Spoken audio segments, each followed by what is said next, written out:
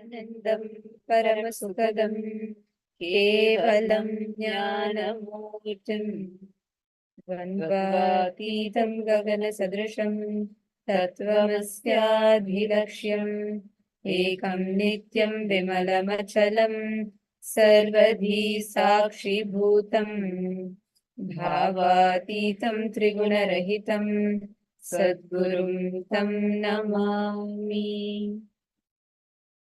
Nityanandam, we welcome all the participants, every one of you that have joined with us today for this grand special season of Paramashivoham Level 1, Level 2, and Level 3. For every one of you that have joined here, whether you have joined here after a long wait and you've really been eager to attend this program, or you were just scrolling through your Facebook and YouTube and you suddenly landed up here, whichever way that you have come here, you are not here by accident. You are here because the cosmos has very carefully handpicked you to be here in this time, in this moment, to receive your superconscious breakthrough. And I know each of us here might be here for various reasons. You want your third eye awakened, or you probably want to receive some healing, or you want to have a breakthrough in your job, or you want to have wealth manifestation. Many things might be the reason, or you just want to be in the presence of Swamiji. Whatever reason might be bringing you here. But just know this one thing. Whatever those reasons might be, of course, you will definitely experience a shift, a transformation in all those areas. But you're going to get showered much, much more than what you can even imagine during this next 21 days. This next 21 days is going to be an amazing journey that you are going to be having, and you're going to experience the transformation. We actually highly recommend that you will track your progress. So you are going to see for yourself how much of a beautiful shift Swamiji is showering you with. And just to introduce ourselves, this is Manitya Tattvayananda, and I'm blessed to be a part of all of your journey into experiencing the space of Paramashivoham. And I'm blessed to be an Acharya in this program. And this is Manitya Nivita. We are here as a part of your extraordinary journey of discovering your true genius. Paramashivoham is not any other ordinary self-help, self-development, or personality development course. This will reintroduce yourself to you. It will make you discover who you truly are. We have participants that have joined with us from over 150 countries around the globe, participants from various walks of life. Each of you were here to discover, to seek answers for various aspects of your life. It could be for you to know about your true potential, or maybe for you to experience healing in some aspect of your life. Each of you are here for different reasons, for different purposes. Whichever reason you have joined with us here for, just get ready to taste your superconscious breakthrough. Get ready to achieve not just what you're seeking for, but ultimately to experience who you truly are. A divine journey with Paramashiva himself. And we request every one of you to sit back, relax, and enjoy as we delve into this journey. Now, we are going to first start this program with a very special power manifestation session. We're going to be demonstrating the extraordinary powers. May I request all the participants to kindly please come on camera and settle down. All the participants that are here with us, please take a moment and kindly come on camera and settle down. We are now going to be entering into a very special power manifestation session, a demonstration, and you're going to get to also experience this programs, the powers that are going to be manifested here. You are going to be experiencing them even as you join into the program. So you can right now receive a scan, whether it's a body scan or you want to experience these special powers yourself. You're going to get a wonderful opportunity to do so right now. Sarat Davala Nityanandam and Sri Nitya Mahabalanandaya Nityanandam to all the viewers that are joining with us right now. here on the YouTube as well as on the Facebook. Nityanandam, to each and every single one of you, thank you so much for joining us. We're so delighted to have every one of you here. And now, the first session that we're going to be having is going to be something out of the ordinary. Because normally, okay, you're going to be here for the next 21 days, 16 days an hour. But what can you expect in this program? When you say discovering our true potential, what is it going to be exactly? You are going to understand, I would say, an experiential answer in this segment that we are going to be beginning with. So get ready to delve into something that's unique, extraordinary, and most importantly, experiential, because Swamiji gives everything not just as words, powerful cognitions, or ideas, but directly as experiences itself. So get ready to experience what you are going to be receiving, the gift that you're going to be receiving in Paramashivoham. Now, joining with us for this very special segment, we have the Balasans, the initiated disciples, and the Nityananda yogis. And we have the Balasans from Nityananda Gurukul who are here with us to share with us about what Paramashivoham is about and what can you expect in Paramashivoham. What is one of the most important aspects that you will be receiving as a gift through Paramashivoham? And to all the participants who have attended the previous seasons of Paramashivoham program, and anyone here who is completely new, please do post that also in the chat. I just wanted to tell you all, in this season, we have many new techniques that Swamiji has introduced where you're going to be learning extraordinary ways how you can become an adept power manifester. So do not miss out on these sessions. The next 21 days are very, very important for your beautiful journey, for your amazing transformation. So anyone, we're actually having this program streamed live in almost 10 different Zoom rooms. And right now we are having more and more people continuously joining us in the program. And you all can keep posting here in the chat, as well as we're going to be showing you a form through which you can join and you can experience the live demonstration by yourself. Now, we will be having joining with us Manitya Shambhavananda and Manitya Virajananda, who both of whom are going to be taking us through, making us understand what this science or what is Paramashivoham all about, and what is that one special gift that we will be receiving through the Paramashivoham program. Nityanandamma. Nityanandam, the most special gift we are all going to be receiving through this Paramashivoham Level 3 program, the Paramashivoham program Level 1, Level 2, Level 3, is actually the manifestation of powers, the manifestation of the extraordinary shaktis of Paramashiva. But what are these shaktis?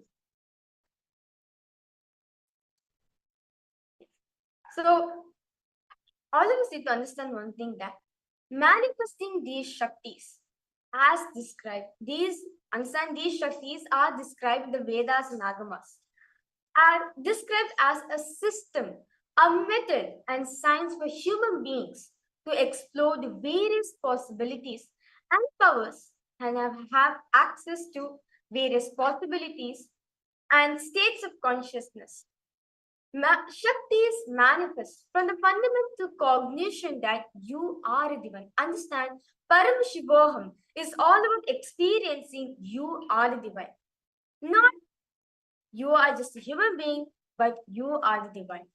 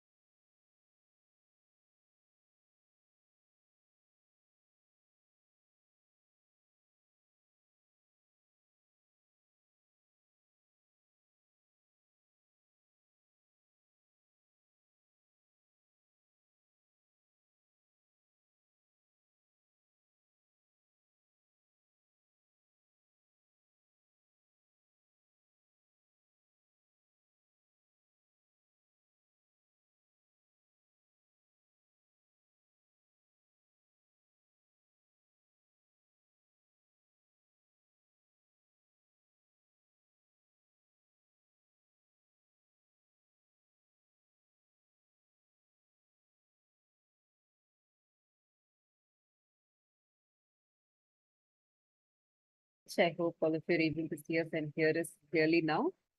So, Ma Shamba and Ma Virija were just explaining to us about how every human being has over 400 plus extraordinary powers as a possibility to be able to manifest in each one of us. Like you have that potential.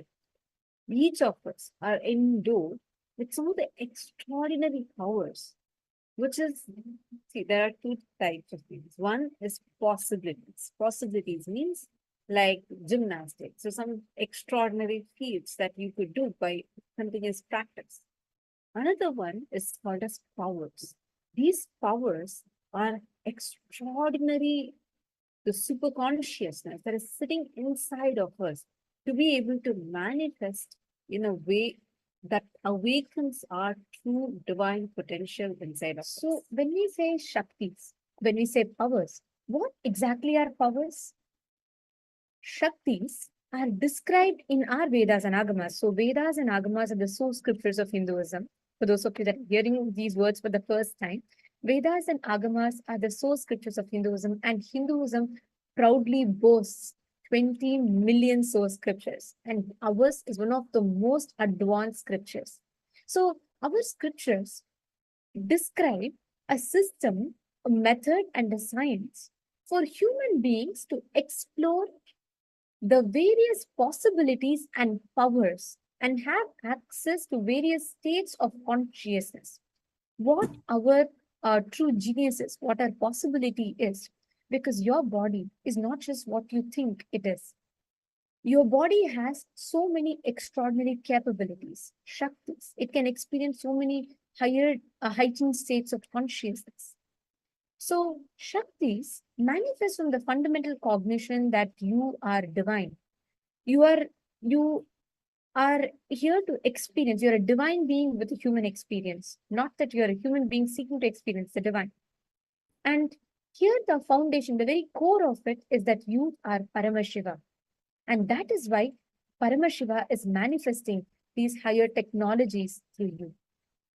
Fundamentally, this forms the difference between what we understand as Shaktis and Siddhis. Many of us might have heard people tell, you would have seen or heard saints, or you would have heard people who manifest Siddhis. We would have commonly heard this very often, where people do penance for thousands of years and then they manifest one of the Siddhis.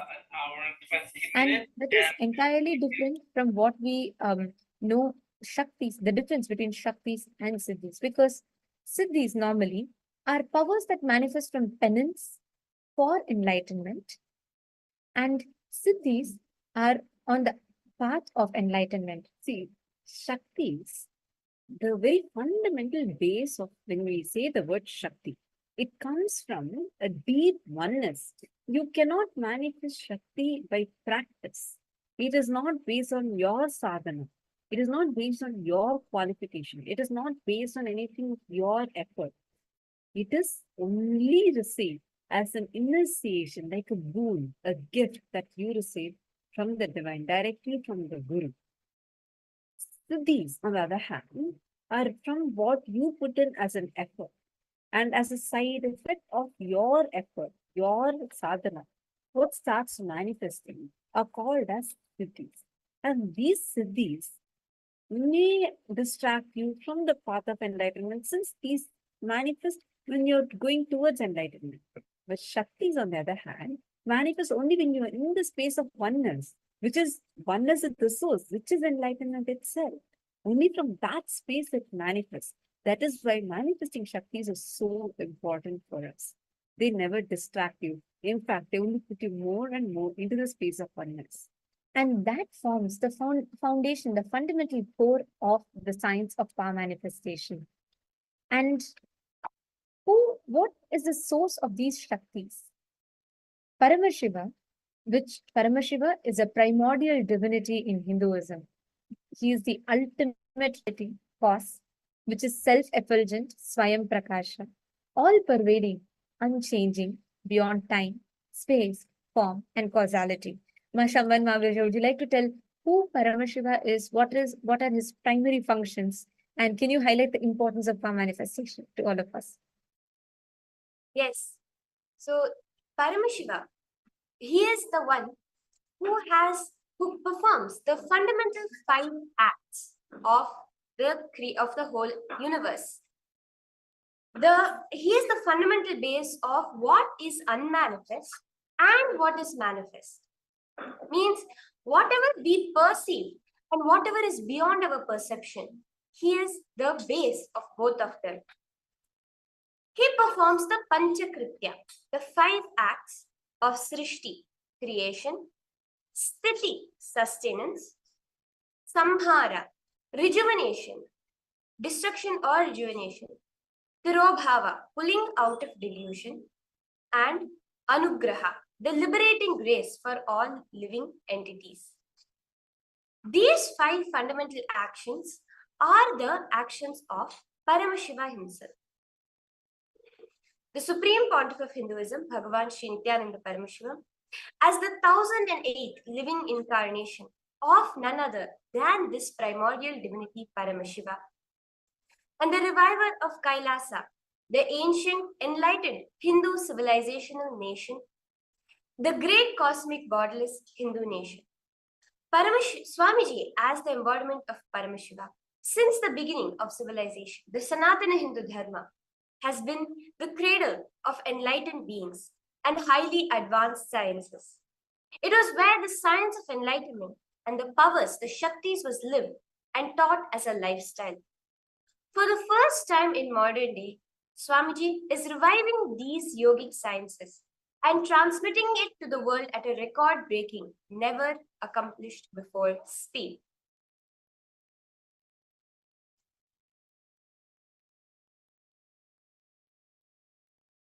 Now, how is this science of power manifestation being passed on from generations to generations to generations? Well, it is through the Guru Parampara, the lineage of the enlightened masters. The knowledge and science of manifesting these shaktis are passed on from one generation to the next generation through the initiation of an enlightened Gurus. Swamiji, the Supreme Pontiff of Hinduism, being recognized at an incarnation at a very young age, was trained and taught these sciences to revive the initiations and knowledge repositories for billions to manifest the science of power manifestation from the discipline of Vedanta, Tantra, Sri Vidya, Yoga, and yogic powers, Mantra, Siddha Vidya, science of Aushadha, Advaita, Bhakti Yoga, Paramashiva Jnana, and ultimately Paramashiva Vijnana. As you can see here, so as we saw, this was the whole Guru, the lineage of Gurus that transmitted this science to Swamiji. But how do we awaken these divine Shaktis within each and every one of us too? That science is Dīkṣā, the science of initiation. One manifest Shaktis, understands Swamiji says, when the very ultimate truth, which is Jnana, mapped to our consciousness, which is Prajna, manifests as a possibility and purpose for every single being, that is Prajnana. So now, as all of us have understood and listened that this power is being transmitted to one another through the power of initiation. But what exactly is this power of initiation? Dīkṣā. Dīkṣā is the awakening of extraordinary Shaktis. The knowledge and science of manifesting the Vedagamic truths are transmitted through Dīkṣā or initiation. Dīkṣā is the direct transfer of spiritual energy by an avatar. Dīkṣā is transmitted, initiation is transmitted by Nayana, look, word, or mantra, mantra Dīkṣā, or the sparsha, just a touch. One moment of Dīkṣā received in the space of oneness can bring about a more irreversible transformation in one's life than years of spiritual meditation and practices.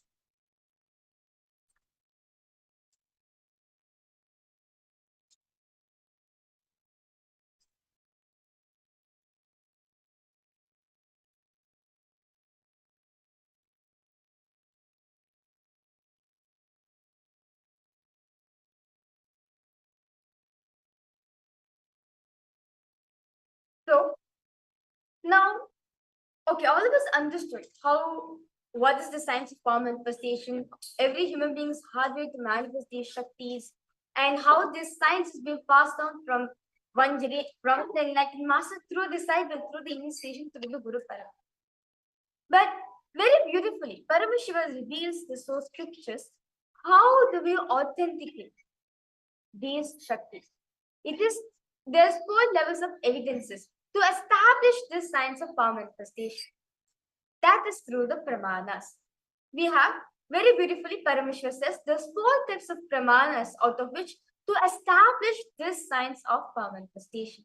The first is the Shastra Pramana, which is the eternal, unchangeable truths which are revealed in the source scriptures of Hinduism, which are the Vedas and the Agamas. The second is the Apta Pramana, the experiences and results of our Atmas, the Vedic scientists, the Vedic rishis, the Vedic authorities, who have tested and verified these sciences with the Shastra Pramana. The next is the Atma Pramana. The Atma Pramana, the account of the life of Swamiji himself, the Supreme Pontiff of Hinduism, Bhagavan Sri Nityananda Paramashivam, this millennium's avatar, his personal experience of power manifestation. And the fourth is the Pratyaksha Pramana, the empirical evidences from observation and scientific experimentation, where science is catching up with the highest knowledge revealed in the Vedagamas in Hinduism. So understand, Vedas and Agamas are living applied science. Swamiji shares very beautifully that Vedas are the ultimate superior authorities for Hindus. Vedas are pure science, where the ultimate truths are being explained.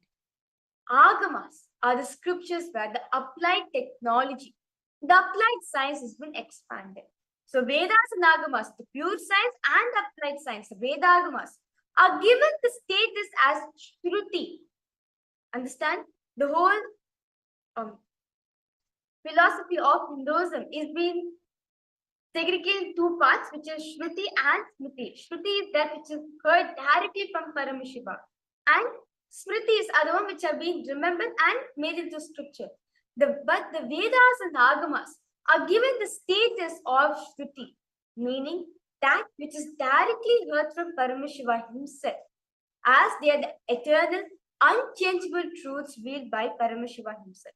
So even a reference cited from these Shastras or the source scriptures of Hinduism is called the Shastra Pramana. So we are going to be witnessing a demonstration of this power of third eye now. The power of seeing without the 2 eyes, just through the third eye. So this power is revealed directly by Paramashiva in the 34th verse of the Vijnana Bhairava Tantra, where Paramashiva says, Kapalantarmano nyasya tishthanmilita lochanaha kramena manaso dadhyat lakshaye lakshamuttamam. By fixing the mind on the inner space within the crown center and sitting stably without any movement, having the eyes closed in succession, by that stability of the mind and inner space, through the power of the third eye, one directly sees the ultimate goal, the lakshyam, by having the vision beyond the sight that reveals any object or place attaining the space of oneness with the source, Paramashiva. Swamiji is Paramashiva is beautifully declaring the science of third eye. The next is the Apta Pramana, where the experiences which are time-tested verified with the Shastra Pramana, the experience of our Vedic scientists, various incarnations of Hinduism. This Apta Pramana is taken from Srimad Bhagavad Gita, chapter 11, verse 8, where Bhagavan Shri Krishna says to Arjuna, Natvam shakyase drashtum anenaiva svachakshusha Divyam dadami te chakshuhu pashyame yogameshwaram. Very beautifully. The meaning goes, but you cannot see my cosmic form with these physical eyes of yours. Therefore, I grant you the divine third eye vision. Behold my cosmic opulence. Understand? Absolutely. The human eye is has a range which all of us have seen. Shri Krishna's cosmic form is beyond that range. So to behold his cosmic form, for Arjuna to see his cosmic form, he needs to be initiated into Paravtara. Therefore, Shri Krishna initiates him to Paravtara. Divyam Dadami Chakshu. I initiate him Paravtara to behold my cosmic opulence. Understand? Actually, The 11th chapter of the Bhagavad Gita contains the detailed description of Bhagavan Shri Krishna's cosmic form as it is narrated by Arjuna as he sees him through his third eye. The next is just to add to what Mahaviraja is saying, to all the participants, especially the viewers that are here, how many of you have read Bhagavad Gita or you have learned about Mahabharata? You know about this because the reference to the science of third eye is very prevalent in Hindu scriptures. There are so many ancient civilizations that have tried understanding about the science, tried exploring into the science about third eye. Many people in many different civilizations. It is only in Hinduism we had mastered the science. That is the reason why actually what we are presenting to you as references is very few of what humongous amount of information that's present about just the science of third eye in our scriptures. That is why it's so important for us to see. Like right now, as we just showed you, even in the Bhagavad Gita, in the 11th chapter of Bhagavad Gita, this is the reference, the Divyam Dadami Te Chakshu. The Divya Chakshu is third eye. This is a reference for this power of third. Go ahead, continue. And to all the viewers that are watching us live, see, it is not just limited for all of you to know, hear the science. You all can experientially see and test it out. Anyone who wants to test it out, like let's say you're watching for the first time, you are really like, even let's say you're skeptical about this science, or whether you are a true believer and you want to know more about this, whoever you are, you can join us live right now and you can experience test this power out yourself right now. So anyone who wants to see how this power works, please see the link that's projected to you on the screen. Sign up in that link. You will receive the Zoom link to join in that. The moment you sign up, you will get a Zoom link. You can join live right now to test how the Nityananda yogis are manifesting and you can know the answer yourself. So anyone who wants to experience, you want to see how the science works, how the third eye works, please click on the link that's projected and do join us.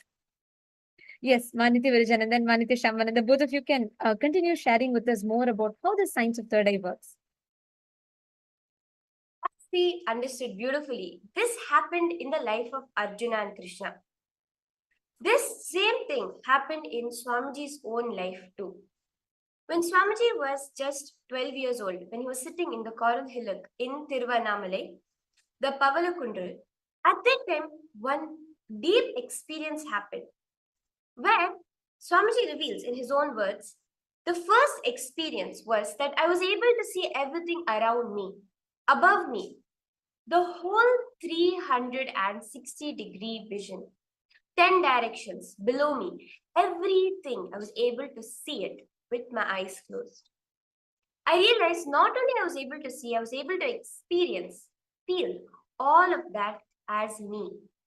Again and again, if we look at all the references, it emphasizes the aspect of the third eye. The third eye manifests not as a trick, not as some kind of psychic phenomenon, but as a science of understanding, of tuning in to the space of oneness.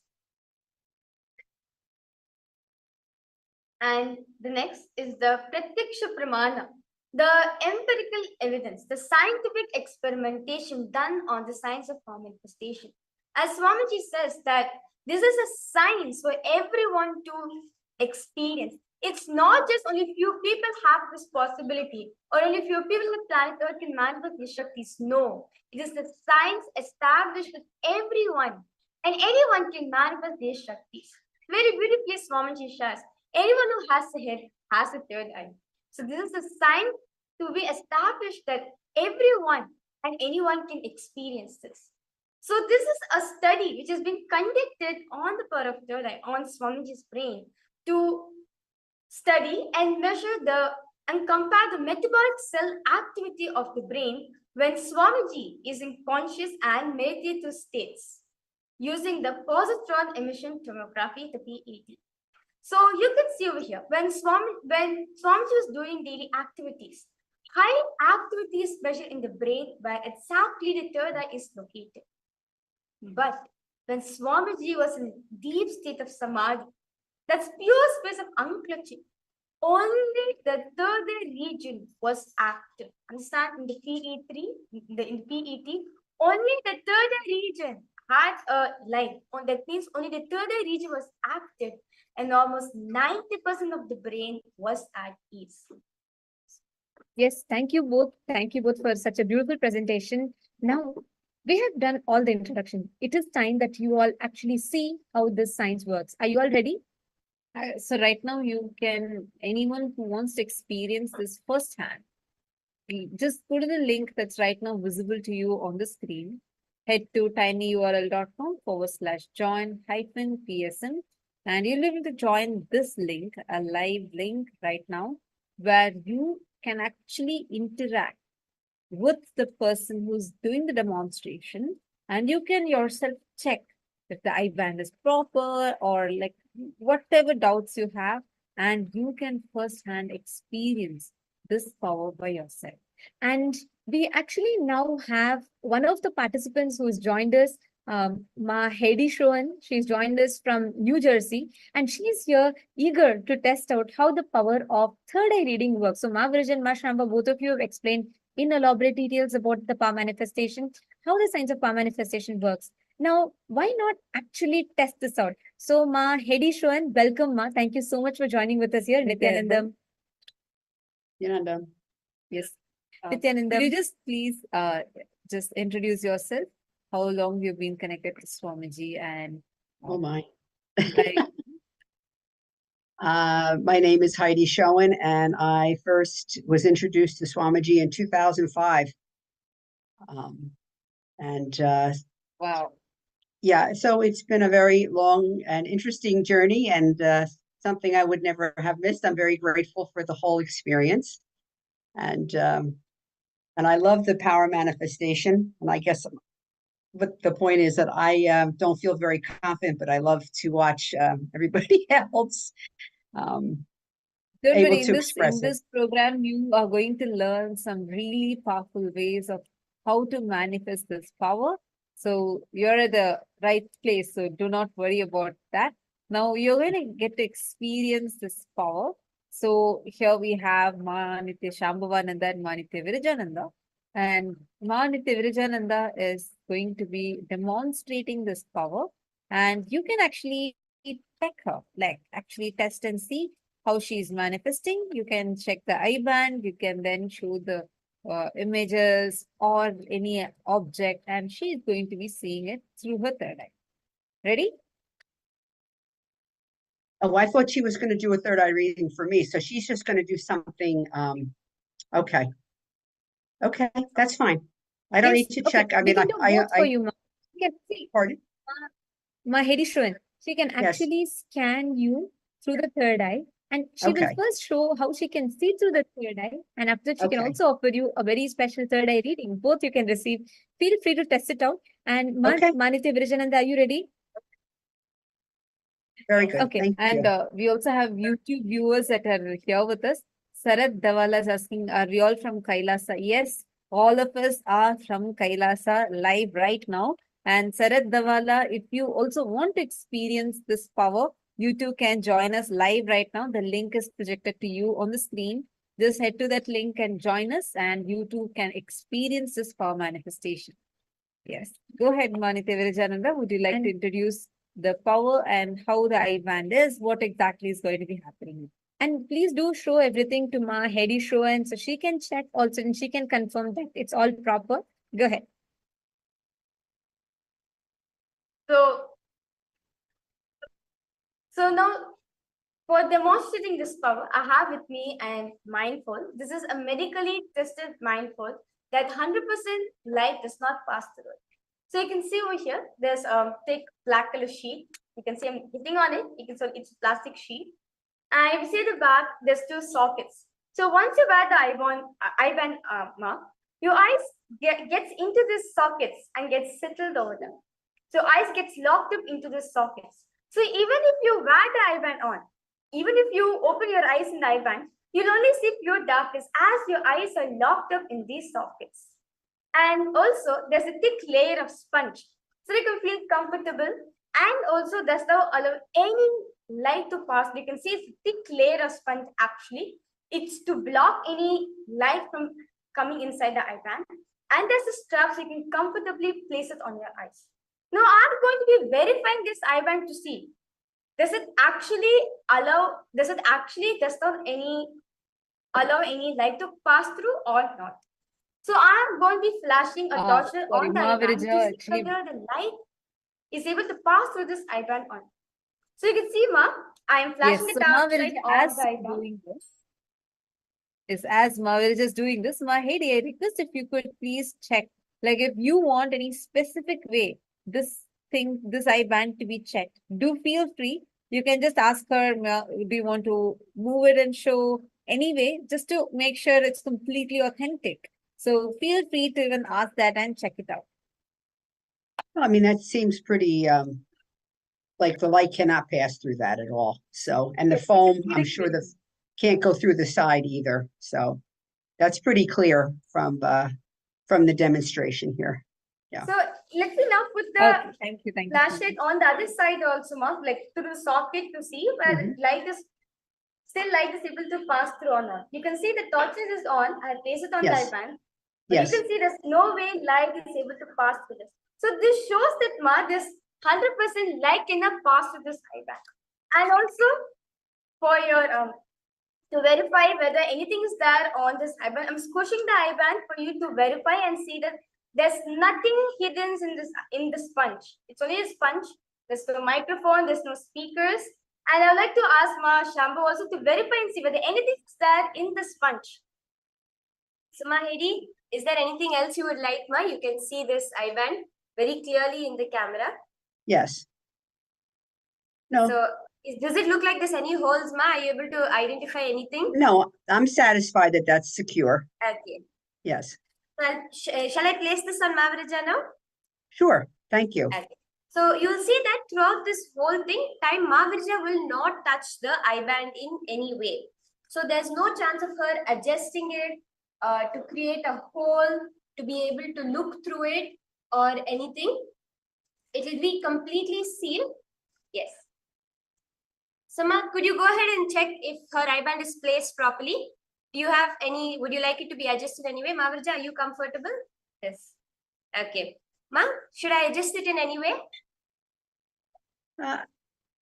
It doesn't seem that it needs any adjusting. Okay. Let's just check once. Mavrija, you can put your head up and you can see there's no gaps in the bottom, nor in the top, nor in any side. So actually, Ma, this IBAN it's called the Mindfold, and it was specially created for people who are suffering from insomnia. So they have issues with even the slightest amount of light, like even the starlight, which causes them not to be able to sleep. So they made it in such a way it would be comfortable for people to sleep, at the same time not allow any light, so that people who suffer from sleep disorders would be able to completely relax and sleep in the pure darkness. So that's why we wanted to go through a lot of lens to ensure that there's no light that can enter. Because as you know, right, the primary function of the eyes is light. Yes. But because it's the third eye which is going to be seeing it, there's no chance of any light. So Ma, you can go ahead. If you have anything else, you can. And you can show the object that you would like Mavrija to be scanning and describing. Okay, So, hang on one yes. second. Be right back. I've got to go get my object. So now I'm going to be chanting the Mahavakya, connecting in oneness with Swamiji. Om Nityananda Paramashivoham. Om Nityananda Paramashivoham. So we all can see right now, live we are seeing that Ma Viraja is completely blindfolded. And we have here Ma Heidi, who is going to be showing us something. And Ma Viraja with her eyes completely tight, she is going to be able to see through her third eye what Ma Heidi is holding. So, Ma Nitya Virajananda, please go ahead and please tell us, seeing through your third eye, tell us what exactly is Ma Heidi holding. Actually, we all can see sometimes the balisons do turn in the side, which is because the vision point it's not through the physical two eyes. It can come through any direction. So that is the reason why you will notice sometimes the balisons are turning when they're actually manifesting. Go ahead, Maviraja. What exactly is Mahedi holding? Mahedi, Swamiji is showing very beautifully. It's the precision at the granite slab we are holding. Yes. So, Ma, one question. Have you planned with Ma Viraja before to hold this object for her that she should read it out? Absolutely not. Actually, I Okay. didn't even think about anything, and it happens to be here in the room with me, so I grabbed it. So yes, Okay. no plan. Okay. Ma Heidi said, why not do something more spontaneous? Why don't you show some gestures in your hand and let's see if Ma Viraj is able to imitate it. And I'm going to request you to keep changing your gestures without telling. So you start showing gestures and you can keep changing them. And Ma Viraj, as Ma Heidi showing keeps changing it, I request you to also keep imitating her. Let's start.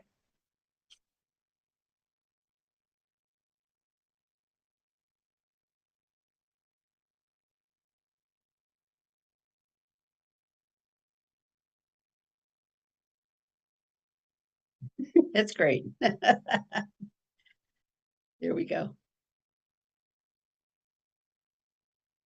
Yep. All Perfect. of us can see this power of third eye. We have Ma Heidi Showan who's joining us all the way from the US, and she's here and she's checking. And we can see as she is showing the Ma Virja is live changing and she's able to manifest this power so beautifully. So you can continue. Can you show her a few more symbols? I just want to see what else she's doing.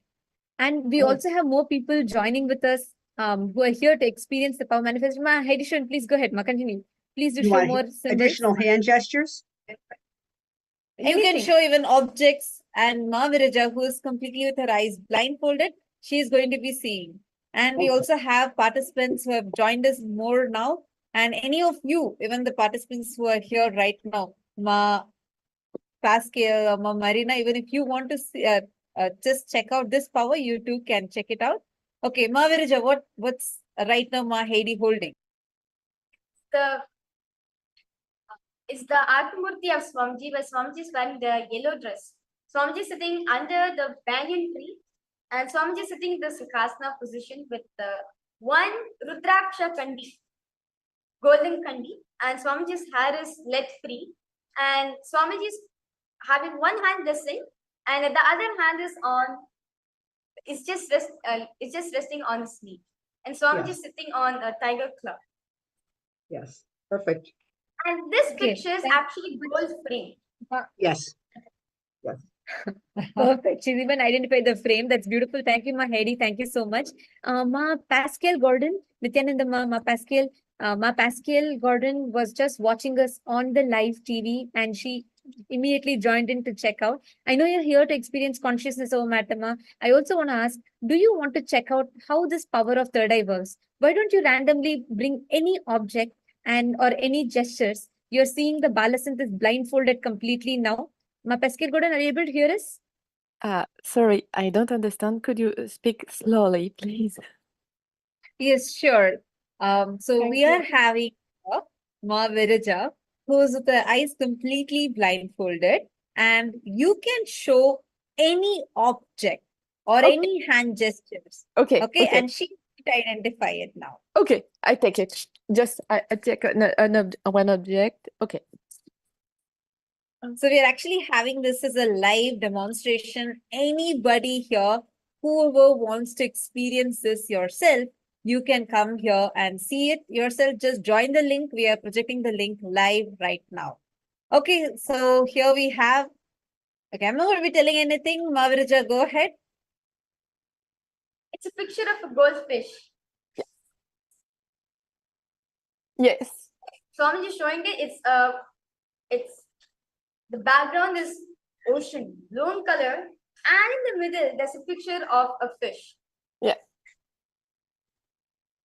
So, Ma Pascal, did Ma Virija do it correct? Yes. It's perfect. Do It's you a want to painting. try out few more hand gestures? Why don't you show some hand gesture? Sorry. You can Make make some anything in your forms hand. in You your can show hand. numbers. You can show Yes. something on your hand. Okay.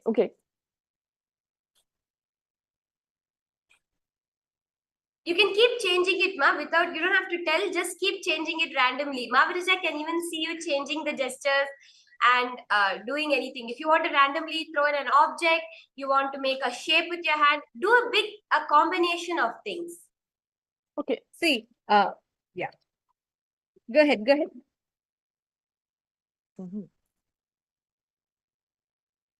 Ma is holding a deity of, so I'm just showing that it's a metal deity of like a saint, which is one leg is on the soles and the other leg is completely flat, and the leg which is raised, he's placed both his arms on the knee, and he's kept his head on his hands, and this is also sitting on like gold color platforms Swami is showing. Yeah. Perfect. Was that right? Ma Pascal, was that correct? And how was your experience? Everything is correct. How was your experience? But how do you feel when you see this, when a person, she's completely having her eyes closed and she's able to see what you're holding? And I think you've joined with us from France, am I right? You've joined with us from France? I've already seen that when you come in France about 7 years ago. Oh, wow. Okay, 7 years ago, you've experienced this and you're here. Yeah. So how does it feel for you? How does it feel for you when you see these powers? Sorry. How do you when you see these experience? powers? How does it feel for you? How do you? I don't understand, How sorry. is it for you? I- How do you feel? Is it good? How is yes. its power? Oh, yes, I love it. Yes. Wonderful. Thank you so much. And we also have Ma Shweta Kaushik Bhattacharya from YouTube, who's asking, this is amazing, how to learn this. Ma Shweta Kaushik Bhattacharya, just log in right now. If you too want to experience this power, the power manifestation is happening live.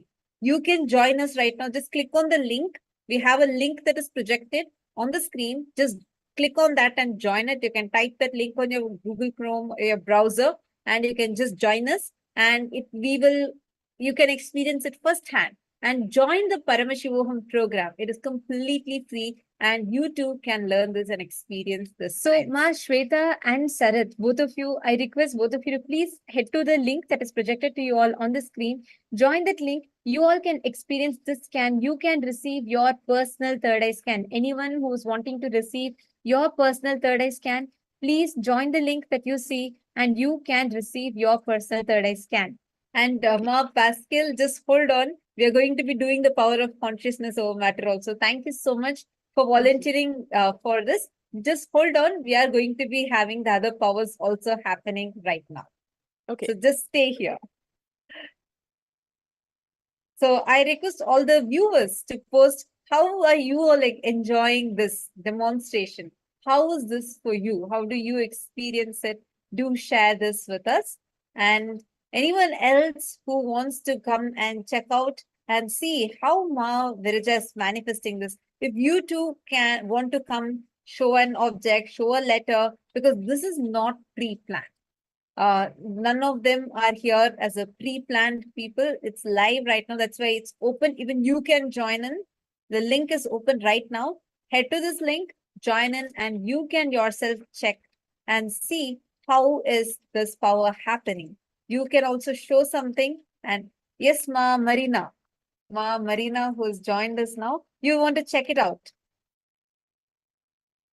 Absolutely. Okay, I'm just going to be showing you live. I'm going to be adding you live right now. Do take a moment to introduce yourself. Where are you from? You could unmute, Ma'am Marina. Ma'am Varina, could you please unmute and share with us where you are from, where you're joining us from?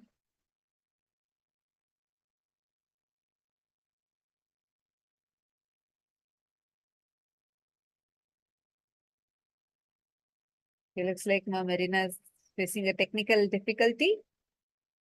And anyone else, whoever wants to join, and we're seeing a lot of you who are very, very excited. Just join in right now. Okay, I see Ma Shweta also who has already joined. And we are having more participants who are joining. And as and when you are joining, you're going to be guided into this room right now. You can come and check out this power live. So for everyone, we have, I'm seeing a lot of you on YouTube channels that are watching us, who are watching for the first time, and you are receiving this signs, you're seeing this happening for the first time. So if you want to check out, if you want to experience this, not just today, we're going to be manifesting various other powers with us. So you can, for you to receive your personal scan and for you to receive your personal scan, you can join in the link that is projected for you all, and you can experience it right now live. Yes, and Manitya Virajananda and Manitya Shambhananda. Ma Shamba, also, why don't you go ahead and introduce the power of how consciousness over matter works? Because Ma Pascal Gordon is here and she wants to check out how exactly does consciousness over matter works. What does it mean? What does it mean to be consciousness over matter? And Actually, Ma this power, Pesque, sorry, Ma Marina is also back, I guess. She's also joined with us back. I think there's a small temporary glitch. Yes. Ma Marina, take a moment to introduce yourself. Do you do, I would like to know everything about everywhere. About yes. Consciousness. Absolutely. Yes, Ma Marina. Just give us a moment. Sorry. Yes, Ma Pascal. We are going to be explaining about that power in just few more minutes. And we also have Ma Marina who has joined us. Ma Marina, are you able to hear us now? Could you unmute, please, Ma? Would you be able to please unmute and share with us? Yes, if you're able yes. I'm Okay, from New just York. wanted to- Okay, wonderful. So where are you from? New York.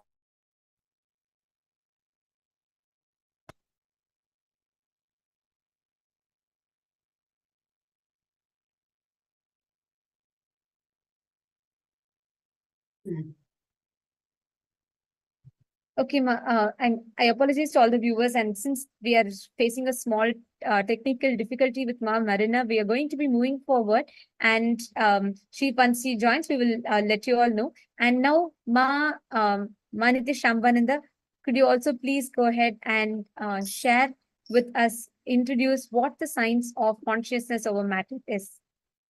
Okay, This Ma Marina actually has this- posted. yes. Go ahead, go. The science of consciousness over matter, Ma Pascal actually was asking, is actually Paramashiva has revealed a very clear science. Again, Paramashiva emphasizes that these powers manifest from oneness.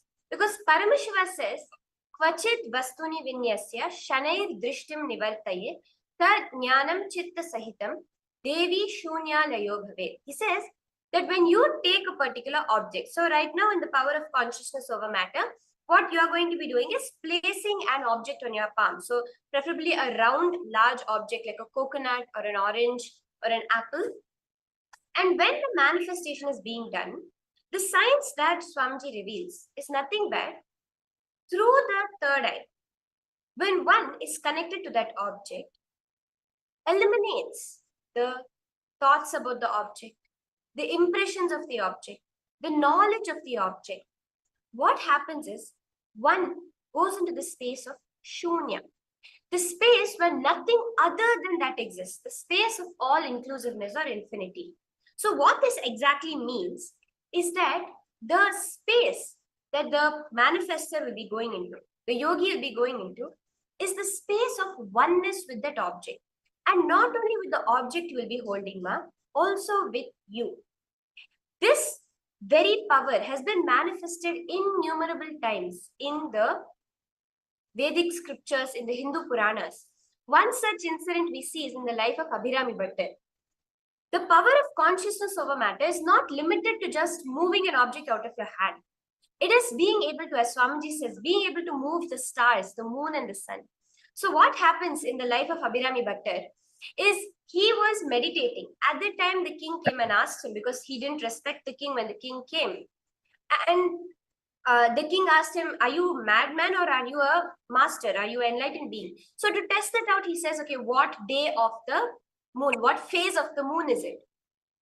And when he asked this to Abhirami Bhattar, because Abhirami Bhattar, the person who was meditating, in his inner space, he was only seeing Devi Abhirami, whom he was meditating upon, with a bright, effulgent light. He says, today is the full moon day. But in fact, it was the opposite. It was the no moon day. So when he says this, the king gets angry at him. He says, you dare to disrespect me and then you dare to lie to me. Tonight, if the full moon does not rise, I will hang you to death. So what happens is, Abhirami Bhattar connects to Devi and he starts singing the Abhirami Andari, which is a set of 100 verses. At the 79th verse, so he's sitting on a platform tied by 100 ropes with fire underneath him. Every verse, he cuts one of those ropes. So by the end of 100 verses, he'll fall into the fire. But at the 79th verse, Devi herself appears and puts her earring in the sky as the moon, making it a full moon day. So the power of consciousness over matter is the power of you to define in any way how any matter happens. There is actually a beautiful incident from Swamiji's own life, where Swamiji himself manifested this power by, when he was with his guru at a very young age, a huge boulder that even a man who would push it physically would not be able to move it. By connecting in oneness to it, when he just moved his hand, that whole boulder went rolling down. This is how the power of consciousness over matter manifests. So, if you have any other Thank you questions, so you much, can go ahead. Shambhava, for that introduction. And And, now, actually, I as- think as people are watching it, there are a lot of people who are getting very excited and eager to experience this power. Actually, right now we had Ma Shweta Bhattacharya, who was live with us on YouTube, who has actually joined us here. Nityanandam, Ma Shweta. Nityanandam, Nityanandam.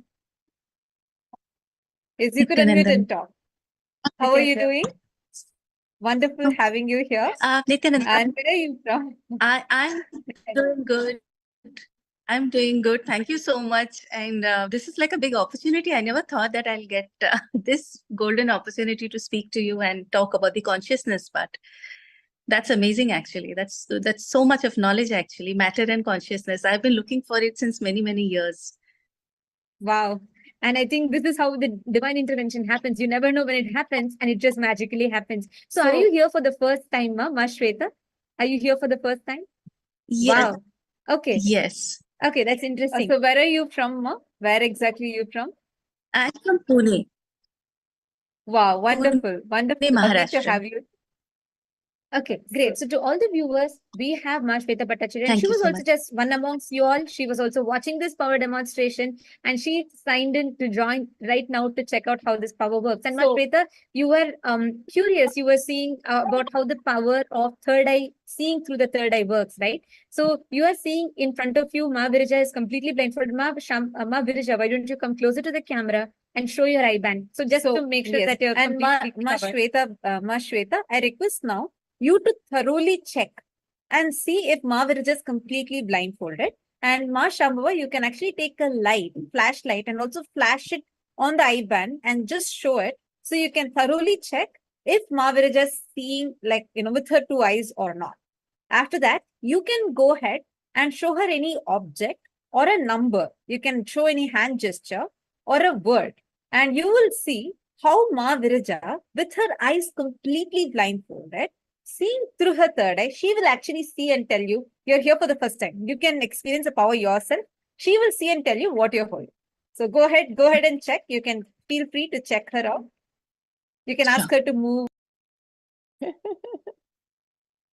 this light, if it was put on anyone whose eyes are open, they would be blinded, right? They'd be like flinching away from it. But because Mahaviraja is seeing only through the third eye, which is not bound by light, there's no reaction. But you can check if there's any gap anywhere in her blindfold. Mahaviraja, you can look up, down.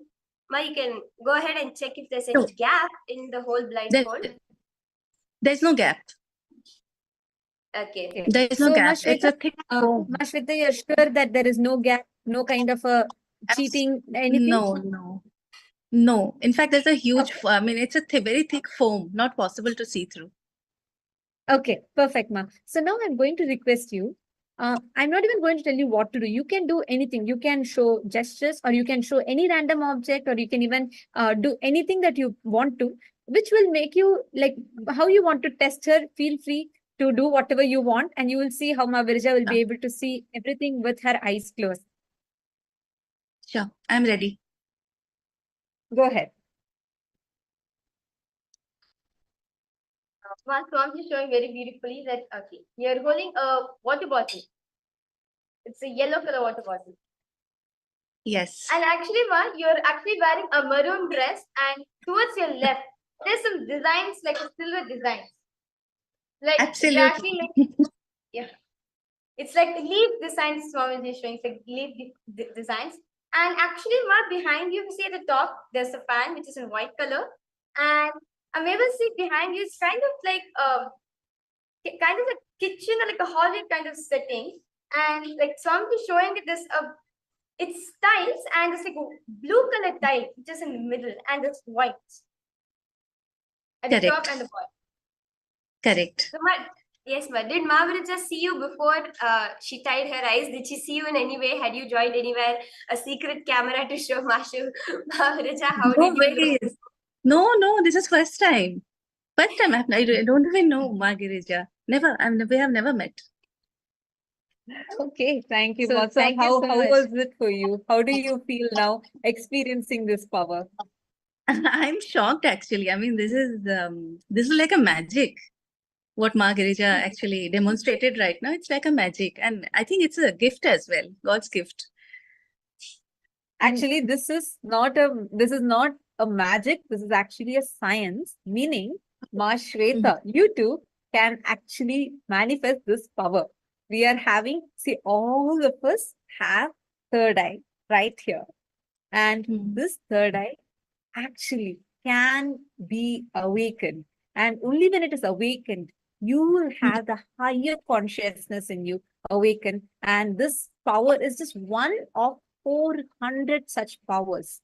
This is just one. We have 400 plus such powers that we all can manifest. So we are going to be demonstrating each of those now. So thank you so much, Ma Shweta, for joining us. Please tell me, how do I enroll? I'm sorry to interrupt you, but please tell me, how do I enroll for all this? Right now, yes, Yeah, sure. right now, right. Head I want to. paramashivoham.org. We'll send you the Okay. link here, and we'll project it on the live also. And you can join that link. And this is going to be a guided course for you. It'll be a live program, completely free. Okay. And you will be learning the meditation. You're going to be learning the science behind this. And you're going to be able to receive the Dīkṣā, initiation from Swamiji, which is the way how the power starts manifesting.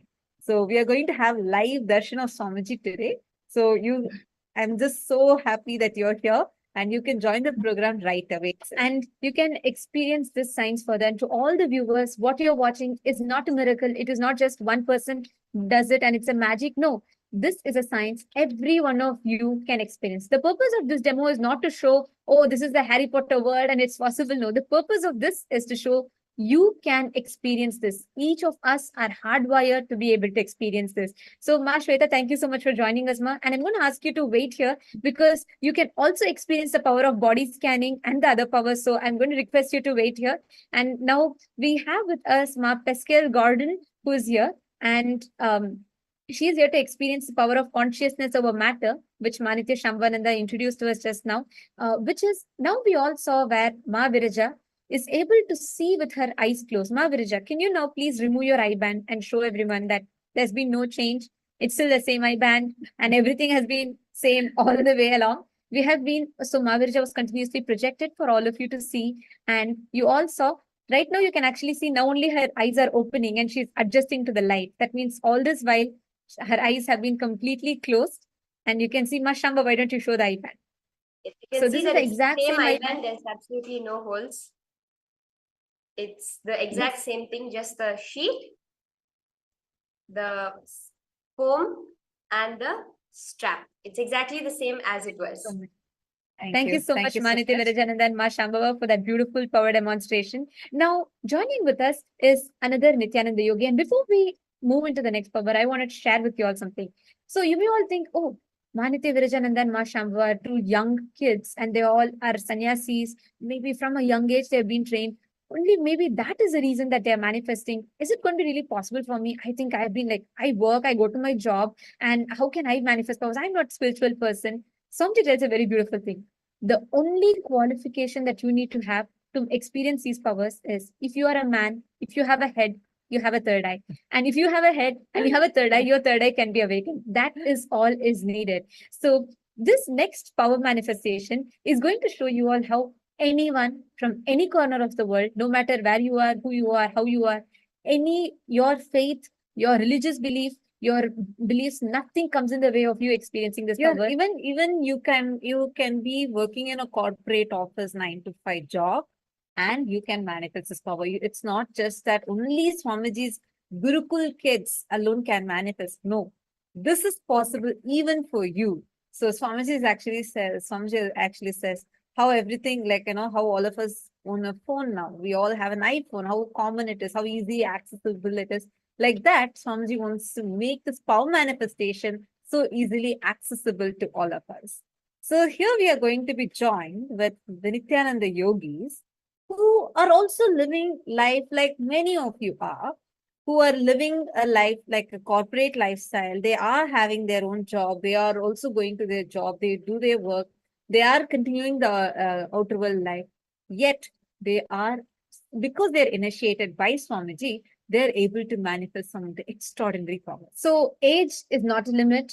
No factor is a limit for you to experience power. And to demonstrate this, we have joining with us the Nityananda yogis, who are, each of them are from joining with us from different countries. They have different professional backgrounds, working experience. So first, to demonstrate the power of consciousness over matter, we have Sri Nitya Niranjana Nanda Ayya, who is an initiated Nityananda yogi. So when I say Nityananda yogi, what I mean is they're all blessed, initiated by Swamiji, to represent the science of power manifestation, to manifest Swamiji through them, and to manifest these powers. So I should say, yes, they're all living an ordinary life, but in an extraordinary way with the initiation of Swamiji. So Nityananda Niranjana, could you please introduce to us where you are from?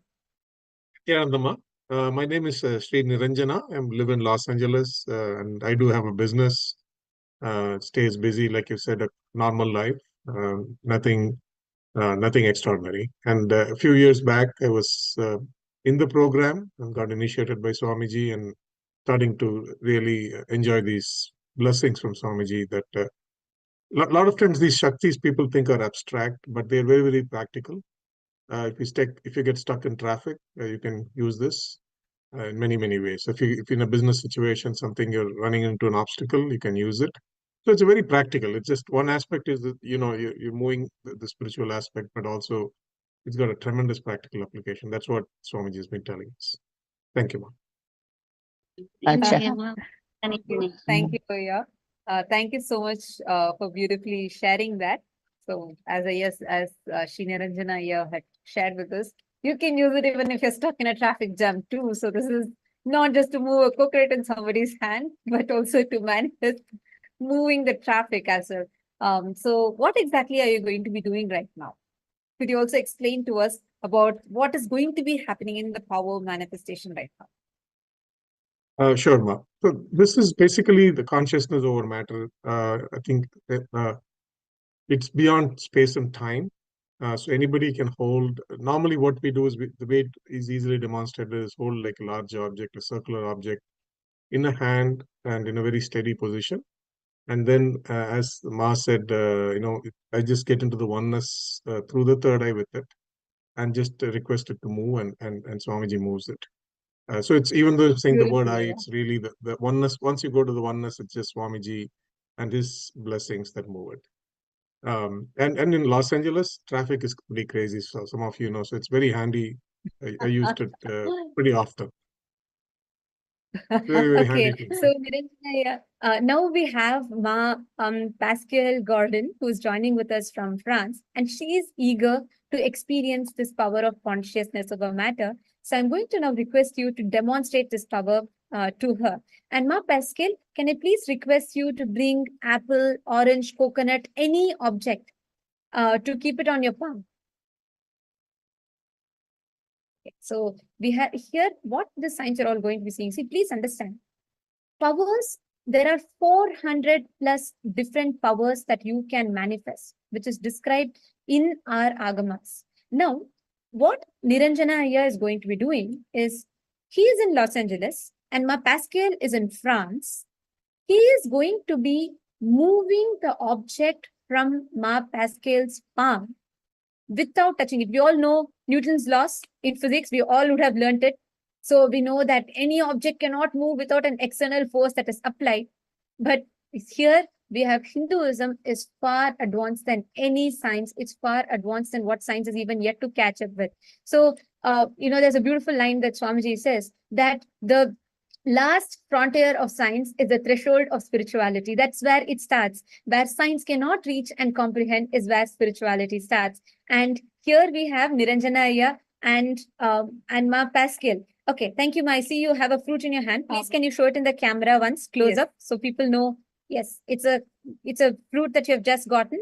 All right. Okay, so now I request you to keep your palm completely flat. Yes, like keep it flat, fully straight, and clearly visible on the camera. Just keep the apple. Yeah, you can just place the apple. Could you place it like the other way? Just rotate it and just place it like that. Yeah, I think that's Yes, fine. that's That's fine. And now Niranjana Iyer is going to be connecting to Swamiji from that space of oneness. He's going to be looking through all his three eyes on that apple and he's going to be moving it.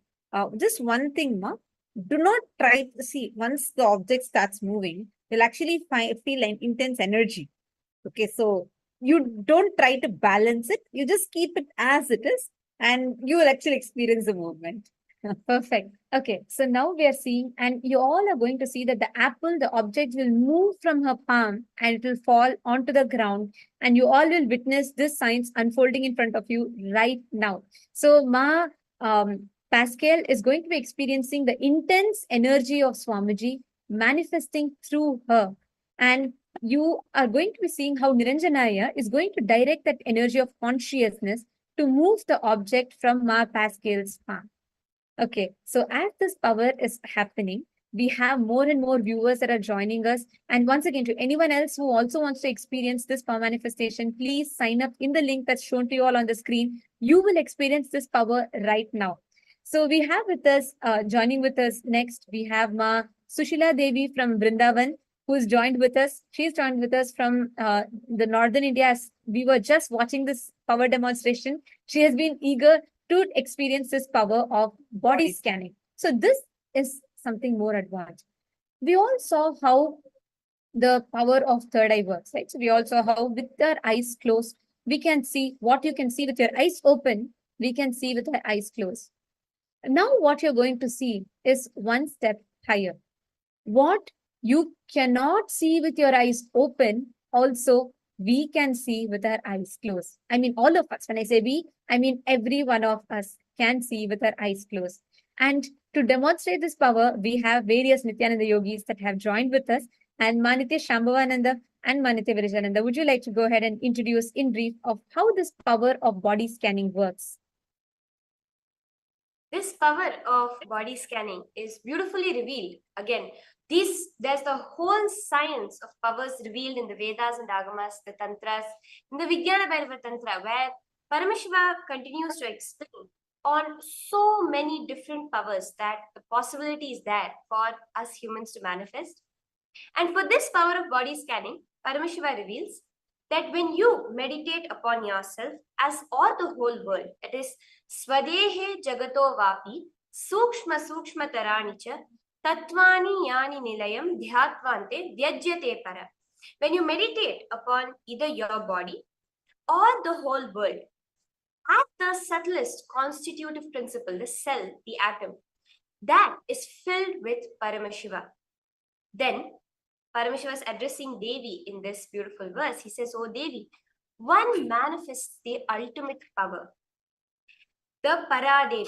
What is this power manifestation? Is how, when you know your body's constitutive principle is Paramashiva, that constitutive principle is the same of the whole universe, of every being.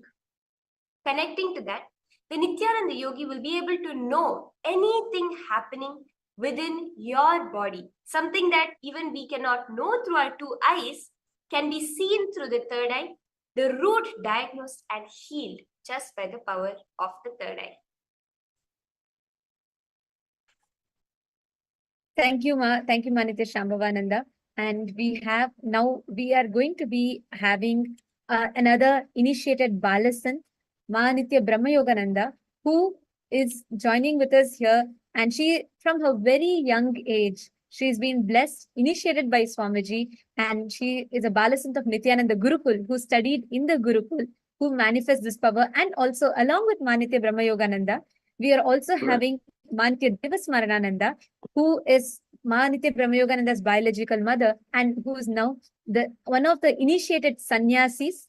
And she is also an initiated Nityananda yogi who is here joining with us for this very special power demonstration. Nityananda, thank you both. Thank you for joining with us.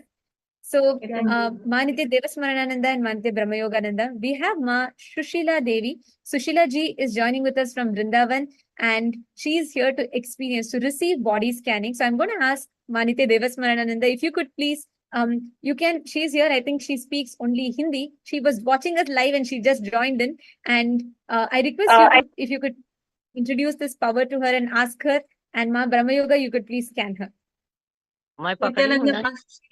Nityanand माँ कैसे हैं आप? अच्छी हूँ, आप कैसे हैं? हरे कृष्णा। बिल्कुल ठीक। Thank you so much for joining. आपको अभी हम बॉडी स्कैनिंग करेंगे, तो आपको अपनी बेसिकली थर्ड आई, तीसरी आंख के द्वारा माँ ब्रह्म योगा आपके शरीर का स्कैन करेंगी और बताएंगे कि आपके शरीर में क्या प्रॉब्लम्स हैं। और थर्ड आई द्वारा सिर्फ प्रॉब्लम्स ही नहीं बताई जाती है, बट उनका सॉल्यूशंस भी, आपको उपचार भी बताया जाएगा। और प्लीज समझिए कि ये उपचार जो है बहुत ही सिंपल और बहुत ही ताकतवर है। आपको उसका रूट कारण पता चलेगा कि क्यों आपको वो बीमारी हुई है। तो आपको कुछ भी बताने की जरूरत नहीं है, आप सिर्फ वहां पर रहिए। थर्ड आई आपको बताएगी कि आपके शरीर में क्या दिक्कत है और उसका सॉल्यूशन, उसका उपचार भी बताएंगे। जी। So, Ma Shushila Devi, now I'm going to be chanting the Mahavakya. अभी मैं महावाक्य chant करूंगी और स्वामी जी को कनेक्ट टू स्वामी जी, और मैं आपकी बॉडी को स्कैन करूंगी। Om Nityananda. Now we are all witnessing how Manitya Brahma Yogananda is scanning Ma Sushila Devi, who is joining with us all the way from Vrindavan. And Sushila जी हमारे साथ join होने के लिए बहुत बहुत धन्यवाद। अभी एक क्वेश्चन पूछना चाहती हूँ मैं आपसे, क्या आप इसके पहले आप कभी ब्रह्म योगा से और उनके बारे में आपको कोई पता है, या अभी आपकी पहली बार है? सुशीला जी, सुनाई दे रहा है क्या? Sorry, are you able to hear us? She's frozen. There's a small technical glitch, looks like. And we're going to be having Manitya Brahma Yogananda, who's going to continue to manifest this power of body scanning. And we also have Ma Mallika, who's joining with us. Nityananda, Ma Mallika. Nityanandam. Okay, so we have Ma Mallika, who has joined with us also to receive body scanning. And she's here. And we are going to be having the Nityananda yogis, Ma Nitya Dhyanagamyananda Ma, who is going to be scanning you. And she's going to be also sharing with you what she's seeing through the third eye. So, Ma Mallika, I'm going to request you to, please, if you could unmute and share where you're joining us from. जब बोलना होगा तब तुम बता देना कि हाँ आप तुम बताओ। देखो जी सुशीला जी, अभी आपका बॉडी स्कैन कर रहे हैं, तो आपको बताएंगे अभी। हाँ बताइए। Just few हाँ minutes. जी, अभी क्या हो रहा है, जस्ट 2 मिनट दीजिए। अभी आप देख रहे हैं, सी आप शायद सुनाए होंगे कि लाइक हिंदुइज्म में हमें शिव जी पता है, और भगवान कृष्ण भी उनकी तीसरी आंख जो है, हम त्रिनेत्र कहते हैं ना, जो हमारे ललाट में है, जब थर्ड आई से अभी सिर्फ एक दीक्षा के माध्यम से, जब एक अवतार पुरुष का दीक्षा हमें मिला थे, सिर्फ एक दीक्षा के माध्यम से हमारी तीसरी आंख जो है वो ओपन होता है, और उनमें से हमारे भीतर जो भी शक्तियां हैं वो सभी अवेकन होकर मैनिफेस्ट होता है। तो अभी आप प्लीज हमारे साथ वेट कीजिए 2 मिनट, और माँ ब्रह्म योगा जो है वो बालसंत, वो एक बालसंत है, वो उनको भी दीक्षा मिली है स्वामी जी से, and she is going to be now scanning you and sharing with you माँ। सो प्लीज आप हमारे साथ रुकिए, एंड माँ Mallika, would you like to go ahead and introduce where you are joining us from? Actually, we are having multiple powers happening at the same time.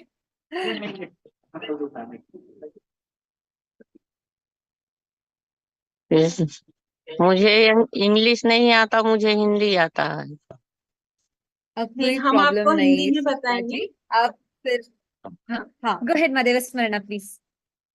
जी, आप चिंता न करिए, हम आपको हिंदी में ही बताएंगे कि आपकी बॉडी स्कैनिंग में क्या आया है।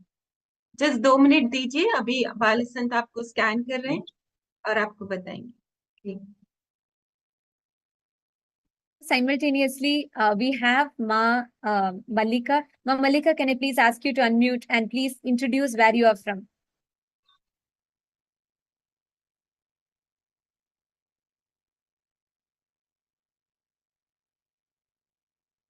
Okay, Ma Mallika, you're here from Kerala. All right, Ma, welcome. Thank you so much. And I'm going to be requesting Ma Nitya Dhyana Gamyananda.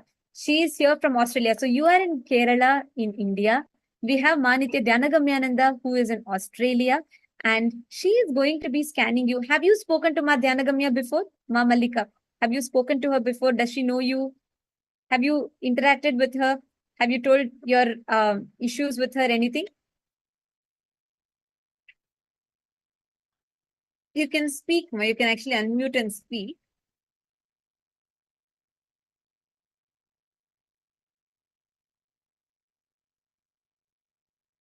Okay, I think we are not able to hear you, Ma. Ma Mallika, we are not able to hear you. If you could please. I think you're speaking something, but there's a small glitch. We are not able to hear you. Please, would you be able to just check your mic, audio? Check your mic. Yes. Or if not, you can connect from another device also. We're not able to hear you. And in the meanwhile, Ma Nitya Dhyana Gamyananda, I'm going to request you to go ahead and scan Ma Mallika, and you can share with her. And Ma Shweta Bhattacharya, since you're here for the first time, I wanted to ask you, would you also like to receive a body scan? Like you will Oh, have yes, the of Balasana. course. Okay. Of course. She's Thank all you so the much. more excited. Okay, Ma. I'm just going crazy over here seeing all this. Really, I'm just going bonkers. How is this even possible? This is a I sign would from really that's be how obliged. I see, that's need the depth this. of Hinduism. That's the depth of Hinduism, and that's what happens when an incarnation. See, when we read the stories of Krishna, Rama, and when we read the stories of great incarnations in the past, it is not a mythology when Ramayana tells Hanuman flew over the ocean to reach Lanka. And it is not a mythology when they say Krishna, Bhagavan Krishna, lifted the Govardhan hills from his little fingers. This is a science. We've always had this science, and somehow over the period of years, because of a lot of dilution, we will be we have lost the science, and that is why we are having an incarnation who has descended to revive this very science. And I think, oh, Ma Pascal, did the fruit already roll from your palm? Okay, no problem. Just keep it. Just turn like this and keep it. And Naya will manifest it. You can do one thing, Ma. You can actually lower the camera. Keep it in front, or like keep a pillow or something, and rest your hands. And keep it such that it's very clearly visible in the camera. And you will see how the apple just is going to roll off your hand. And you should just make sure you're not moving your hand. See, what happens is intense energy will start, because it is, understand, it's actually opposite to what Newton's laws of motion is. So here you're not having any external object that's coming and pushing it away. Instead, just a conscious force.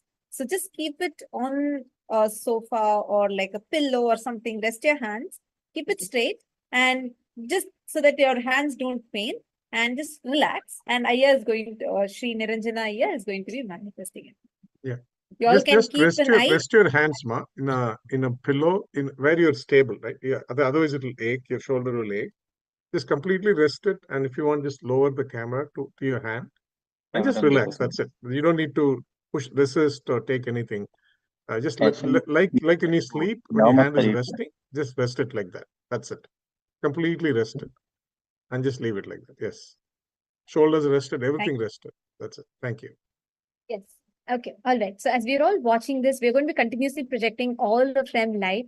And we have Ma Shweta also requesting for a body scan, and Manitya Pushkalananda is joining with us from the US. So Ma Shweta Bhattacharya is from Pune, Maharashtra in India.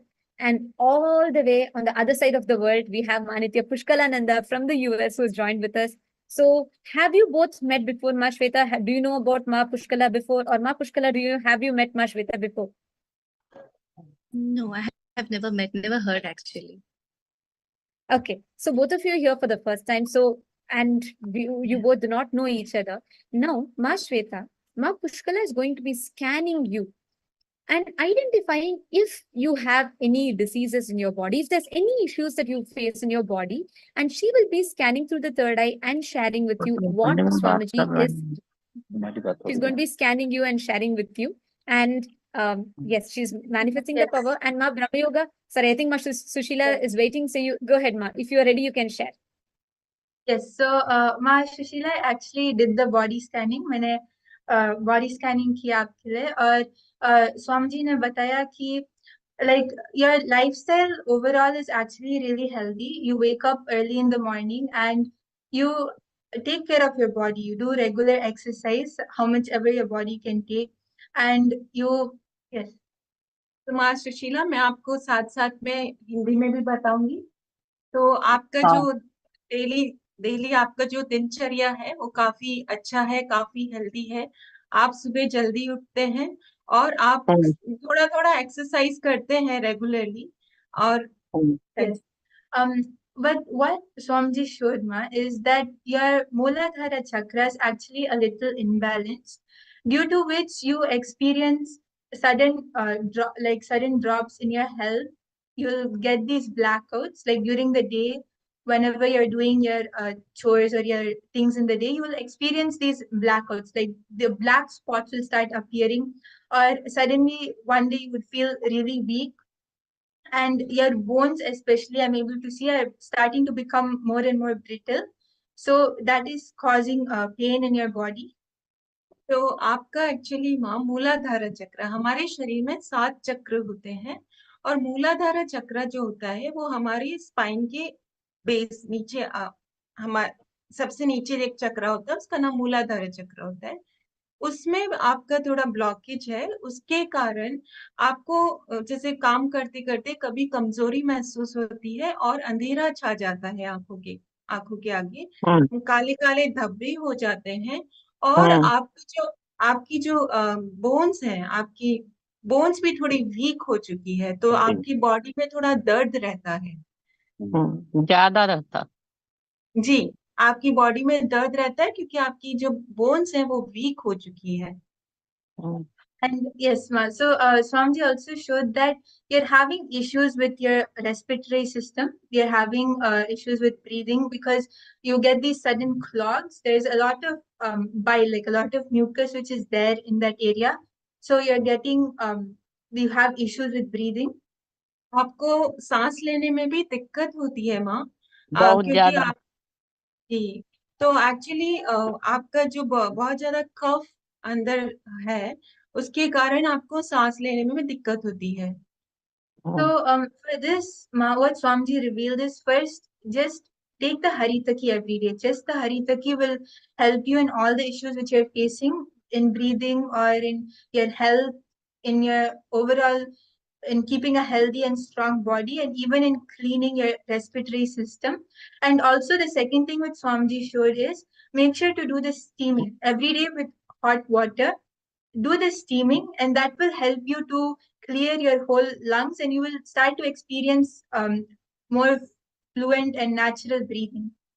तो आपको 2 solution दिए हैं third आई से, तीसरी आंख से 2 solution दिए हैं।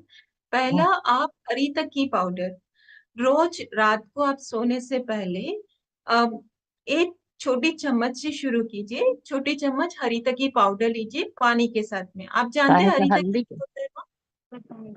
हरी तकी, हरी तकी, हरी हाँ समझ। तकी जी, हरी तकी पाउडर आप रोज रात को सोने से पहले छोटी चम्मच पानी के साथ लीजिए। और रोज सुबह आप स्टीम लीजिए, गर्म पानी की भाप लीजिए।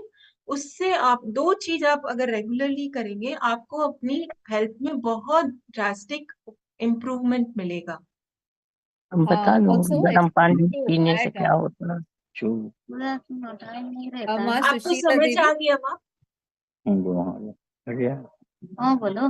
हाँ समझ गई। जी, और भी एक स्वामी जी, पर गर्म मुझे पानी थर्ड पीने से हमको खांसी बहुत आती है। गर्म पानी के भाप लेने से और गर्म पानी कुनकुना पानी पीने से खांसी बहुत आती है, बहुत ज्यादा खांसी आती है। आपको खांसी ज्यादा आती है, इवन भाप लेने से खांसी आती है। हाँ गर्म पानी पीने से डॉक्टर आप भी हरी हैरान तक हो गए। आप हरी तकी लेंगे तो वो खांसी जो आपको आती है वो सेटल हो जाएगी, क्योंकि शरीर में जो भी अम, नकारात्मक चीजें हमारे अंदर जाती है खाने के द्वारा या एनवायरनमेंट से, वो सब निकल जाएगी। तो आप देखेंगे आप खांसी भी आपकी काफी कम हो जाएगी। Yes mother. also Ma Devasmarana, I just wanted to just request your help to translate to her. For Ma Sushila Devi, Swamiji showed me in my third eye one more thing, क्या बोलना which है? is seeing. हाँ समझ में आ गया। हाँ हाँ, हम हिंदी में भी बताएंगे। पहले मैं हाँ अंग्रेजी में बोलूंगी और बाद में माँ देवस्मरणा आपको हिंदी में भी बताएंगे। So बताना what पड़ेगा Swami showed to me in my third eye is that Ma Sushila Devi, who are having a water, there is a water body, like from where you consume water, that water is very heavily polluted. And that water consumption that you are having, there is a parasite in that water that has entered your system. If you see, within the last 6 to 8 months, you are having a very, very poor health in terms of ability to be able to digest anything. अब देखेंगे कि last 6 या 8 महीने से आपको जो भी आप खाएंगे उसका nutrition, you will not be able to get the nutrients from that food. You will not feel, you have been feeling extreme weakness. Even though you eat, that food is not getting the assimilated to your हम body देख properly. रहे हैं, तुम्हें Please लग help रहा है कि हम translate. देख यस, मैं आपको हिंदी में बताती हूँ माँ। तो माँ तत्वप्रिया आपको बता रही है कि आप जहाँ से पानी पीते हैं वो पानी शुद्ध नहीं है। वो पानी में एक पैरासाइट है और बहुत ज्यादा उसमें आपका बेसिकली वो जो बैक्टीरिया है वो आपकी बॉडी में आ चुका है, और उसके कारण आपको बहुत ज्यादा हेल्थ प्रॉब्लम्स हो रही है, स्पेशली लास्ट 6 से 8 महीने में। आप जो भी खाते हैं आपका शरीर समहाउ उसको ग्रहण नहीं कर पा रहा है, उसकी जो गुण है वो आपको नहीं मिल पा रहे हैं, और उसके कारण आपके शरीर में बहुत ज्यादा दिक्कत आ रही है। तो आपको ये सुझाव दिया जाता है कि आप जो पानी पीते हैं, जहां से आप पानी लेते हैं, बेसिकली कोई नल हो या कुआं हो, जहां से भी लेते हैं, आप पानी दूसरी जगह से लीजिए। वो पानी मत ग्रहण कीजिए, क्योंकि वो पानी में दिक्कत है, वो पानी अच्छा नहीं है। Karima Devasmarana, could you also tell her, I'm very clearly seeing, Swamiji is clearly showing to me in my third eye, if she sees, she has a lot of body aches that have been happening, like especially in these areas, not just the joints, the whole of hands, this area and this area, and like a lot of weakness. She is not feeling. Just 1 year back, the strength she was having to now, she's experiencing a lot of weakness in her body, mainly because this is not a bacteria. It is a parasite that is sitting in her gut. This happened because she's drinking some water which is not pure, some parasite that has entered her system. Ask her, just in the last 1 year, she would have experienced multiple times her body being allergic reactions like lot of sneezing, lot of cough, lot of phlegm, and lot of respiratory related issues, which are all coming from this because of this water pollution. And even though she heats the water, even if she drinks warm water, actually she does not drink warm water, but even if she heats up the water also, this parasite is not dying. This parasite which is there. It's because it's coming from a very polluted area. It is affecting her system a lot. There is some chemical toxins also in that water, which is getting inside her body through her skin. So this is what I saw, ma. If you could just help translate to her. Yes, sure, ma. तो माँ Sushila please आप हाँ समझिए जी, आप basically पिछले 1 साल से आपकी हेल्थ में बहुत ज्यादा दिक्कत है। आप 1 साल पहले जितने मजबूत थे, जितने स्ट्रांग थे, वो आपको अभी नहीं महसूस होता है। आपके शरीर में दर्द रहता है और आपको बहुत ज्यादा वीकनेस, कमजोरी महसूस होती है। इस सब चीज का कारण एक है, वो है पानी। आप जो पानी पी रहे हैं वो पानी शुद्ध नहीं है, उसमें एक पैरासाइट है और वो पैरासाइट आपकी हेल्थ में दिक्कत दे रहा है। आपको जो रेस्पिरेटरी प्रॉब्लम्स आ रही है, आपको सांस लेने में जो दिक्कत हो रही है, वो भी उस पानी के कारण है। और वो पानी जो है, आप उसको बॉईल करेंगे, उसके बाद भी वो पैरासाइट उसका खत्म नहीं होता है, वो मरता नहीं है। तो वो पैरासाइट ही आपकी सारी हेल्थ का प्रॉब्लम है। आप ये चीज को रिलेट कर पा रहे हैं क्या? जो हम आपको बता रहे हैं वो सही है? आप क्या हाँ बोल बताइए, हाँ बताइए। हाँ, पर पानी चाहे जहाँ का पीती हूँ, मैं दूसरे जगह भी रहती थी, छत्तीसगढ़ में, तो वहां से भी ऐसे ही प्रॉब्लम था। हम्म तो आपको पानी का हाँ प्रॉब्लम है। आप जहाँ से पानी लेते हैं वो पानी, आप अपना पानी का जो सोर्स है, जहाँ से आप पानी लेते हैं, वो आप बदल दीजिए। आप हमें हाँ बताइए चल कि आपके शरीर में बहुत दर्द है क्या? बहुत कमजोरी महसूस होती है क्या? आपको दर्द सांस बहुत लेने में होता दिक्कत है। होती है क्या? ये सब सच है क्या? तो सच है, बहुत दर्द होता है पेट में, बगल बगल में बहुत दर्द होता है, जो है पूरे शरीर में दर्द होता है, पाँव सब में जगह जगह एकदम काला पड़ जाता, हाथ में, पीठ में। जी जी जी। तो वो सब आपको, आप कोशिश कीजिए कि आप जो जहाँ से पानी पी रहे हैं वो पानी आप मत पीजिए। आप नई जगह शुद्ध पानी पीजिए, क्योंकि ये पानी आप बॉईल करके पिएंगे तो भी आपको उबल हाँ उबल के भी पानी अच्छा नहीं है। वो उसमें नहीं नहीं पैरासाइट, सूट कर रहा है, उबल के भी पानी सूट नहीं कर रहा है। पानी नहीं सूट कर रहा है आप। And actually, to all the viewers, we can see Ma Sushila is from Vrindavan and she is joining us for the first time. And we have Manitya Brahmayogananda and Manitya Tattvapriyananda who scanned them. And just to translate for those of you that do not understand, both of them had identified issues with her stomach, with her spine, and also the pain on either sides of her arms No, her whole body. and her whole body. And Ma Sushila just shared that it is absolutely, she was able to relate to it completely. It is absolutely correct. And she has been drinking water because of from a source which is contaminated, because of which she's experiencing a lot of cough and severe body aches. And she said she was able to relate to what both of them said and that it was 100% right. So, And we can see how this power manifestation happens without meeting ever before. And typically, even when you go to doctors, they have to do blood tests, they have to do a lot of CT scans, this and that. Here, just through the third eye, in the most non-invasive way, the And not participants just that, initiated able yes, to sorry, scan Ma, and I just want, yeah, I just want to tell everybody, please understand.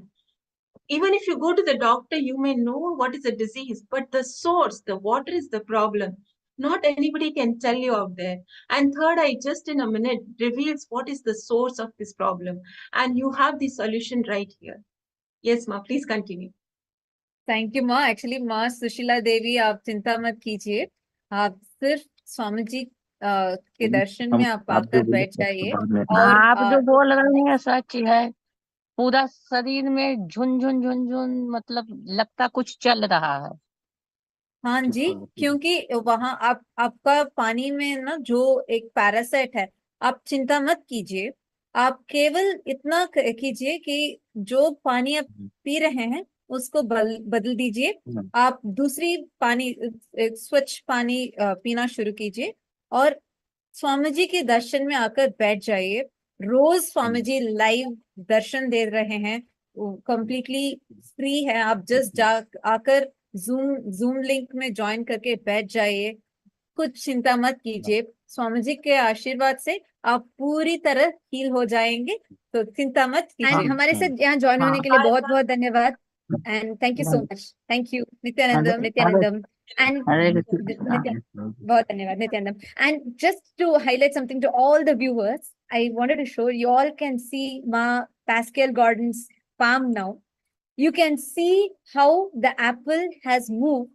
It is, Ma, could you flatten your palm? Keep your fingers flat so people can see. Yes, Ma, thank you so much.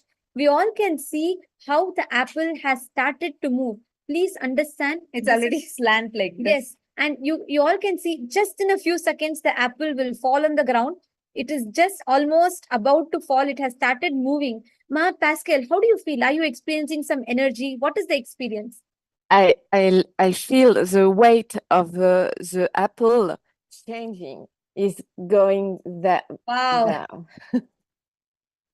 And I don't say first of all, I saw I feel the apple inside.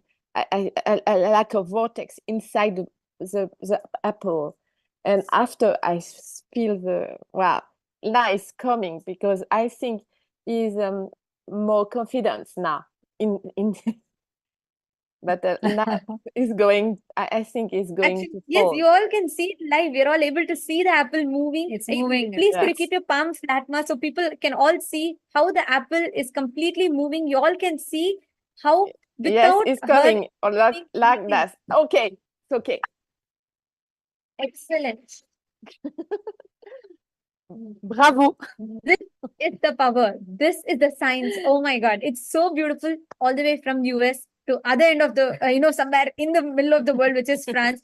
Niranjana here was able to move the palm object from her palm. Ma Pascal, how was it for you to receive this? I love it. I love this exercise because I've already done in Paris with noix de coco with coconuts, and I experienced myself and I saw it.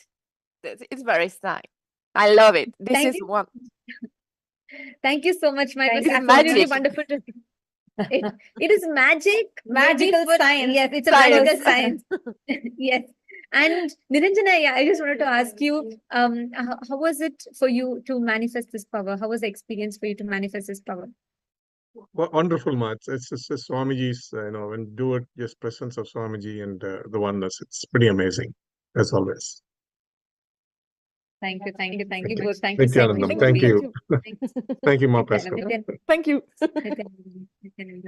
Okay, so we're all seeing how all the way from different corners of the world, people are joining, receiving this power, and other part of the world, people are manifesting this power. Everyone that are watching this, you too can experience this. Now, we still have, you're not done, we still have many more powers that Nityananda yogis are here for demonstrating.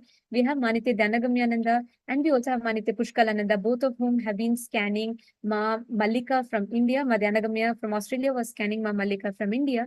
And Ma Pushkala from the US was scanning Ma Shweta Bhattacharya from India, Maharashtra. So we are going to be having them share. We just heard how one Balasant, Manite Brahmayogananda and Manite Tattvapryananda both were able to precisely scan and identify the issues that Ma Sushila from India was having. So now we are here. Yes, Ma Dhanagamya and Ma Pushkala, whenever you both are ready, you both can go ahead and share with your respective partners that you're manifesting with. You can share with them what you're able to see through the third eye. Yes, Nityanandam, everyone. Nityanandam, Shweta, thank you so much for this opportunity to do a body scan for you. So I was able to connect with Swamiji, and what Swamiji revealed to me through my third eye for you was a couple of things, Ma. So number one, the first thing that came for you is that there is a hormone imbalance. Because of the hormone imbalance that's happening in the body, you have a very friendly personality, but you tend to go through a lot of mood swings. And a lot of hot flashes also. You're having hot flashes, mood swings very frequently. And also there is like thinning of your hair, like you're experiencing your hair is thinning. So that's happening because of the hormone imbalance in your body. Now, what happens because of the hormone imbalance is that your thought currents, where you are experiencing conflicts, is in your desires. So your pranamaya kosha, basically your breathing, it needs to, you have a lot of desires that are unfulfilled. But the reason is because of your hormone imbalance, you constantly feel the conflict, the contradiction, and the confusion that's existing. So it's like you carry a lot of high inspirations, but you're not able to manifest your desires. You really struggle with it. So it brings your self-confidence down often. You get really excited about doing things in life, but you don't go through with them. You're not able to complete it. So because of that, it becomes a vicious cycle in you. So all that is tied in with your hormone imbalance, Ma. So there's so this was the primary thing that showed up for you. And this also actually impacts your relationships. So it's like constantly you will have like a conflict in your relationship because you feel in some way you're incapable. You're not able to manifest your desires. So you go back and forth a lot. It's like a struggle within you. So what needs to happen for you, Ma, is that your pranamaya kosha needs to be cleaned up. And for that, there's two solutions that Swamiji showed me. Number one, Ma, you can start doing Nityananda yoga. What Nityananda yoga will do is that it will actually help you balance your stress hormones.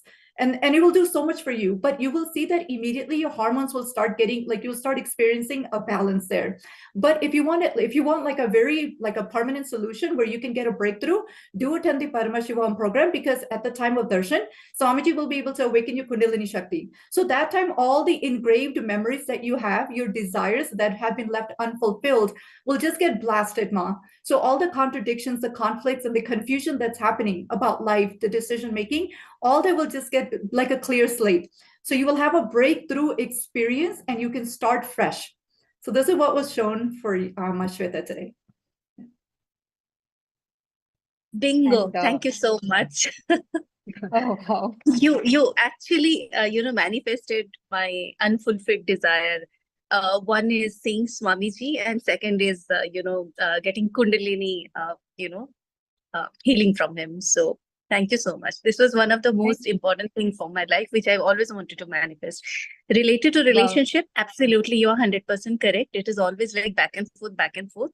Like you said that, I am friendly, but then there is certain blockages that I experience. And I totally agree it's because of the hormones, including the mood swings. Absolutely correct. Also, thank you so much for that. I also wanted to add one more thing that Swamiji just showed to me in my third eye, which is when you were around 3 to 4 years old, you had a very bad experience related to this is very related to your mother, what she is going through. Something that, like, she went through a very tough time when you were around 3 to 4 years old, and that impacted you very deeply, which is when you started developing, it directly impacted your uterus region. That whole cognition, the whole powerlessness you went through, it deeply fell as an impact in that. And even now, there is a blockage sitting in your in this uterus region, and this is very deeply related to your mother. And like you feel even now, when you remember her, especially when you remember your childhood, the feeling that you get about it, as Swamiji is showing to me in my third eye, I see that you love, actually, you are a very loving person. You love a lot, and like, you love your mother, you love your family, but at the same time, you have a very deep suffering inside of you, as if you are the reason why she went through the suffering. You're blaming yourself, and there is a deep feeling inside of you that is like, it was a kind of a conflicting situation your mother was subject to when you were 3 to 4 years old. And that incident even now is sitting inside of you. Maybe it does not come to you every single time, but that impact of it, you will see even now in many areas. You will feel like a lack of confidence. Even if something happens outside as something wrong, immediately your first thing would be trying to self-blame, put it on yourself, and try to blame yourself for whether it's your relationship issues that happens, or the issues that happens in terms of your company or wherever you are with people. And something untoward, something that unexpected happens to you, the first reaction that is coming inside of you is the self-blame, like you keep putting yourself down. This pattern is deeply associated with an incompletion that was there from the age of 3 to 4 with your mother, not directly as in you're incomplete with her, but what she went through impacted you deeply. Even now, that impact is still sitting inside of you. So this is what Swamiji showed to me. Are you able to relate to this now? Yes, absolutely. So it was domestic violence actually, which I had witnessed that time, 3 to 4 years when I was. And also there was an incident of fire in the house, which I had actually put, and that time my mother was also missing. So I related all these things together. And even in my relationship also, like you mentioned, it's still there in the uterus. And I tend to put myself down. So in the relationships also, this is what, had taken over. And that's why it was never a win-win situation in the relationship. First thing, do not worry. I actually really appreciate you opening up. I know this is your first time. It takes tremendous courage sometimes to even open up. And like, I really appreciate your strength. Do not worry. First thing, it's not a coincidence that you accidentally came to YouTube. You accidentally I watched this live swear, video. I swear. Really, really, very true. This is Swamiji has chosen to manifest for you. This is a divine intervention. Join this season of Paramashivoham and experience it. We are going to do a very powerful completion process where you will be walked through. I actually saw the whole incident. I can type it for you. I do not want to tell it live. So that is the reason, because I clearly saw what had happened. Swamiji showed to me in my third eye. But I just want to tell you, what happened may not be right, but what is going to happen to you in the program will be absolutely right, which is the completion process. But do not worry, you are at the safest hands, it is Swamiji. Just make sure you're attending the program. Make this as a priority. Whatever, even when you feel like no, I have this job to attend to, this may be an important thing. Do not give priority to that, because when you experience completion, you will be a completely new you, and you will have a completely new breakthrough in your life. So thank you, Ma. Thank you so much for joining with us. Thank you so much. And I'm very grateful. Thank you. Thank you so much. Thank you, Nityanandan. And Ma Pushkala, we are actually seeing live how people are receiving this power manifestation, and all of you are watching. People are joining here for the first time and they are tasting this power. And I just wanted to ask you one question, Pushkala. How do you see when you close your eyes and when you're scanning? How does it appear for you? Would you like to share for the viewers who are watching this for the first time? How is it for when you close your eyes and connect with Swamiji? What is it that you see through the third eye? Yes, Ma. So actually such a very empowering experience because it's total oneness with Swamiji. So initially when I close my eyes, I just think of Swamiji and I connect with them directly. At that point, I'll connect with the person I'm scanning. So any boundaries, it just disappears. There's no boundary. That body becomes my body and it's in oneness with Paramashiva, with Source. So it's such an empowering experience. But also it's really beautiful because it doesn't happen as a thought. It happens as a download. So immediately Swamiji will just show it. He's just showing exactly what needs to be seen. And it comes in different various ways. Sometimes it's a visualization, sometimes it's a word. So it just happens like that, but there's no gap between the thought. It just comes through the third eye once I'm connecting to Swamiji. Yeah. So it's very beautiful and empowering experience for me as well. Yeah. Thank you, Ma. Thank you for that. Thank you so much for manifesting. It was absolutely wonderful to witness, and we're all watching. And I mean, I am getting goosebumps seeing the way each one are responding to the power manifestation, whether how Ma Pascal was experiencing when Niranjanaya was manifesting, how she literally experienced the weight of the apple completely go down and shift. And now how Ma Shweta was able to experience. She was like, she said it was spot on. Whatever you shared was exactly what she was going through. And this is not just, see, for all the viewers, it's not just a miracle or a magic. Understand the power that it has. It can change so many people's lives, the problems that people are going through, to be able to heal people and shift and transform their lives. So I once again thank you and Niranjanaya, Ma Brahma Yoga and Ma Viraja for all of your beautiful power manifestation. Now we are having Manitya Dhyanagamyananda who's ready. Ma Dhyanagamya, would you like to share with Ma Mallika what you saw through the third eye? And would you like to share with her and explain? Ma Malika is also joined with us from Kerala. And once again, Ma Dhyanagami is here with us from the Australia. So yes, Ma, please go ahead. Yes, Ma, thank you, Ma. So what I saw for Ma Malika through my third eye, which Swamiji revealed, was first thing that came to me was her eyes. What I seen, Swamiji showed her eyes, and she is feeling strained. They are feeling strained, and she's having trouble sleeping. And the next thing that Swamiji showed me was her blood count is very low, which is she is having problems sleeping, but also she's really tired but not able to sleep. So what solution also came through with that for that was she needed to have a lot of harataki to cleanse the body. Lots of toxins in the body which need to be cleared out, and by taking harataki powder, it will help you to flush out everything and be able to have good sleep. Also, I've seen there's a lot of pressure happening emotionally, feeling very low and feeling a lot of stress relating to relationships and work, and this is causing stomach problems. So it's also causing, from the stress, she's having digestion problems, which often causes her stomach pain, Ma. And from the stress, the system becomes very slow, sorry. And I see you are hardworking and very confident in what you do, but you're not sure what you need to do next, which is causing a lot of this pressure. So what I'm seeing, Ma, as a solution for this, which Swamiji is showing me, is you need to take turmeric tea with some lemon, and this will help to calm the nervous system to bring a lot of clarity for yourself. Another thing that was shown in the third eye was you were having trouble with your hormones, which is causing you also to have a lot of mood swings.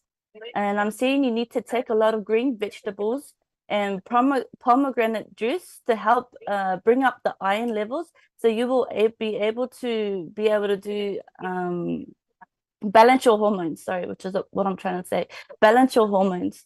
So yes, and also I think your reproduction in your uterus, you are having some problems with your ovaries, and it's actually caused by not having enough fluid. So when you're not having enough water, this is causing a problem in this area, in which if you take 3 cups of water in the morning before you do anything else, this will help to do this every day.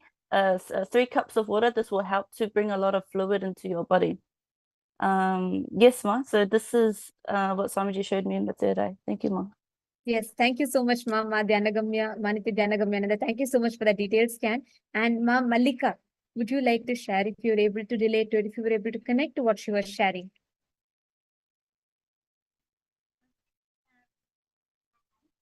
Ma Malika, we are not able to hear you, Ma. Sorry. Would you please be able to connect your audio? There's some issue.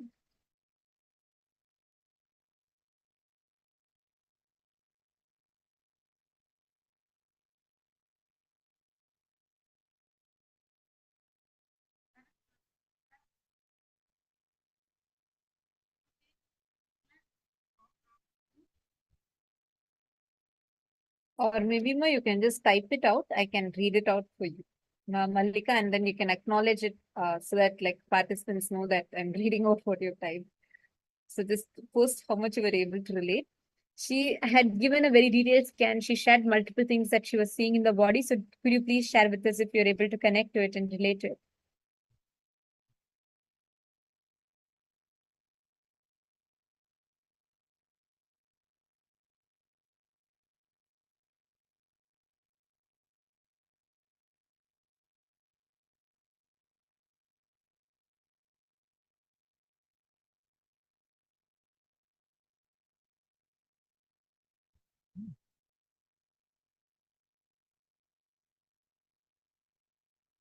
Okay, she's typed saying, Malika has typed, I am facing relationship problem, which is exactly correct. Beautiful, Ma. And I would also like to ask, she said you had issues with the eyes, like a lot of strain in your eyes and sleeplessness. You experienced disturbance in your sleep. Could you please share if you were able to relate with it? Okay, we are also, she's saying yes, you all can see here. I think there's a small audio glitch. And all the YouTube live viewers, I'm seeing a lot of you asking, Ma Madhumita Pandit, definitely you can join. And LQQ, we will repost the link again. The link is projected for all of you on the screen. You all can click that and join now. And I'm also, Hello. yes, I request all the Madhumita Pandit and all the viewers on YouTube, please click on the link that's projected to you all on YouTube and you can join. We will also be having the digital securities will be posting the link for you all. Okay, I think Madhumita Pandit has already joined also. Nityananda Yes. Madhumita, just a moment. Yes, I wanted to go for body scanning and also third eye. So, Sure, ma. Yeah. do you want me to tell Just the please. problems? No, not at all. Just hold on. You're live right now. Actually, I Okay. just noticed that you're joined. You're live right now. I saw your YouTube comment just now. And thank you Yes. so much. Could you just introduce yourself, where you're joining us from? And right now, sorry, we are just finishing. Just give us a minute now. We are having Dhyana Gamyananda, who is scanning. So she's just going to be sharing with us. And Ma Mallika, were you able to connect to when Ma Dhyana Gamya was saying you were facing a lot of issues with your eyes, stress in your eyes in particular, and she said your sleep cycle is very disturbed. Is that true?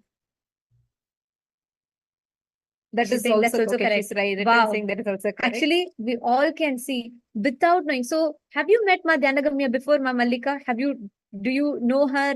Have you met her before? Have you discussed your body problems with her before? No.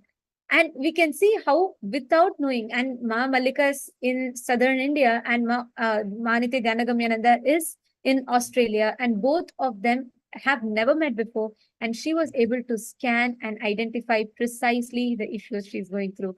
And this is the power of third eye. This is how the power manifestation happens. So thank you so much, Ma Dhyanagamya. Thanks a lot, Ma. And Ma Mallika, thank you so much for joining with us. Thank you so much. It was wonderful to witness this. Thank you so much. And we are also having more and more people join us. We have Ma Madhumita also has joined with us, and we also have Ma Purna Pandolika who has joined with us, and we are going to now be witnessing the next powers. We have more powers lined up. See, there are 463 powers that is described in our Hindu scripture. So not one, not two, not three, we have 463 powers. So now we're going to be entering into a little bit more advanced.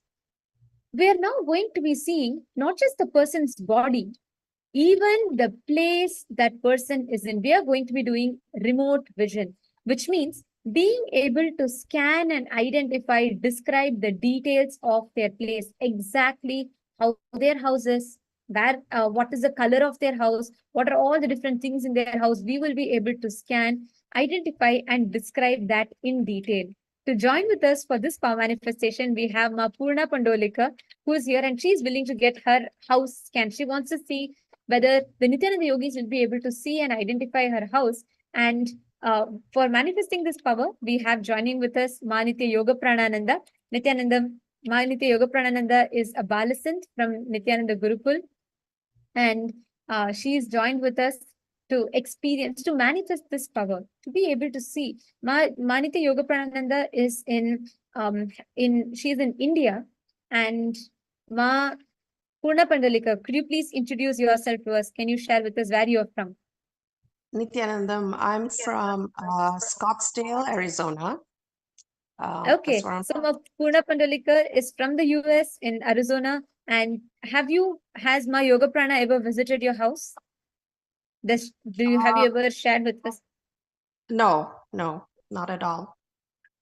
Okay, perfect. So Ma Yoga Prana is now going to be scanning and describing in detail how Ma Purna Pandolika's house is. And she's going to be connecting to the third eye, not just scanning the house, even the Vastu, the energy, everything she will be scanning and revealing through the third eye. Understand, when the third eye energy enters, it is literally Swamiji entering and manifesting in that house. So you will actually see so much of auspicious energy, intense vibrations will be experienced in your house right now. And Ma Nitya Yoga Pranananda, you can go ahead and you can start scanning and manifesting this power, Ma.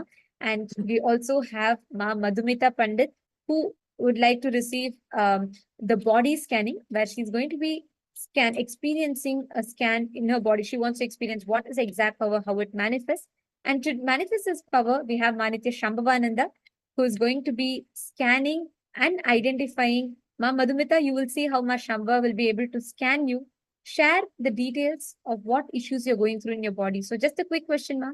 Have you ever spoken to Ma Shambhava before, or No. have you shared the details of the issues in your body with her?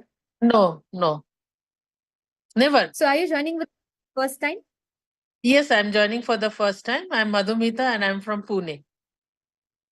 Okay, perfect. So for the first time, and she's never witnessed this before, and we are going to see live how Ma Shambhava is now going to be connecting to Swamiji. And through the third eye, please understand like how you have X-ray. The X-ray can identify any issues, any fractures that you have. The same science applies here for the power of body scanning, where now 3D live, she will be able to see what is happening in Ma Madhumita's body, scan, and share that with her, share the details with her. So yes, Manitesh Shambhananda, you can go ahead and start manifesting. And now both the Balasins, the Nityananda yogis are manifesting this power where one is going to be seeing their house, the details, and the other Balasin is going to be scanning the body and identifying any issues in her body. And while this is happening live, we are also going to be showing you one other power that is also going to be demonstrated live for all of you right now. This is going to be the power of consciousness over matter in a much advanced level, where Swamiji has actually blessed and given all of us the Atma linga.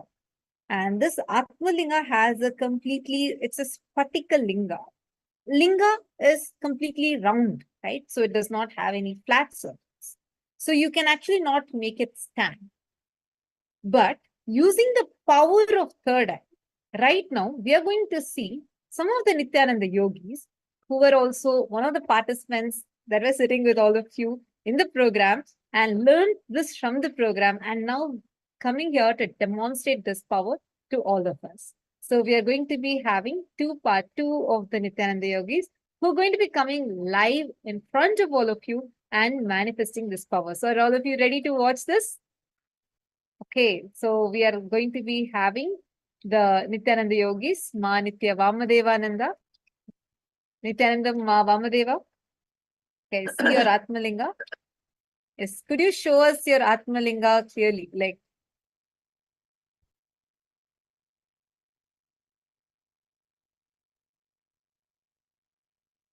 could you show us your Atmalinga, Ma Vamadeva?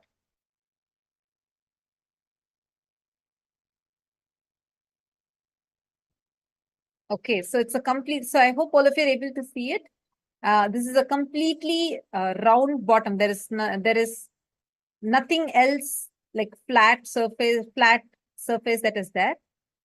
And now you all can see there is no kind of a device, anything extra. You see a plain cloth just to enhance the visibility properly. And you see a Spatikalinga, normal crystal, what we call as crystal, but energized. It's blessed by Swamiji. Now, Ma Vamadevananda is going to keep her palm completely flat. We have two cameras. You can see her on the camera and you can see her palm on the second camera. And Ma Vamadevananda, please go ahead and you can place your palm on the cloth, Ma. Yes. And now Manitya Vamadevananda is going to be, you can see there's nothing in her palm. There's no thread. There is nothing. She's completely, her palm is clean. And she's going to be placing the Atmalinga now flat on her palm. Go ahead, Ma. Ma Vamadevananda, you can now place your palm and you can place the Atmalinga on your palm. Yes. Maybe if you could just move the camera a little back, Ma, so we are able to have a full view of your hand. Little more back. And turn it a little so that we are able to see your hand and the Atmalinga completely. Ma Vamadevananda, I think your camera, if you could please move your camera towards your palm. Please, can you move the camera towards your palm? We are not able to see the palm fully. Yes, thank you so much. That's yes. Yes. Yes. All right. So this is perfect. So all of you can see, it is clearly visible. You all can see this. She's actually holding her phone in one hand and she's holding the Atmalinga on the other hand.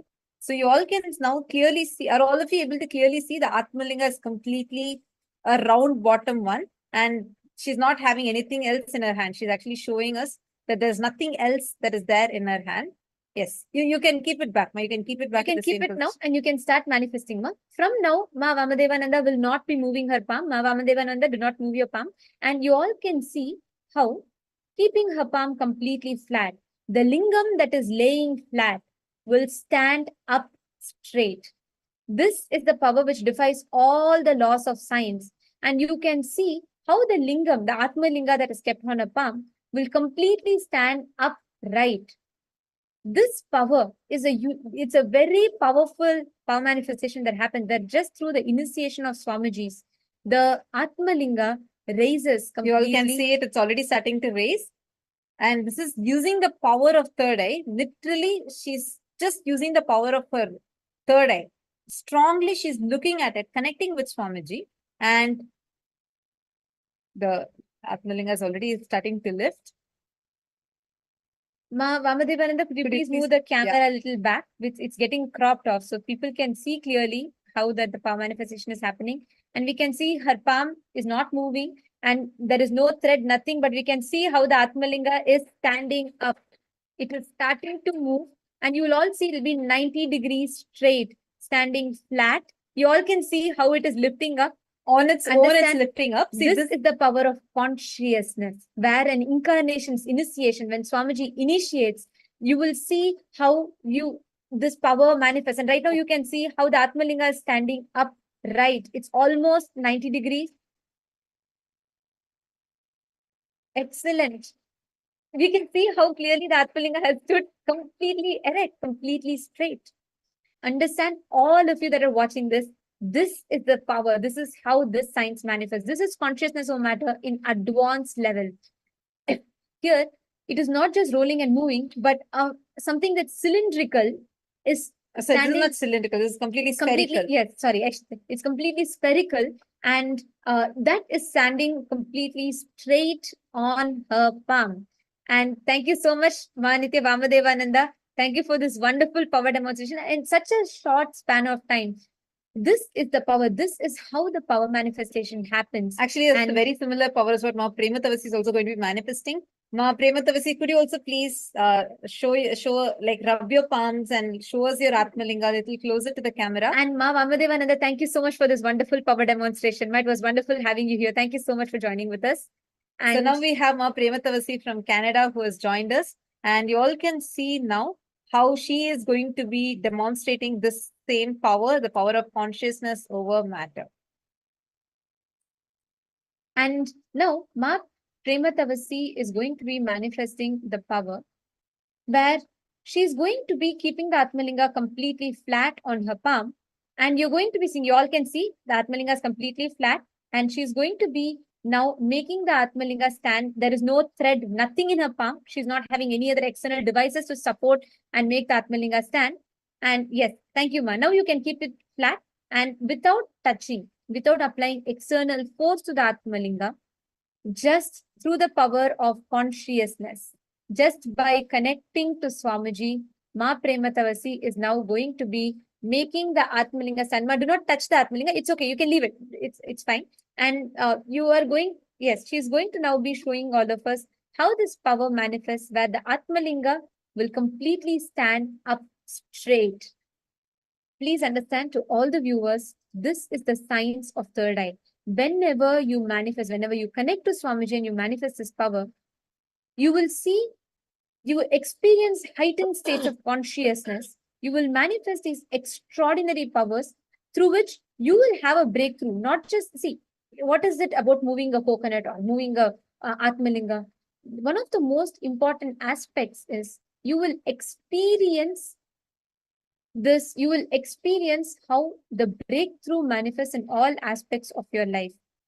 You will see how this power manifestation happens, not just if you can move and make your Atmalinga stand. Tomorrow, any difficulty you have in financial situations in life or in your relationships, health, wealth, you will be able to move the obstacles and manifest your reality. The science is the same. The way it expresses could be different, but the science is the same. And this empowers you consciously to experience the highest breakthroughs in your life.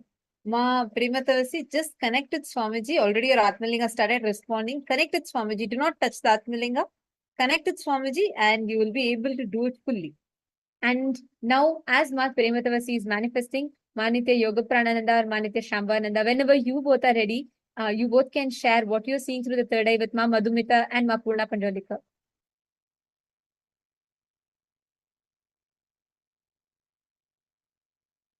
We are actually having multiple Yes. powers that's manifesting. Yes, go ahead, Ma Yoga Prana. Please go ahead. Ma Yoga Prana is scanning Ma Purna Pandolika, and she's going to be sharing what she's seeing. And Ma Prematavasi, it is okay if it takes time, Ma. Do not move, please do not move the Atmalinga. See, understand, Ma Prematavasi. Connect back to Swamiji and just sit and entangle in this beautiful space. You will start manifesting this power. Do not move the Atmalinga. See, you should not touch the Atmalinga. I request you to please keep your palm flat and continue manifesting. It is okay if it takes time. Just sit, connect to Swamiji as a Nityananda Yogi, as an initiated Nityananda Yogi. Fill your inner space with Swamiji. You will manifest this power, the same power that everyone are manifesting, and we're all witnessing it. You too will be able to manifest this. Yes. Go ahead, Manita Yoga Pranananda. You can share with Ma Purna Pandolika what you saw through the third eye. Yes, thank you so much. So I was scanning Ma Purna Pandolika, Nityananda Ma. I was scanning your house, and yes, Swamiji, the first thing what Swamiji revealed is your house is very spacious. I was able to see there's I'll start off with a few details.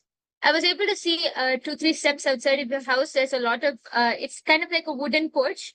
And I'm able to see a few hangings and decorations, designs outside your front door. After you go inside, I was able to see, the first thing which I was able to see after going inside the house is the portraits, and I was able to see 2-3 pictures on the walls. And overall, I was able to see that your house is very spacious. And now I'll be explaining in a little more detail. See, the space where you live, our living space. I'm very sorry to interrupt. And actually, I think just now, Ma Prematavasi's Atmalinga, we all can see it is standing completely straight, fully straight. Thank you so much, Ma Prematavasi. I'm sorry to interrupt you, Ma. So just as the power manifested, I just wanted to show you all. Actually, she keeps putting it back because very quickly her Atmalinga is standing up and it is completely standing straight, 90-degree angle. And thank you so much, Ma. Thank you, Ma Prematavasi, for this beautiful power demonstration. And every one of you that are witnessing, all of you also will be experiencing this powers in the Paramashivam program today. And Ma Yoga Prana, I'm sorry for jumping in, but I was just too excited and I wanted to show the participants as she's manifesting. Now you can go ahead and you can continue sharing with Ma Purna Pandolika what you are seeing. Yes, ma'am. So, yes, as I was explaining, Ma, our living space, our house, is the place where all of the elements, the 5 elements of the universe come together, because that is where we live. That is the place where we stay. That is our living space. So all of these 5 elements come together over there. So now entering into more detail, I was able to see that the predominant elements in your house is the earth element and the air element. Air element is because your house is very spacious. I was able to see this. There is furniture, there are paintings, portraits, but when you come inside, you feel very, anyone who comes will feel very friendly, comfortable immediately. There's a lot of space, and it's a very, like, anyone naturally who comes can feel very rested and settled, peaceful over there. And I was able to see also, like, the floor is wooden, most of your furniture is wooden. So there's a lot of earth element. Not only that, I was able to see that your living room is also connected to a porch kind of balcony connected to your living room. So in that balcony or porch, whatever you would call it, there's a lot of plants. I'm able to see hanging plants and plants next to the doors. And even inside your house on the kitchen area, I was on the kitchen counter, I was able to see a vase with a few flowers and plants. So there's a lot of earth energy, which is predominant in your house, earth and air energy. And I was able to see totally your house has 2 different colors. One is mainly white. Most of the house is covered in white. Other than that, I'm able to see certain walls and like the bathroom, just outside the bathroom or inside the bathroom, I was able to see kind of like a beige, a very light peach or a very light brown shade. Other than that, your house is mostly white in color. And I was also able to see that there are certain areas of your house, like the rooms which are carpeted. I was able to see that you have 3 rooms totally, 2 bathrooms. And the space, actually, Swamiji showed me that the space where you feel the most comfortable in the house is actually, there's kind of, I would not say storage room, but there's kind of a separate room which is next to the kitchen, just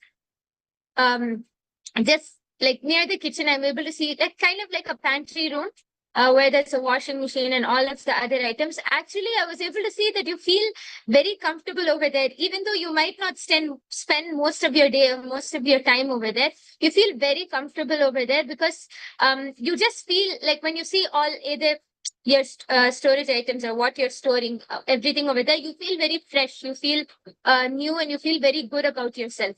And this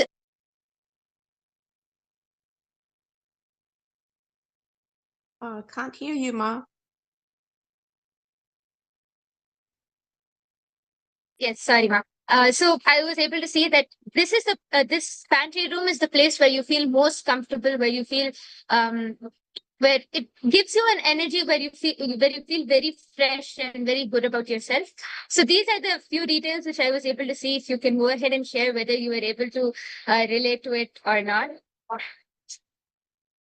If I could show you my house, it is beautiful, airy, spacious. I have it's white walls, and I do have beige carpet in my bathroom. I have a pool right next to my apartment. I live on a golf course, so there's a lot of trees. It's the most beautiful space. Yes, definitely. You have everything, everything to the T, I'd say. Wow. Yep. And I appreciate Swamiji for this home. Wow. So without ever visiting your house, and like you shared, she's never been to your house before. She doesn't know you personally before. And here we are seeing how Ma Yoga Prana was detailedly able to describe her entire house to the precise, to such a precision as to even the color of the carpet that she described was on dot. Excellent. Thank you so much, Vanita Yoga Pranananda. And how do you see when you see Ma Yoga Prana, when you connect to the third eye and when you scan? Do you see it live like you're walking into the house? Can you explain to the viewers what exactly happens? Yes. Actually, when I start scanning, the first thing I do is that I connect to Swamiji and completely surrender, because it's through Swamiji's grace only I'm able to manifest these powers. You're muted, Ma. Sorry. Ma Yoga Prana, you're muted. Sorry, please could you unmute? Yes. Yeah, go ahead. Yes, sorry for that. And as I continue scanning, I start seeing it like as if I'm inside the house. Like how if we see nowadays there are these 3D websites where we can see the house. That I'm able to see through my third eye. I can see the colors. I feel like I'm walking in the house. I feel like I can look up and see the ceiling. It's a very amazing experience, and it's actually kind of hard to explain it in words, because even I don't even have to physically look up or something. It's like a whole 3D experience of being able to see the house. And when I start to see the energy, it's like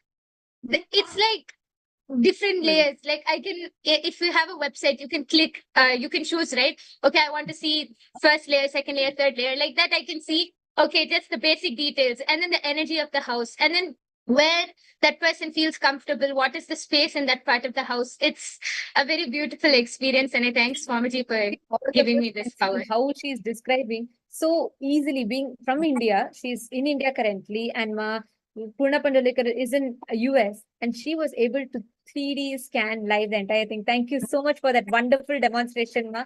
It was wonderful, and thank you so much. Thank you, Ma Purna Pandolekar. Thank you for your time, and thank you, Manita Yoga Pranananda. And now we have we have a few more people that are joining in. Yes, Ma Madhumita, we are going to be now having yes, we will be having you. You will also be receiving your scan, Ma Shamba will be sharing with Okay. you. And at the same time, we have few more people who have requested for a body scan.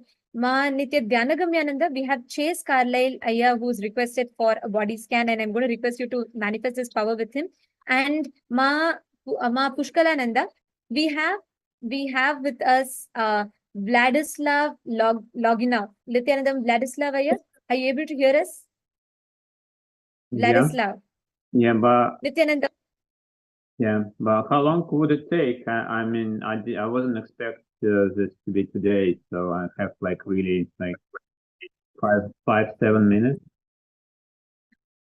Yes, enlightenment is instant with Swamiji. Don't worry. Swamiji is here. Even look, I mean, we are here. We are these extraordinary powers, and we are doing it in a matter of minutes. That is Swamiji's initiation. Aya. Do not worry. It will just be about 5 minutes or so. And Manitya Pushkalananda, she's from US. Aya. Vladislav Aya, where are you joining us from? Please, could you share?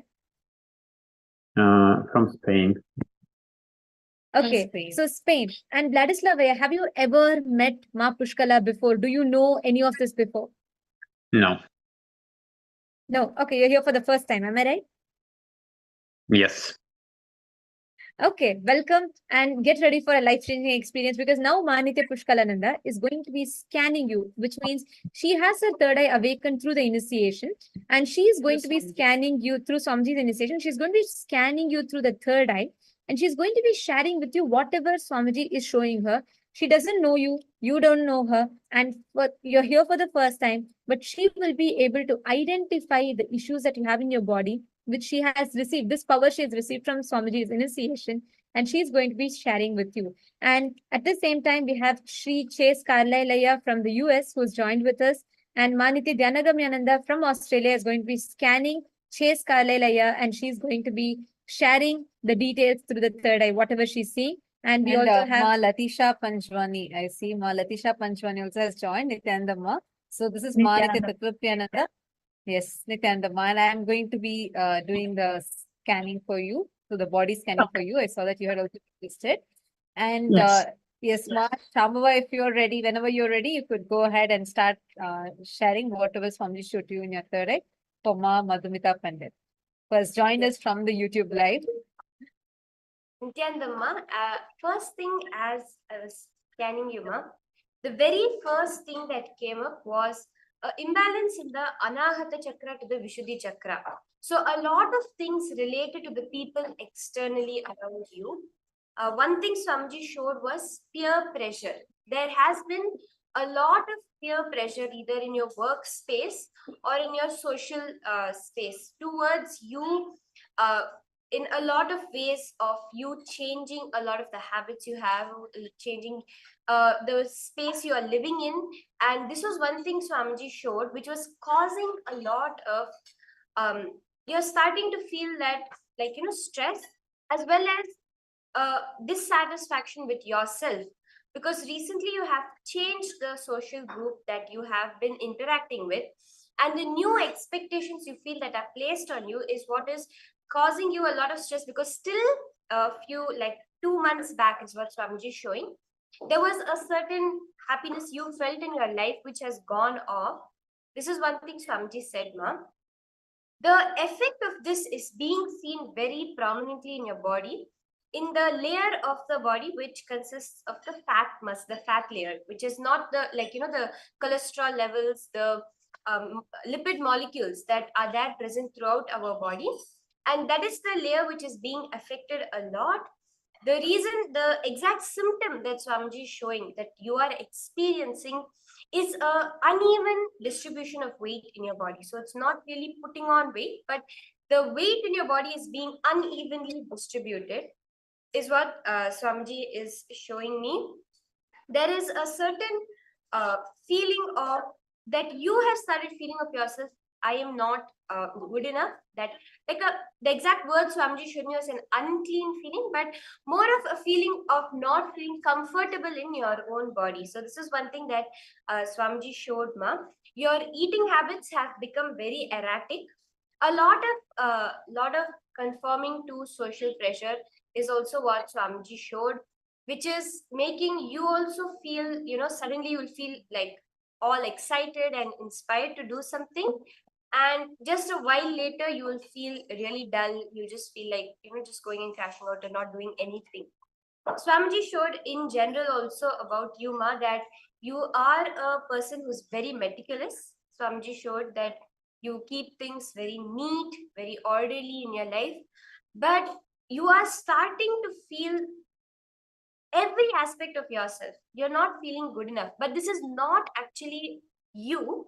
It is something that is being imposed upon you. So this was one thing Swamiji showed very clearly. A lot of external influence happening, interacting with your internal environment of your body, causing the heat, random, heat flashes, like hot flashes, you suddenly needing to sit down and be like, okay, I need a few minutes to myself. I'm not able to handle. A lot of ups and downs in your life just in the last 2 to 3 months is what Swamiji showed me, Ma. And generally, yes. Go ahead, Mashama. Go ahead. Please go ahead. Finish. Generally, in your lifestyle also, Swamiji has shown you have had a very consistent lifestyle, even if you have been, some people say that you are boring, but you have had a very consistent lifestyle. But now that is changing because of the peer pressure which is on you. So this is one thing Swamiji showed very clearly, Ma.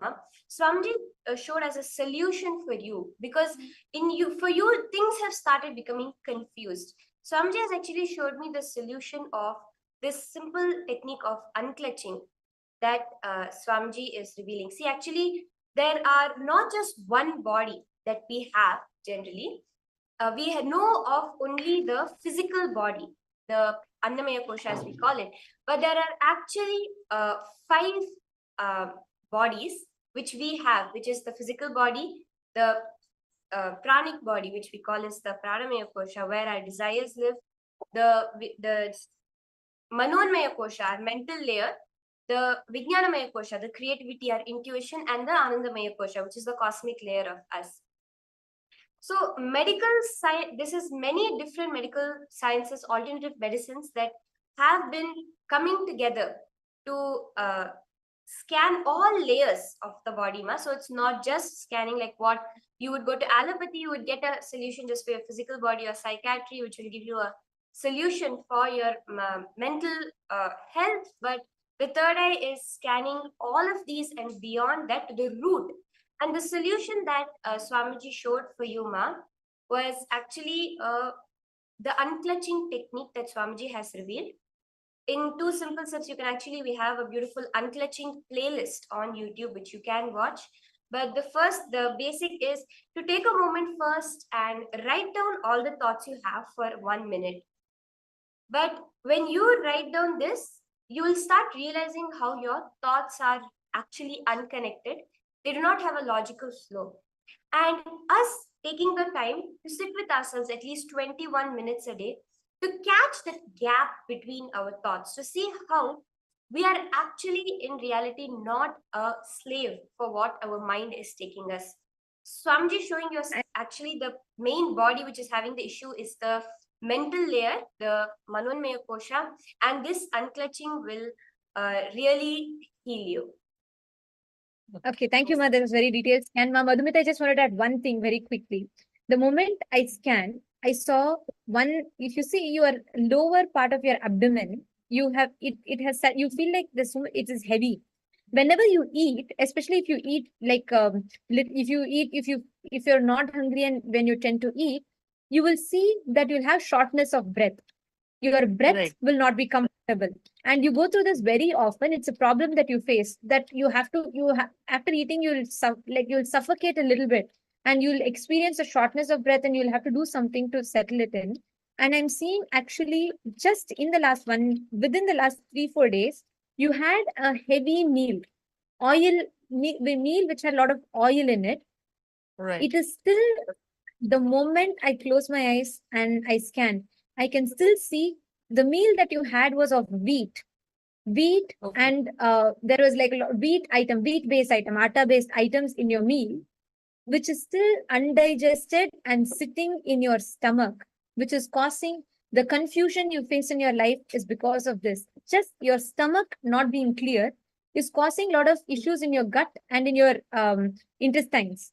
That one issue in your stomach is making you go through so much of confusion in life, etc. But mainly I saw shortness of breath, and I could clearly see, I could see that you had a heavy, oily meal. And when I connected to Swamiji and scanned through the third eye, I could clearly see that still now that meal is not clean from your system. And it is Okay. still sitting in your stomach. And this is what I scanned. So were you able to relate to it, Ma? Yeah, maybe I had pizzas or something. Yes, last 2-3 days before I did have pizzas or something. Yes, I had it. Actually, Ma, that is not suiting for your stomach. That is why Okay. I can still see the pizza sitting in your stomach. This is how the fast food industry destroys us. See, I don't know you. I have seen you for the first time. I have no Right. clue. But when I closed my eyes and when I saw through the third eye, Swamiji clearly showed it to me, and I could see the whole wheat. And that too, it's maida. It's not just wheat. It's maida that you have eaten, undigested, sitting inside of you as a chunk. If you touch your abdomen and see, the lower part of your belly will feel so heavy. You will feel like you have gained extra weight. And Right. if you just detox your system, and I'm telling you this, within the next 1 week, you will lose 2 pounds weight. In the next 1 week, your body, without you doing yoga, you don't even need to go to gym. Don't do anything. Just take haritaki and castor oil and cleanse your body. Within the next one week, you will lose 2 pounds weight. Your stomach will put on a lot of weight without you making any effort, because the diet that you're eating, Ma, and the fast food that is sitting in your stomach, that is causing this discomfort in your body. So were you able to relate to what I said? Please go ahead and Yes. It's the haritaki connect and to it. castor oil I have to take, right? Yes. And please avoid pizzas. Please do not eat them. And it's really unhealthy, because I'm surprised. This also is reminding me of how unhealthy the fast food industry is. I can clearly see something that you had 2-3 days back sitting in your stomach still now. And it causes so much of negative impact in your health. Right. True. Thank you, Ma. And were you also able to relate to what Ma Shambhu was sharing? Please do share about that as well. Yes. I was able to relate my hair. I'm overweight actually. So I'm working towards it. So what she said is right. Thank you, Ma. I just wanted to ask you, this is the first time we are seeing this. Do any of us know you? No. No, I do not know any one of you. Neither have interacted with any one of you. Thank you, Ma. And you were able to relate with all of these. So how do you feel with this experience? It's amazing, actually. I was surprised that, how it happened. Because so clarity I never had before. Thank you so much. Actually, you too can learn this power. Just join us in paramashivoham.org, and you can actually experience this. Is a completely free program, and you will be able to experience healing, and without even you going for a gym, doing workout, nothing needed. Actually, I used to have a problem because of some other issue. I used to have a problem of overweight, but without doing anything, just by shifting cognitions, Swamiji can completely heal that excessive weight problem. So you don't even need to worry. And we have a lot of what techniques. she said, yes. Can you just type that site so that I can join in? Because all this, she also said about the peer pressures and all this, right? So all this happening because I'm not able to get a new job and all those things. That is also affecting my body a lot. And I do not know how to resolve that issue. Do not worry, Ma. You're here in the right place, in the right time, with the right person, with the right request. So you are here. Everything is right. So do not worry. Please be here, and Swamiji will take care of it. Ma, we'll send you the link. Join in the program, and you can experience it further. Thank you so much for joining with us. And I think we're having a lot of people who have joined, and we are going to be manifesting this power for all. And after this, anyone who signs up, we request all of you will be able to schedule you all in another day. Now, in the interest of time, with all the people who have joined, all of you who are in the Zoom will be receiving the scan. Now, Ma Pushkala, would you like to share what you saw for Vladislavaya from Spain? Ma Pushkala in the US is scanning Vladislavaya from Spain. Go ahead, Ma, please share. Yes, Nityanandam, Aya, thank you so much for the opportunity for the scan. So what Swamiji revealed through the third eye was a couple things that came up for you. First of all, number one thing is your diet. Your diet is like, you have a lot of parasites actually sitting in your stomach right now. You have to really consider paying attention to your diet and do your very best to try to move towards completely vegetarian diet. The reason being is, first of all, your cholesterol is way too high. There's an issue with the cholesterol, but also you're not able to, your intestines are not breaking down the food properly. So there's a lot of gas issues that's happening in there. So definitely consider switching your diet to a better diet that where you are right now. Randomly, because of your time schedule and because of your lifestyle, you just kind of take whatever it is to take to go. So that habit, definitely consider that, because your body is going to be really important, obviously, for you. The reason why I'm saying that is a few things. Number one, I also saw there's mobility issues. So from your hip issues down to your knees issues. Don't sleep, ma. Just rest. Sorry, Aya. So anyways, I'm seeing that there is some issues basically with mobility from your hips to your knees. So there was like an incident that happened that caused the mobility issues to occur in your life. What happened from that experience is that it caused a lot of financial churning in your life. So meaning that you kind of lost a lot of self-confidence in you, in your own capabilities because of the physical aspect. So your physical dimension of your life is really it's tolling down on you. It is like really just changing the very idea that you have about life, the very idea you have about relationships. And there's this frustration where you feel that no one is there to support you. Like if you don't do it, it's not going to get done. You're all by yourself. Those type of cognitions are occurring, but it all comes down to your physical. There's like a lot of things in the physical body that needs to shift. However, don't worry. While it seems like there's a lot of things and it may seem like it may be a struggle to shift your diet to a better diet, it all is stemming from the cognitions that you have picked up from a very early age. And that is that you are struggling with life. Like basically the life is against you. Like life is too hard. You carry the cognition, life is too hard. You can't do it on your own. So you're constantly on a go. Like you have the attitude of a go-getter, but there's a constant frustration because you feel like no matter what you do, you're racing against time. So that cognition plus what's building up because of that cognitions in the body, it's not in alignment. So you're not able to manifest. You're constantly struggling to manifest. Just in the interest of time, I just wanted to share that is what was shown for you.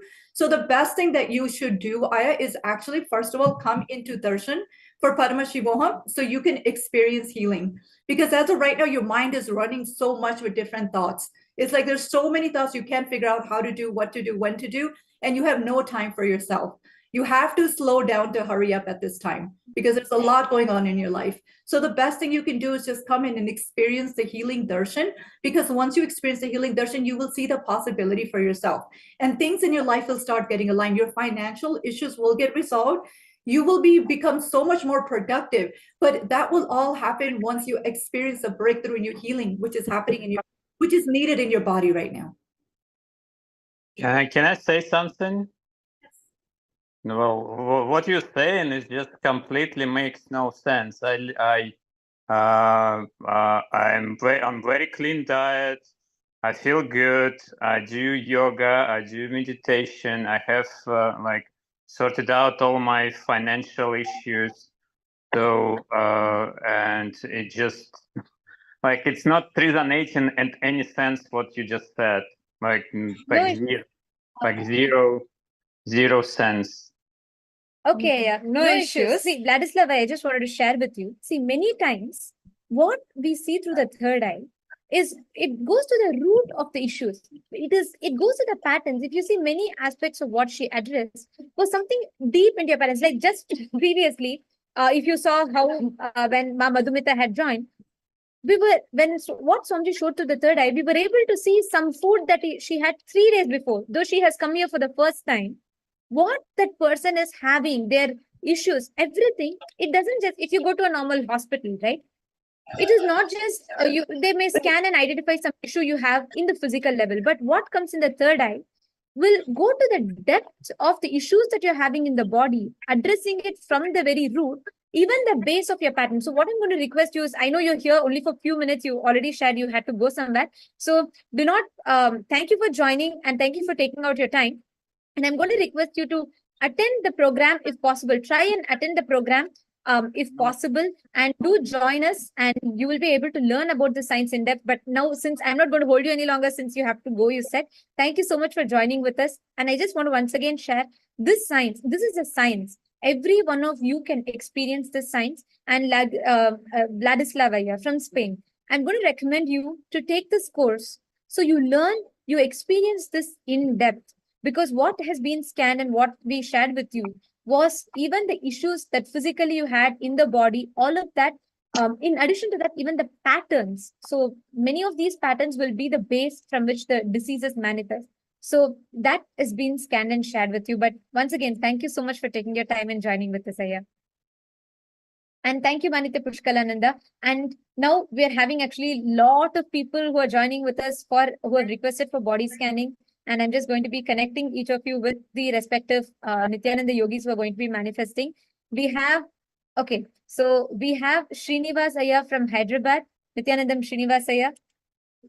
Srinivas, Nityanandam Aya. We are going to be having Manitya Shambhavananda, who will be scanning you. And Ma Sindhu Charan. Nityanandam, Ma Sindhu. Thank you so much for joining with us, Ma. Where are you joining with us from, Ma Sindhu? I think we can't hear you. Ma. Could you please connect to the audio? We can't hear you. You can just log out and log in back. That may yes, Ma Sindhu, please try logging out and logging in back. And Ma Asta Chawla, Nityanandam. Which place are you joining us from? I'm joining from Toronto, Canada. Okay, Master Chawla is here from Canada, and Manitya Virajananda, you can connect to Master Chawla and please scan and identify what is the issues that she is having in her body. And I'm going to request you to scan and connect to her. And Manitya Yoga Prananda, we have Ilangeshwaran Ilanaya. Nityanandam Ilangeshwaranaya from Malaysia. Nityanandam Maya. Oh, Nityanandam from Malaysia. Thank you so much for joining. Are you here for the first time, Ilangeshwaranaya? Yeah, first time. Okay, welcome. Thank you so much for joining with us. We have Manitya Yoga Pranananda here, and she will now be manifesting this power. Which power do you want to experience? Do you want to experience body scanning or do you want to experience remote vision? Body scanning. Okay, sure. I am Manitya Yoga Pranananda here, and she is a Balasant and initiated Gurukul kid from and from a very young age she's been brought up in the Nityananda Gurukul, and she's going to be scanning and identifying the issues that you have in your body. So just to check with you, Alma, Asta Chawla, Ilangeshwaranaya, and Srinivasaya, have you ever interacted with any of the kids or any of the Balasants that are scanning with you before? Have you shared your problems with them? I haven't shared the problem before, but they came to Malaysia once, I think many years ago. Some of the kids are actually scanning me. Yeah. Okay, wonderful. Oh, wonderful. So you have had that experience before, but have you seen any of us before? I just want as to in, like, have you problems to us? Like, have we interacted personally before? No. I'm very new. Okay. Yeah. Srinivas, please could you also unmute and confirm, have you ever interacted with Ma Shambhava before? Has she known you? No, ma'am. Today is the first time. Okay. Thank you so much, Aya. And Ma Asta Chawla, have you told your body issues, any of your body issues before? And does a Yes, Balasant know you? Ma, I don't remember the name of the Balasan, but yes, I got a third eye scan before, and I very much related with it. Okay. No. But today, the Balasan that is sitting with you, do you see, have you interacted with that person before? No. No, Okay. Okay. Okay, thank you so much. Manitya Virajananda is scanning Ma Asta Chawla, and Manitya Shambhavananda is scanning Srinivasaya, and we have Ma Yoga Prana who is scanning Elangeshwaranaya. And we also have Ma Alamelu Ravichandran. Nityanandam, Ma Alamelu. Nityanandamma, and this is the first time that I'm joining in live, and I'm from Pondicherry. Very nice to have you here, Ma Alamelu. I have some personal issues, and my mindset is not stable. I couldn't. Not tell anything right now. I will now be scanning you, Ma. And you have you met before? before? Have you told any no. of your issues? I used to watch First- live, but not interacted directly. Okay, so now I'm going to Alright. be scanning and I'm going to be sharing the exact issues that you have in your body, and you can verify if you're able to relate to it, if you're able to connect to it or not. And at the same time, we also have Dr. Anil Kumar Nityanandam. Dr. Anil Kumar Nityanandamaya.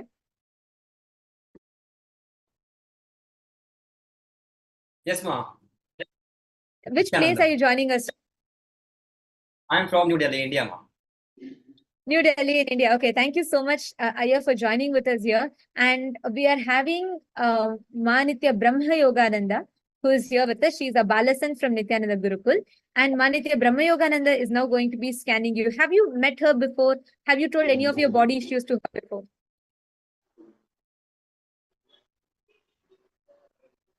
Nityananda Manil Kumaraya, have you met Ma Brahma Yoga before, or have you told any of your body issues to her? No, ma. This is for the first time. I will meeting, ma. Okay, perfect. Thank So you now, so Manitya much. Brahma Yogananda, I request you to scan Anil Kumaraya and share with him what you're seeing as the issues in his body, and whatever Swamiji is revealing to you in your third eye, please go ahead and share that. And also So to all the viewers that are there, we are now going to be, see, as we are announcing, each Balasan, even I know maybe all of you are first timers who are coming in. Actually, we are live, and the people who commented on YouTube, we sent the link and they have joined us here.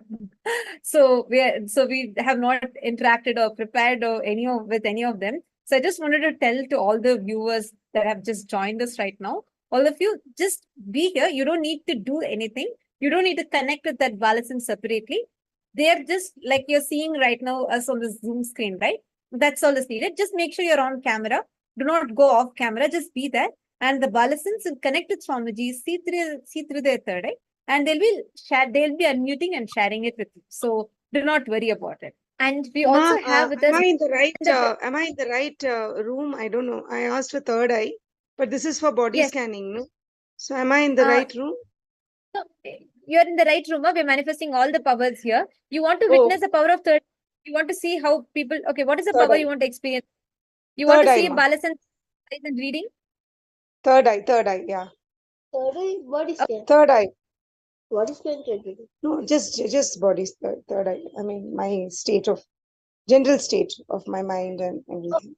Okay, body scanning. Okay, that is okay, ma. That is okay. So when you say third eye reading, you want to have a general scan and solution. Yes. Mind, Okay, yeah. All solution, life solutions, that kind of thing also. Not only body. Yes. Sure, ma'am. Yes. Okay, Mata. You're in the right place only. And Nitya Pushkalananda, I'm going to request you, see, once again, connect back to Swamiji and scan Mananda Pratibha, whatever Swamiji is revealing to you in the third eye, share with her. And yes, so now I'm going to be, so we are, as the scanning is happening, it's so exciting to see so many of you who have joined us. It's really wonderful to have all of you here. And now I'm just going to be sharing whatever Swamiji showed to me in my third eye for Ma Latisha Panjwani. So Ma Latisha has joined us here, and I was just scanning her through the third eye. Nityananda Ma Latisha. Nityananda. Thank you so much. I'm just now going to be sharing with you whatever Swamiji showed to me in my third eye. So the first thing that Swamiji has shown is that you do have a lot of lower spine pain that very frequently occurs towards the left side of your body, the lower spine, like just at the base of your spine. Very frequently you experience a pain over there. And I also saw the calcium level in your body is very low, and so is the iron level. Like if you take a blood test, the hemoglobin count would be lower than normal. You're not anemic. It won't be very, very low, but the iron content itself is pretty low. This will show up in your ability, especially in your relationships. You will see that in your relationships aspect, you will feel like constantly getting affected. Especially the stability in your relationships is something that very deeply affects you. And this is actually coming from a deep unsurety that you have within yourself, about yourself, that is coming from a lack of the iron. When the iron is low in your body, and even the calcium is also low in your body. So physically itself, you are having certain weakness. And this is coming as not being so sure about life and doubting everything that you're seeing in life. Like there is a constant pattern of where you feel like deeply disrespected or like constantly doubting whenever people come, there's this constant doubting pattern that you are having, because this is starting from you not being sure inside of you. And the main reason being this iron being low, you'll also see you'll experience a lot of fatigue. Like it is irrespective of your activities. Suddenly, if you observe yourself, all of a sudden, you just go through a very low energy, like a phase where you just face out, like you just go through a very low energy that is happening. And this is once again coming because of the low iron level. And if you can actually take a blood test, you will see the hemoglobin level being low. And one other thing I saw was also that the thyroid gland is not producing the hormones properly, which is impacting once again the very, see, if I'm seeing all of these, the core issue being you unsure of yourself, and this reflecting a lot, especially in your relationships dimension. And mainly it is coming as unsurety. This is the very word Swamiji showed to me in my third eye. And I'm also seeing that, sorry, are you able to hear me, Ma? Yes. Okay. And I'm also seeing that because of this being unsure, constant doubting pattern which is coming, and I'm just telling the different reasons that I'm seeing physically, which is reflecting as this externally. One I'm seeing is this iron thing. Second that I'm seeing is like because the calcium is low, and like the thyroid is also not producing the hormone properly. I'm clearly seeing that you'll see there is a lot of unsettled weight, like the weight will keep oscillating for you. You'll suddenly feel like you've gained too much of weight, and you gain weight easily, but it's a little difficult to lose. And all of a sudden there'll be a sudden loss of appetite.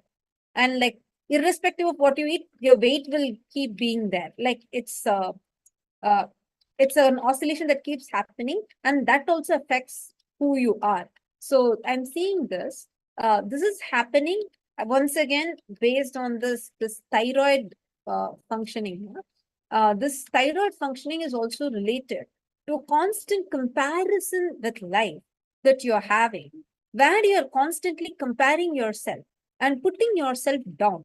And that is what is stemming, that is the root of many of the issues you're currently facing in your life.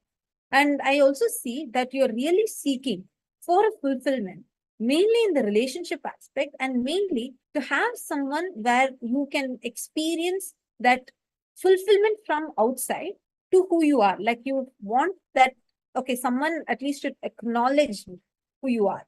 But that acknowledgement that will really flower when you realize your true potential, which you just need to tap into, and that will completely, moment you experience your true self, moment you experience who you are, which is beyond your self-doubt, beyond your self-hatred, beyond your self-denial, you will start flowering so beautifully. This problem will just melt down on its own. So if you're able to relate with what I just shared, please do let me know.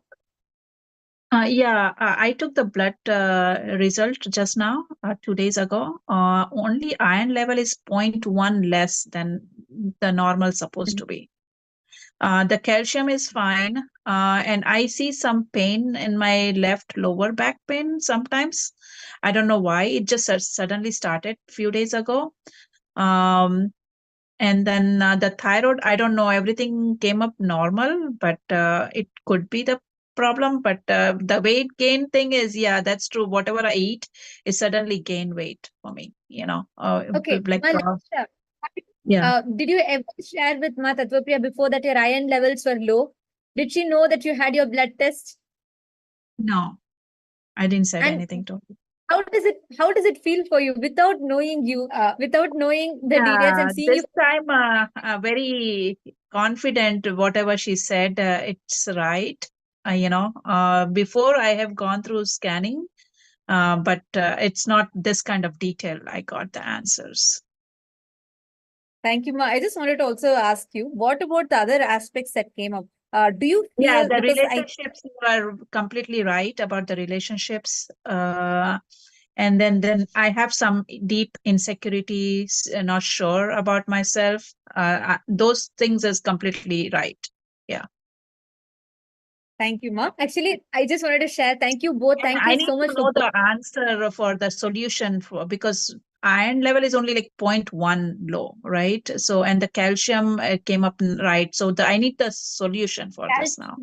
calcium. Ma. If you can do, if you can find out if there's a way to test your bone density, because the calcium level, I'll tell you specific bone where I clearly saw was your right knee. Right knee and the bones that are connecting, if you see 2 to 3 months, in the last 2 to 3 months, you very frequently experience a kind of weakness towards your right side leg in the knee area, and you will feel like you might be thinking maybe because I'm walking or maybe because I'm sit. Even if you sit normally, even if you don't walk, even if you sit, you'll actually experience that it'll be like not a severe pain, but like a slight weakness. And recently, in the last 1 week, you would have started hearing, maybe observe today when you walk, you will hear a slight clicking sound that's happening in your knee.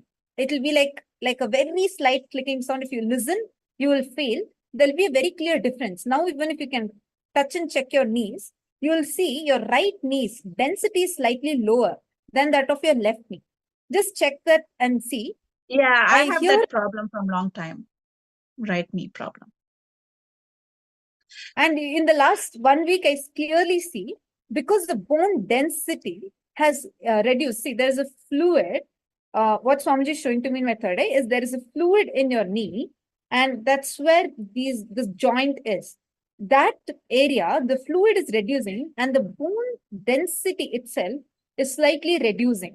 And now, even if it's not showing in your blood test, check within a month, it will show. But actually, you don't need to wait till then. If you're able to relate to the symptoms, you can actually start taking natural foods that are very high in calcium. Just start including that more in the diet.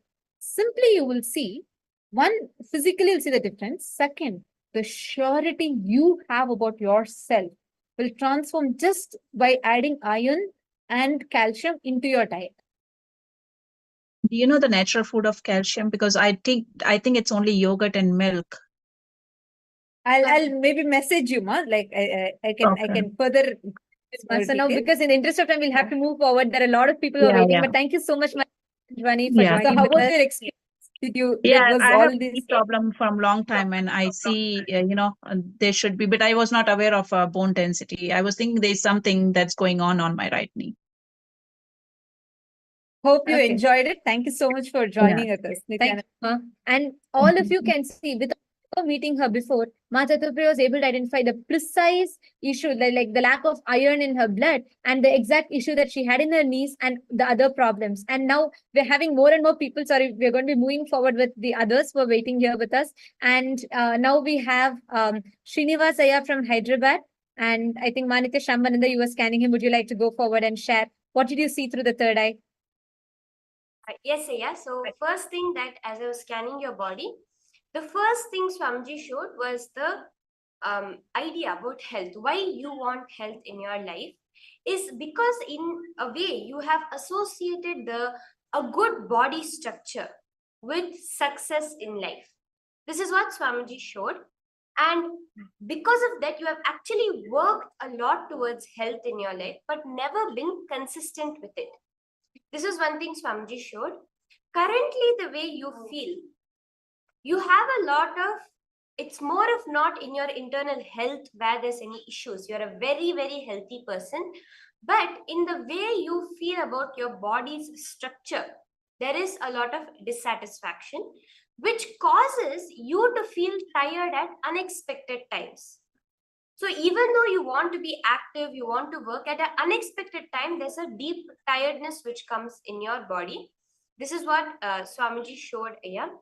The way you envision yourself when it comes to health is a lot to do with a perfect body structure and being active, that charisma, the way of interacting with people. You really view your body as the medium through which you are showing yourself to the world, interacting with the world.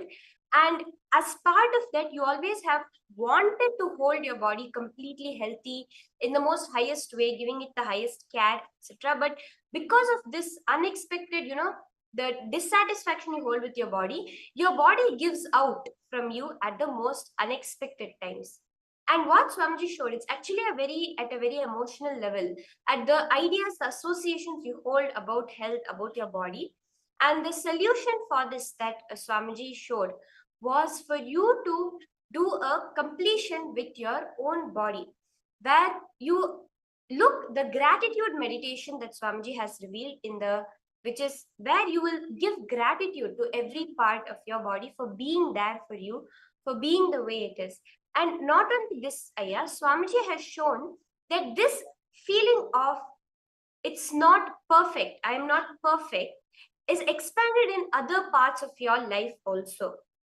When you interact with people, whenever you do your work, whatever it is, you feel, I am not perfect, therefore I cannot succeed. So this thought current is what Swamiji revealed. And just doing the gratitude meditation every day, Aya, will really heal you. So this is what Swamiji showed. Can go ahead and share, Aya, if you're able to relate with this. Sama, exactly. Everything is 100% correct. Some situations, that's why presently I am sometimes I hate myself. Why? Because I am struggling some financial problems. That's why sometimes I can do like that, but exactly I am the strongest person. So I am trying to learn about all these things.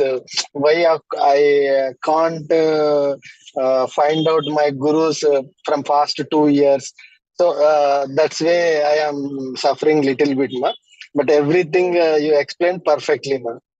Aya, really, gratitude meditation will help you a lot, Aya. Where you start with giving gratitude to your whole body, each organ, each part of your body, each person in your life, from the nurse that helped you when you were born, your parents, up till today, the last person you get that spoke to you and made you smile by just cracking a joke.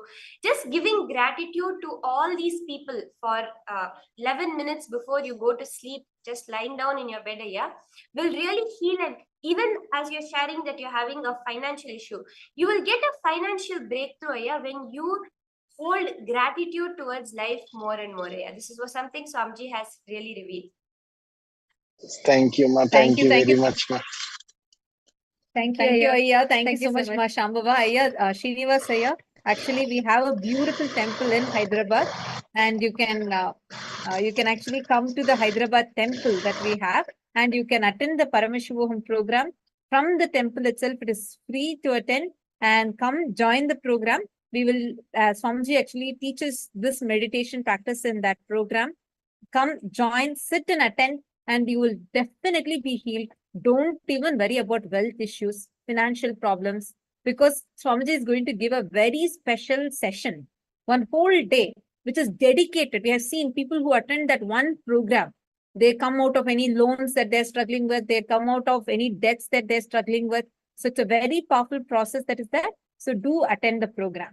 It is free, and just sign up. The link is shown to you all if you just go to the YouTube live feed, you'll see. Here also we will post the link for you, paramashivoham.org. Thank you so much, Yes, Aya. It was sure, ma. wonderful Thank you having very much, ma.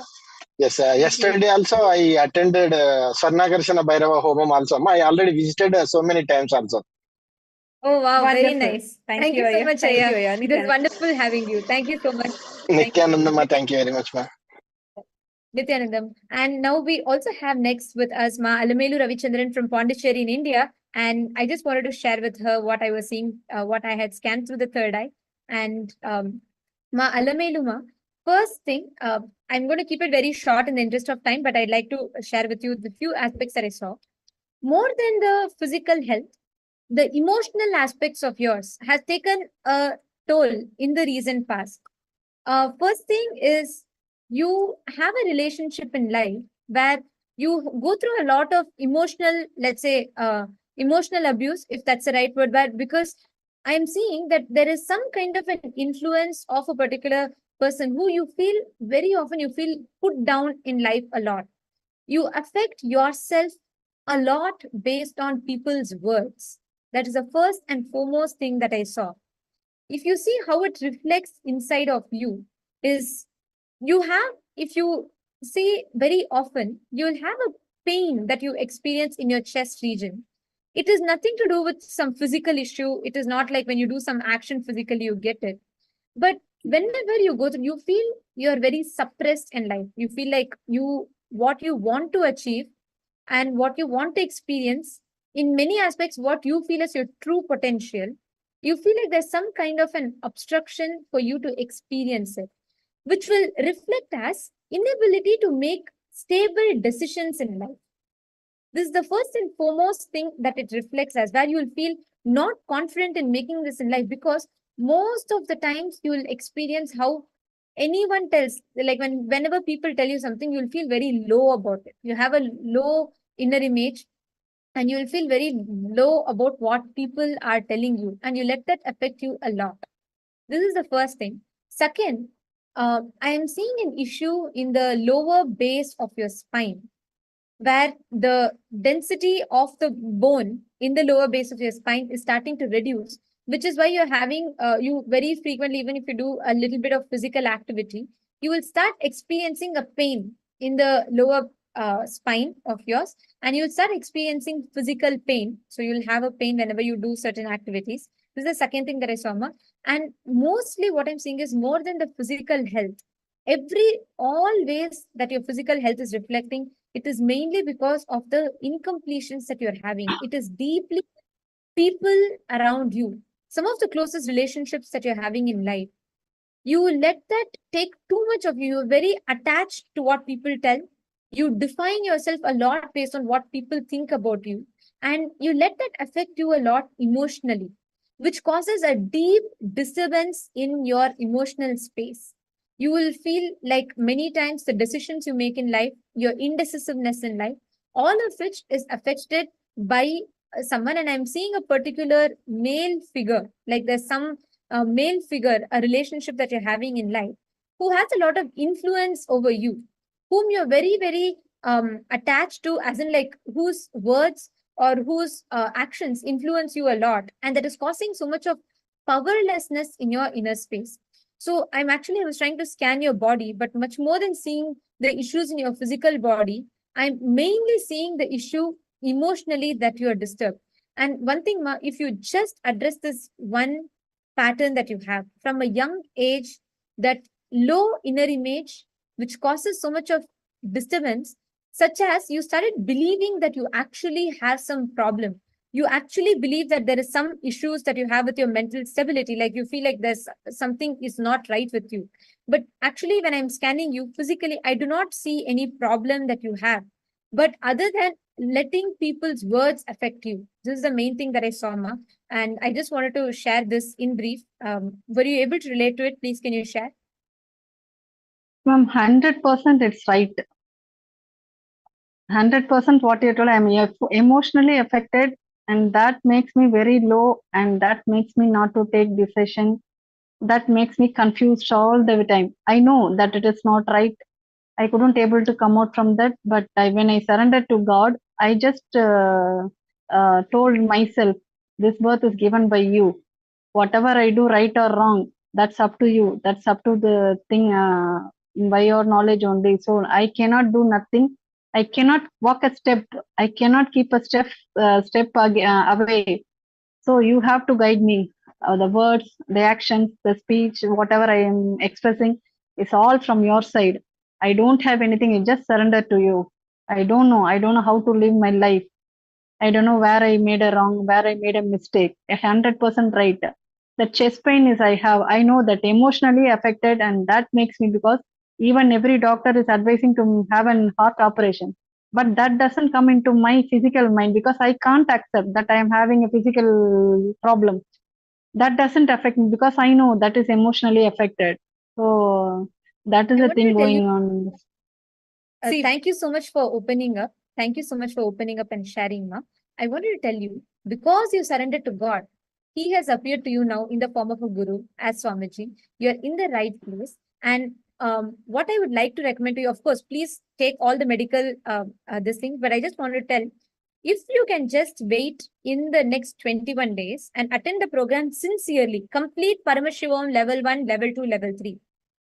Go back to the same doctor. He will tell you do not need the surgery anymore. And I'm putting this on record. Like this is going to be that you can come back after you attend Paramashivam Level 1, Level 2, Level 3, and you can share with us if the doctors, the same doctors who told you need surgery, will tell you back you do not need whatever issue they're identifying in your body will be healed, because it is deeply connected. Especially, I'm seeing that the relationships that you have had with any male figure in your life, it could be father, a spouse, anyone, that male figure in your life has influenced you a lot emotionally.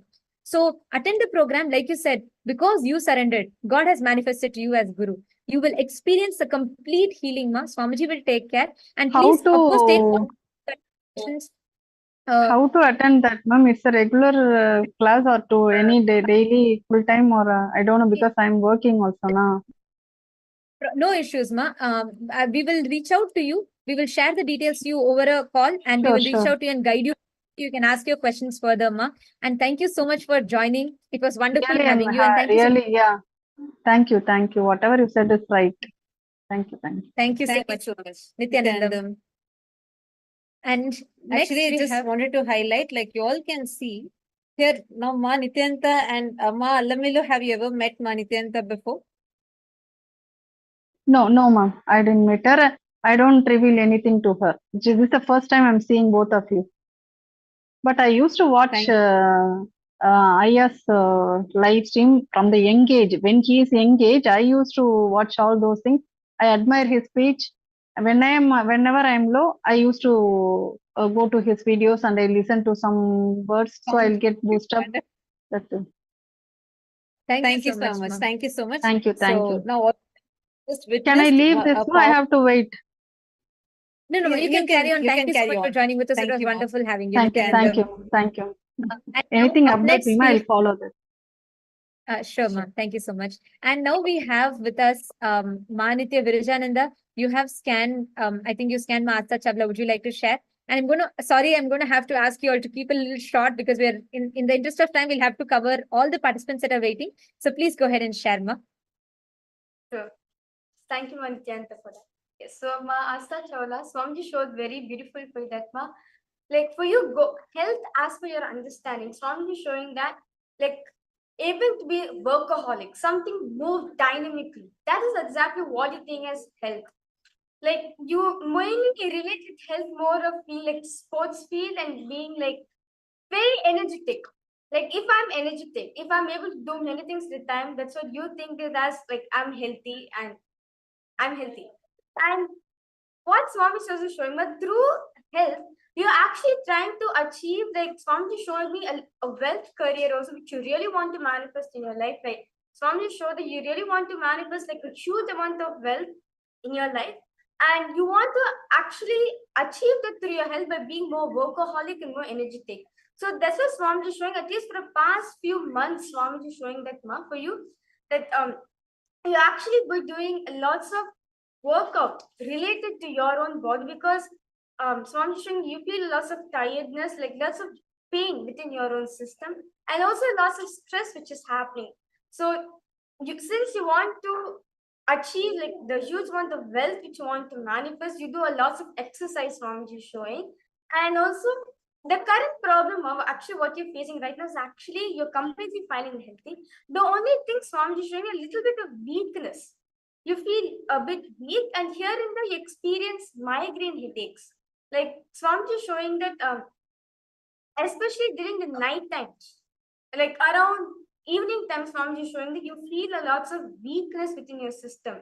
And also like especially when you're not able to manifest, when someone's disappoint you, or when you feel low with yourself, immediately you start experiencing pain within your, immediately start experiencing a headache. And also the next thing Swamiji is showing that the solution Swamiji is giving for you is that, ma, just attend Paramashivoham. Because one thing, ma, you are actually fine. It is only your mind which is acting upon you. So there's lots of incompletions, lots of stress which you carry within your system, which is actually starting to affect your health. That's why you're experiencing a migraine headache and weaknesses within your system, but actually you're completely fine and healthy, ma. So the solution for you is, Swamiji showing, just attend Paramashivoham throughout the 21 days. Attend all the workshops, all the exercises Swamiji is beautifully giving, guiding us. Do it intensely. You'll see at the end of the 21 days, you're going to experience a breakthrough in your health field and also in your wealth and your career field. So this is exactly what Swamiji showed for you. So you can go ahead and share how you're able to relate to the scan. Are you able to see it happening in your life like this? Yes, Ma. I would say that I do feel weakness by the end of the day. Sometimes I feel really drained out and I just want to give up on everything and sit down or lie down. But one thing I haven't experienced any migraine pains yet, thankfully, all thanks to Swamiji. But I mean, yes, do feel drained out at the end of the day, and I somewhere feel that, okay, I need to be healthier. There's this constant pressure that's going on in my head that I need to do more. I feel guilty about not, working out, even though I'm, busy the whole day. But I feel like, okay, I'm not doing enough towards my health. That's one thing that keeps bothering me. So also, as she was getting, one more thing that Swamiji showed me, ma, was a way of interacting with life, that there is some way in life you're holding a lot of passive aggressive towards life. So this was one thing that Swamiji showed.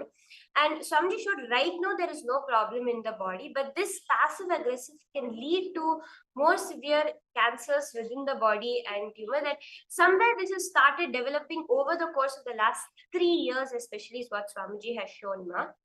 And for that, Swamiji just showed a simple solution, which is drink lots of water. So, ma, for even if you don't work out, even if you're not able to work towards your health, drink lots of water throughout the day.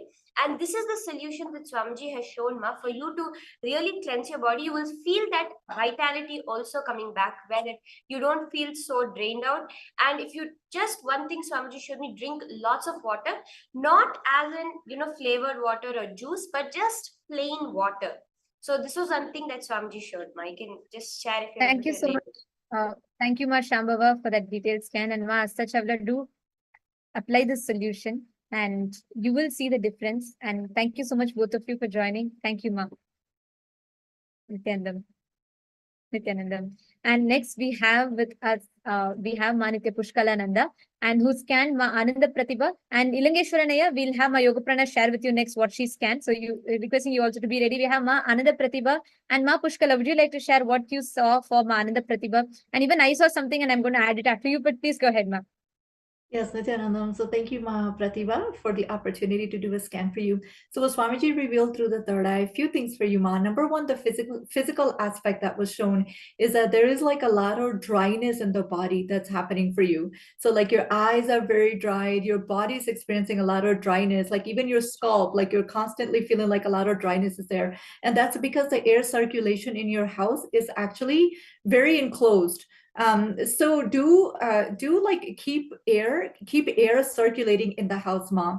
Also, I saw like recently you've been experiencing some fatigue. So it's like you're starting to feel tired, like you feel like you have a long day, but you keep moving. You're not taking enough rest. Like you have a lot that's going on. That's a physical aspect, what was shown for you. So then also I saw emotionally attached to that, Ma, like you're carrying a lot of, actually one more thing physically was your dental, Ma. So saw that like you're having some issues with the teeth inside. So I was seeing that you should do some oil pulling and keep some like organic things. Just do some oil pulling and also keep some clothes there. All right, Ma. And then also saw some swelling in the feet, actually, Ma. It's happening, but it's all kind of happening because of the dryness that you're experiencing in the home. In the mornings, actually take a morning walk. Go outside and take a morning walk, Mom. It will actually help you with the better breathing And also also one more thing, Sa, for you, Ma, regarding your diet, is just for a little while, go on just liquids if you can. Even for 2 days, if you take a break, just take like water, and you can take juices. Like you can even have some soups, but just try to be on liquids as much as possible. It will help you very much with the dryness that's being experienced in the body. Okay, Ma. And then the second thing I saw, you are holding like some worries that's directly associated with your family members. You're a very sensitive person, actually. So you tend to want to worry about everyone, what everyone is doing, how will they be able to, like, you want to make sure that everyone is doing okay. So constantly you're praying for everyone that is around you, especially your family members. The only thing that's needed, Ma, for you is just surrender. Just know that the divine is taking care. He will make the grand plan happen for you. Like there's a lot of like, you're a very powerful force in your family, Ma.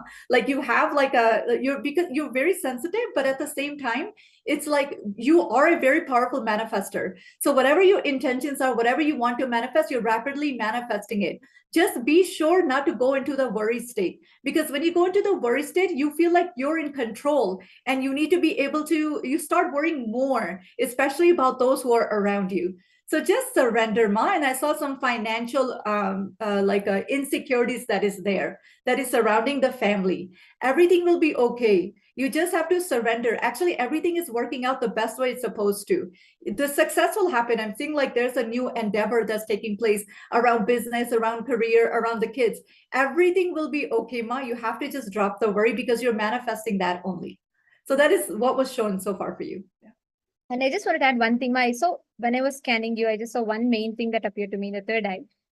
If you expand your responsibility in life, if you get more involved, what you know as a solution, and when you take steps, say, I'm seeing that decision, like there are many things you know the solution for, it's very straightforward, but sometimes you just resist. And when I say you, I'm not just telling you, I'm seeing this as a general thing in your first circle, even the people around you, your family, your close members. There is one source, your family is looking for some money is supposed to come to you. You're supposed to manifest some funds. And this is something that you've been looking for a long time, but it is stuck. You do not know why. It is something you're looking for, and you feel like you have done everything that you can, but some source where you're supposed to get money from has not reached you.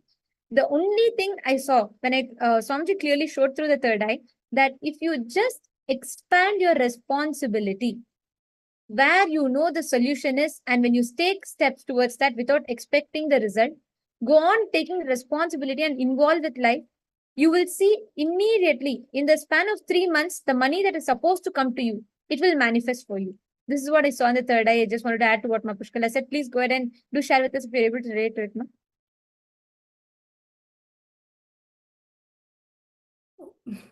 I think you're muted, Mama. Ananda Pratibha, you're muted, please. Actually, from a long time, actually there is some inheritance which actually should come to us, but we are not fighting for it or anything legally.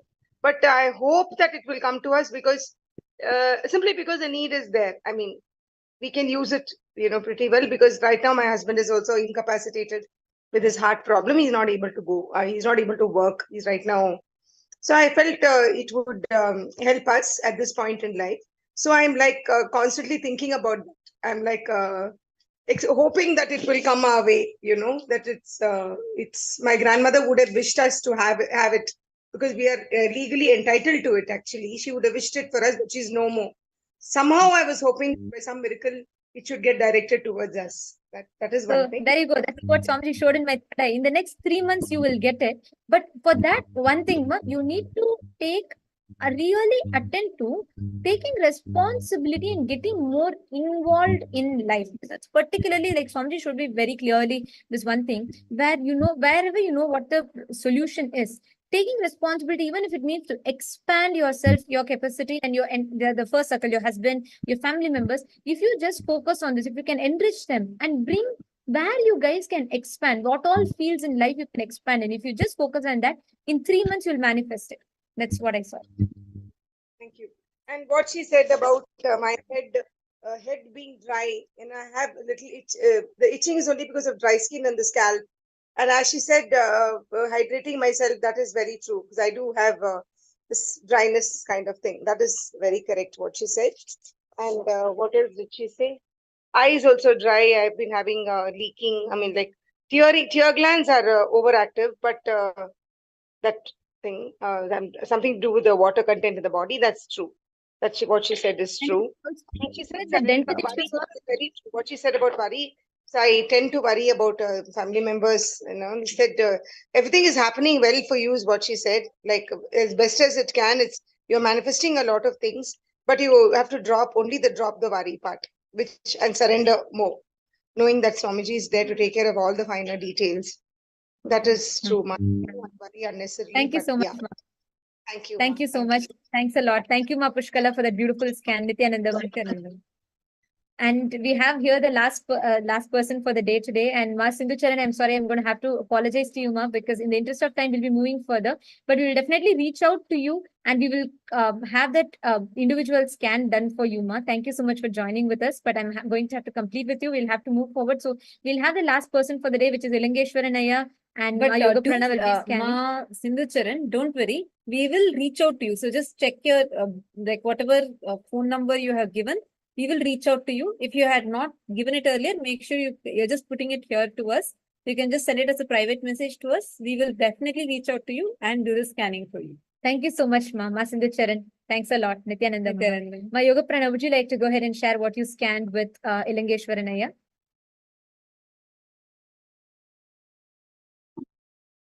Yes, Ilangeshwaranaya was doing the scanning, the body scanning for you.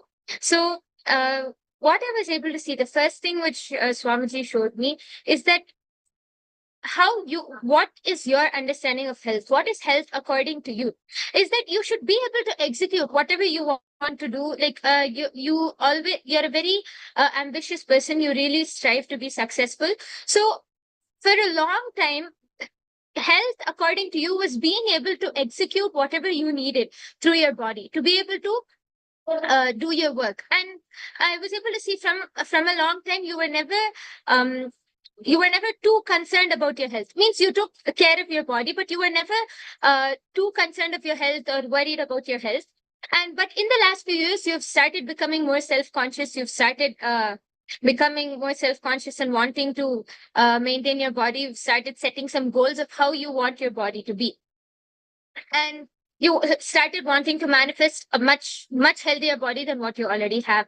So I'm able to see that one of the biggest problems which you are facing for the last few years, I'm able to see is mainly with your stomach. I was able to see something like lactose intolerance. Basically, when you eat any dairy products, mostly butter, milk, sorry, not milk, butter or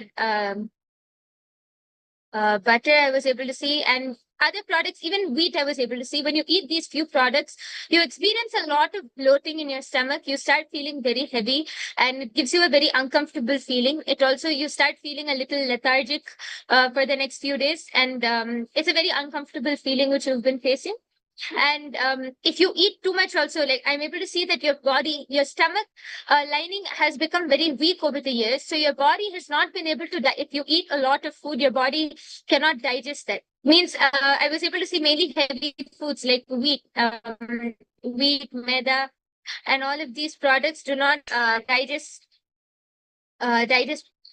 properly. So you face a lot of bloating and constipation also. And I'm able to see that also in your diet, you occasionally eat very spicy, like either very spicy foods or food with a lot of oil. So these foods are causing your like you experience a slight burning sensation, a very like it's a slight irritation in your stomach. So mainly these were the problems which I was able to see. And one more thing which Swamiji has shown me is in the last 1 year, you have also tried dieting, intermittent fasting multiple times, and you feel like you haven't gotten any result from it. So your body basically, the Swamiji is showing that your body basically needs detox. detoxing Aya. Other than this, you're mostly healthy. Your stomach is the main problem, and your body needs a lot of detoxing. So you can try out the Rama Niraha Samyama. The Rama Nirahara Samyama is where you is a Nirahara Samyama where you eat only vegetables and fruits and nothing else. So you can start doing that for 11 days. I was able to see when you start doing that, Ramanirahara Samyama, and drinking more and more liquids, your body will start automatically detoxing. Even your all of the I was able to see like chunks of food sitting in your stomach, and I was also able to see a lot of parasites in the gut area. So all of this, lot of pitta in the gut area, which has to be detox. So this can happen just through the Ramanirahara Samyama. A lot of detoxing will happen. All of the liquids and everything will completely flush out all of the toxins, and you will start feeling much more lighter. You will start feeling more I was able to see you feel more active throughout the day. And one of the main things, go ahead, my yoga yes, prana, sorry. Yes. So one of the main things I've seen, which I was able to see through my third eye, is over maybe the last 6 years or something, you have started you were not very aware of what was happening. You lacked intensity. Like you wanted to manifest a healthy body, but you were lacking intensity towards achieving that. And that the same intensity which you were lacking and awareness which you were lacking towards your own body started reflecting in your relationships around you, with the people around you, with your close family members and friends. It started reflecting in that. So you started facing conflicts and having conflicts where you yourself never understood why these started. But Swamiji showed me that it was because of this, the same intensity and awareness which you were lacking towards your own body started reflecting in the relationships which you were having around you. So if you just start bringing a little bit of awareness, you will see that you will be able to heal and heal the relationships also, which wherever you're having conflicts in your relationships, you'll be able to heal those also, Aya. And the last solution which Swamiji yes, I'm so sorry. The last solution that Swamiji revealed is that you should increase the prana flow in the body. So you can do the Trinetra Kumbhaka every morning, just after sunrise. You can do the Trinetra Kumbhaka. That prana increase in the body will start increasing your energy levels. You will start feeling more active and inspired for your day. That's all I am. Okay, thank you so much, Ma Yoga Pranava. That was a detailed scan. Elongation and I were able to connect to it. Please, could you share? Nityanandam to everyone. Whatever she said is actually 100% true. And I already get the solution at the moment. So a lot of things I'm going through at the moment. So I already get all the answers. I'm really surprised and happy too. Thank you so much. Thank you, Aya. Thank you so much. you, And we can see all the way from India. Yoga Prana is in India and Aya is in Malaysia, and how she was able to scan. And thank you so much. Aya. Do attend Paramashivoham, and you will really experience all the issues that you're having. You'll be empowered. Swamiji will consciously empower you to shift and have a breakthrough from that. It was wonderful having you. Thank you so much. Thank you. Thank you so much. And yes, and I think we've had a wonderful power demonstration today. And what each of you saw as an experience for these people that joined, it is going to be each of your experience. All of you are going to see this breakthrough happen to you in your life by the end of this program. So now let us all enter into the first session of our day today. Let us understand. So now we have heard people, we all are seeing how Swamiji is making each of us manifest. Like normally, if one person manifests powers, we literally say he is God. And Swamiji is making so many of us gods. Then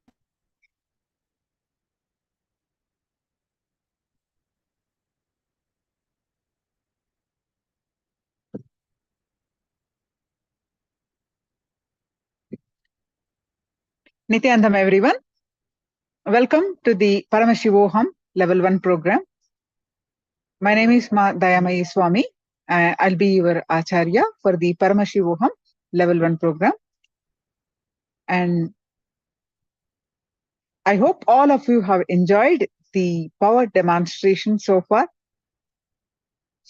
And we are all going to learn and experience that it is also possible for us. Now, with the blessings of the Supreme Pontiff of Hinduism, Jagat Guru Mahasannidhanam, His Divine Holiness, Bhagwan Nityananda Paramashivan's blessings, let's start our sessions with the Sadguru Vandanam. Nityanandam Paramasugadam Kevalam Jnanamurtim Dvandvatitam Gagana Sadusham Tattvamasyadilaksham Yekam Nityam Vimalamachalam Sarvadi Sakshibhutam Bhavatitam Trigunarahitam Sadgurum Tam Namami. Nityanandam, everyone. I welcome you all for this wonderful program of Paramashivoham Level 1. And how many of you are new attending for the first time? Am I audible to all of you? Ma Puja Karim, are you able to hear me, Ma? Ma Swapna, Nityanandam.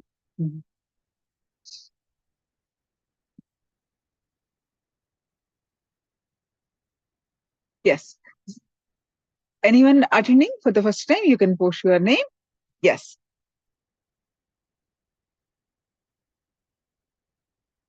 So now, today, what we are going to learn? All the introductions about you. I'm going to go over what the rest of the day you're going to learn. You're going to learn about the introduction to Paramashivoham. What is Paramashivoham program? You have seen some power demonstration now. How that is possible to all of us. What is Paramashivoham program is all about? Many introductions that you're going to learn in today's sessions.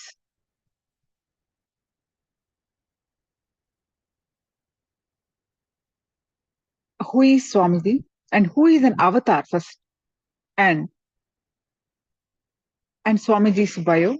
And what do we need to do to experience Paramashivoham? First, we will learn about Paramashivoham and what we need to learn to experience Paramashivoham.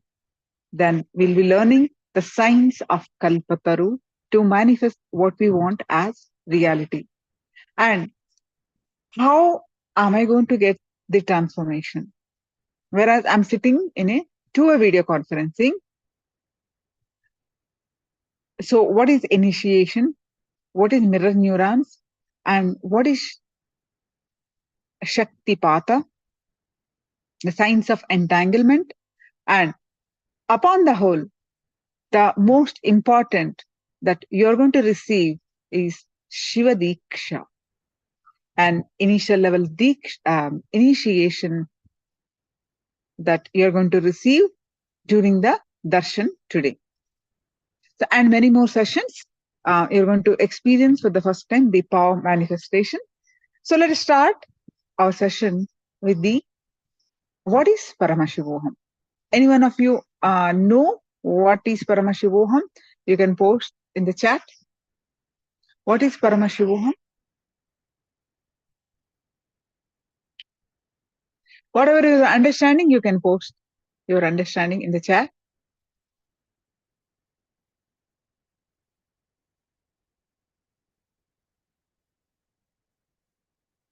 Now, Puja Karan, how many you can post the Chinese Sangha, how many are there and whether they are able to follow?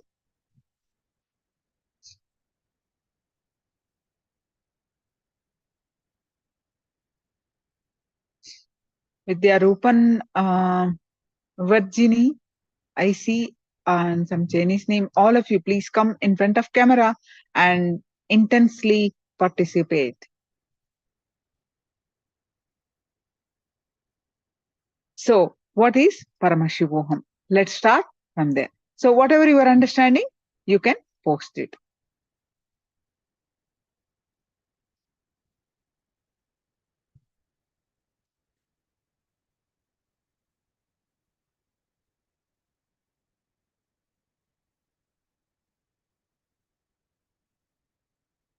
as you're attending for the first time.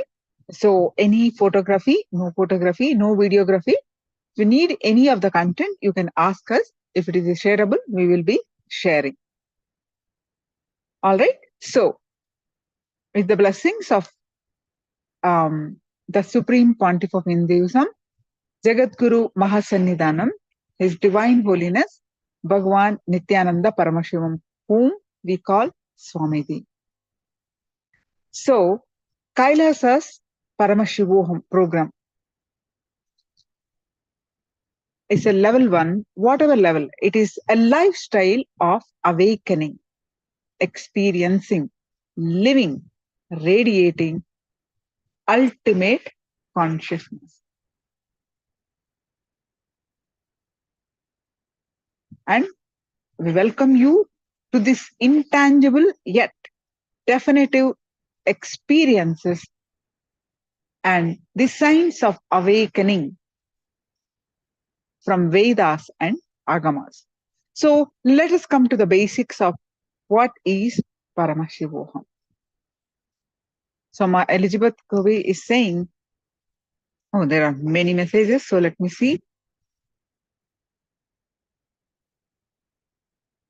It is Virginie says no experience. Experience of Paramashiva during this program. Yes. Elizabeth, it's a program to learn that who we truly are and the powers that we already have instilled in our DNA, which needs to be activated. Wonderful, Ma. So let's understand the meaning of Paramashivoham. See, all that we experience the life, the human life, sometimes successful, sometimes not successful. Sometimes we say we are happy. Sometimes we say we are sad. Sometimes it feels like life is so beautiful. Sometimes we feel like life is tough. We are stuck. So this is called Dvandva, meaning up, down, like this we go through in human life. So many emotions we go through.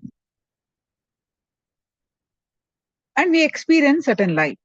All that we go through is human existence. We going through life as a human. But is it what it is to our life? Is it what we are born for? Is our life just go some joys, some difficulties, sometimes happy, sometimes bad, sometimes this, sometimes that?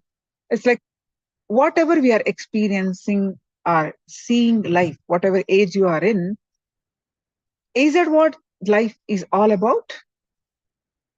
Or is there something more? Why are we here? What is the purpose that we have incarnated on this planet Earth? What is that we need to know? Understand? All that we experience, you say up, down, you say happy, sad, elated, depression, so many things that we go through. Sometimes pain we say, sometimes this. All that experience is a human self. But this program introduces to you. What is this you to you?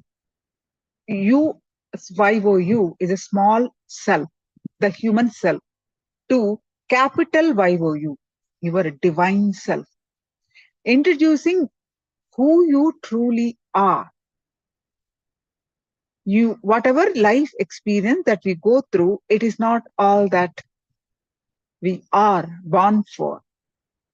We are born to experience our highest self, our divine self, whom we call Paramashiva.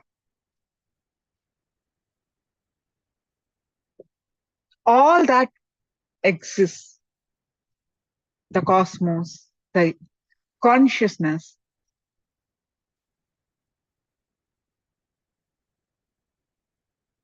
coming into the form is Paramashiva. We call it Paramashiva. It is a light body.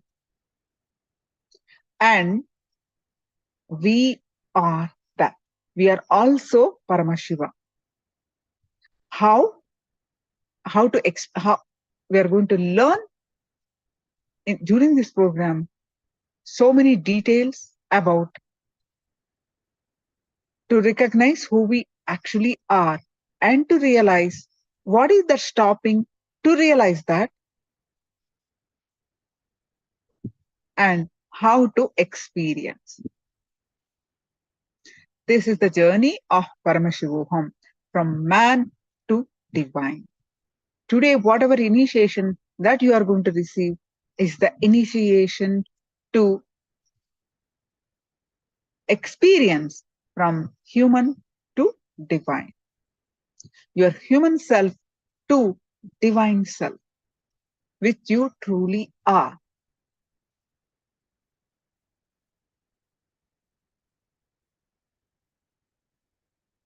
So what happens during this program? What if that happens? What you are going to learn during this program? How this program is designed? What is that each one of you is going to experience? All right? So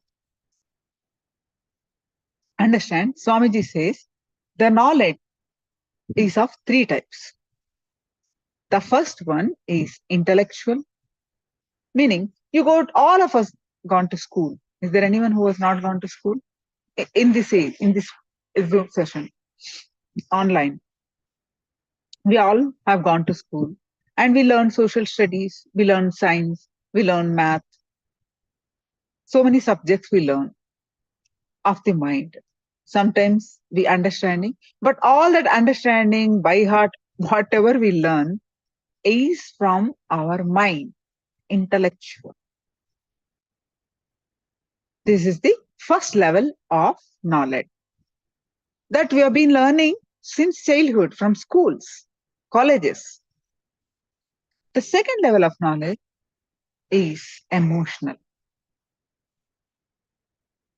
What is that about?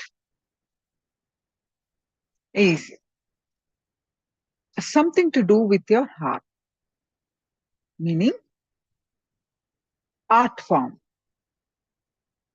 that you cannot learn complete in schools, the art, poetry, music.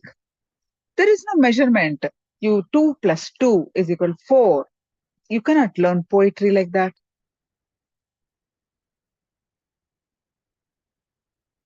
Head is no use in this emotional level understanding and knowledge.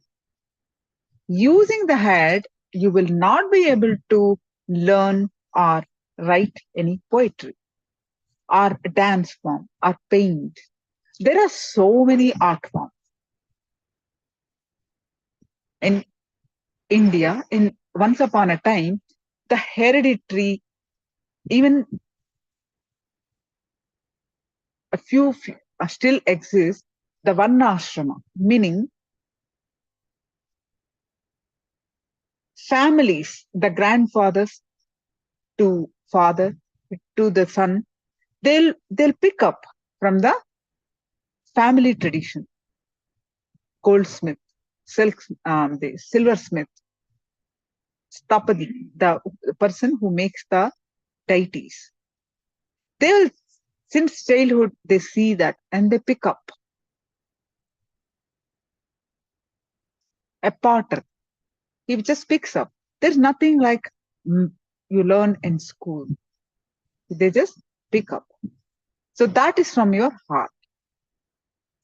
And the third knowledge is spiritual.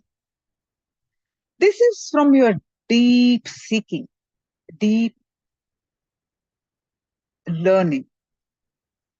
It's a very deep knowledge It can neither be taught from schools nor picked up, but it can only be transmitted from being to a being, from an avatar to a disciple.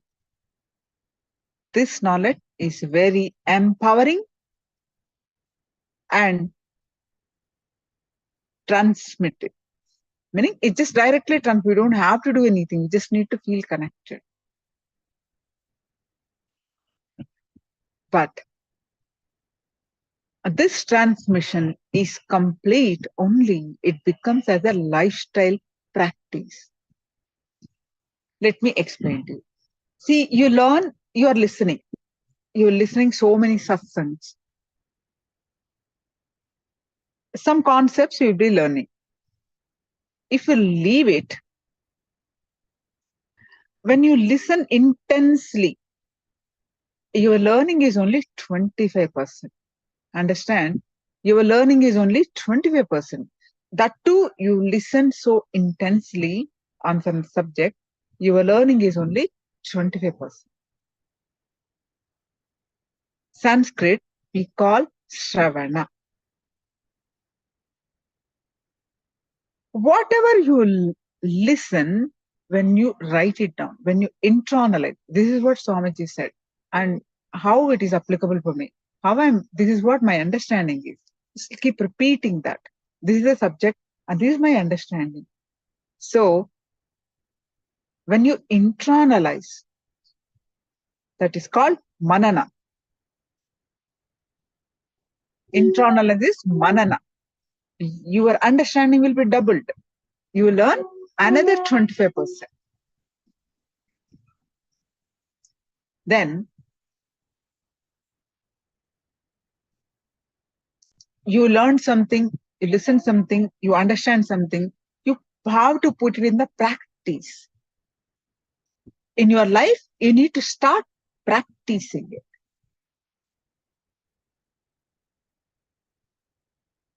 I practice this, I get a breakthrough. I practice this, but I didn't get. So where am I doing mistake? So you ask again. So constantly what to listen, what to understand, you put it into practice in your life and discussing about that. So that experiential knowledge is nididhyasana. We call it nididhyasana. Putting into practice. So you learn another 25% with this. You learn another 25% with this.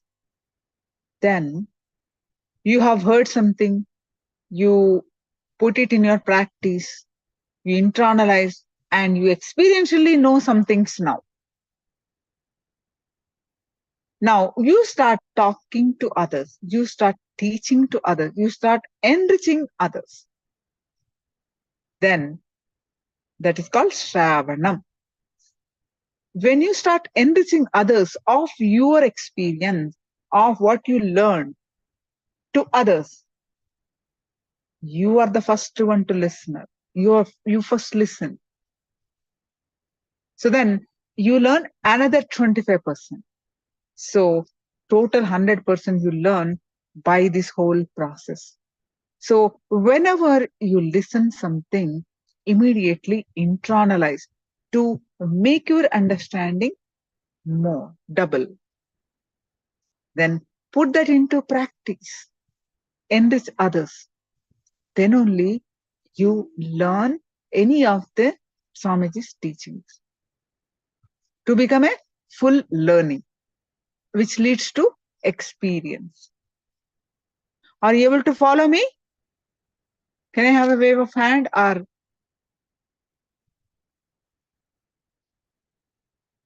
fourth one is teaching others, enriching others.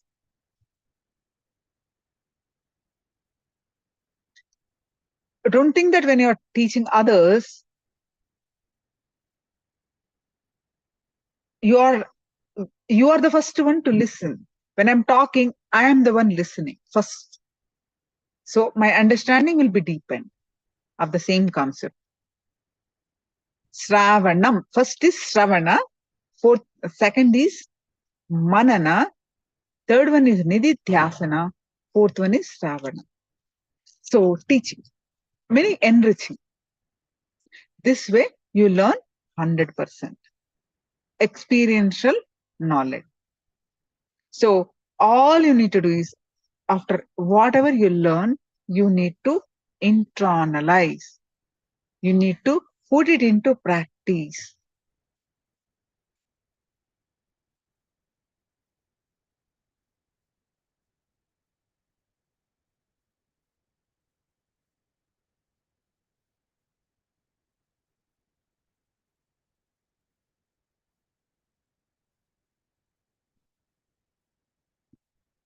Simply trust and listen. Don't whether it's really true.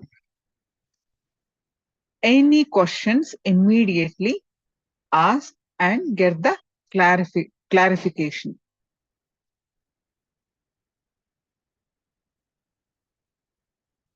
So any questions, please do let me know. So Paramashivoham is what? To experience the state, space and powers of Paramashiva. To experience our divine self is the journey of Paramashivoham. To experience, so you may be asking question, Ma, I have so many issues. I have health issue, I have wealth issue, I have examination I need to pass. There is endless reasons you say that highest priority in your life at the moment. Understand? When you start this journey of Paramashivoham, you are working on your consciousness, your divine self. When you raise your consciousness, all that your desires, the health manifestation, wealth manifestation, all our goals of life are going to be fulfilled. Manifestation happens. So now I request all of you to write down what are you expecting from this program? What is your current status? What do you think that my life, I have this, but I'm not happy with this, my current health. I'm not happy with my relationship. I wish I have a better relationship. Nobody cares for me. Something like that. Each one of us, certain issues with the life. I have that, I have that. What is that how do you define your life now? Just write 10 aspects of your life. Then next, what do you write? What are you expecting from this program? That also write. Take just few minutes and write down.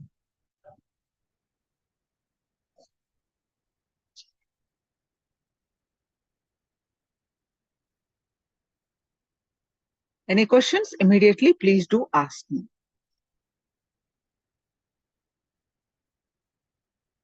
Yes, Ma Swapna, if we do this, then we will experience the Paramashiva. Yes.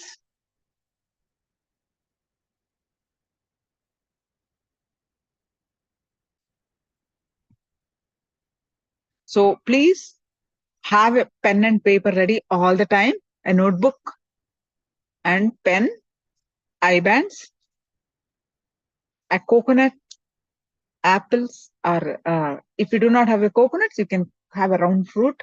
Always keep it ready. Especially notebook, pen, eye band. A minimum you should have. So like this, we will be doing internalization. I'll explain to you why we need to internalize, what happened.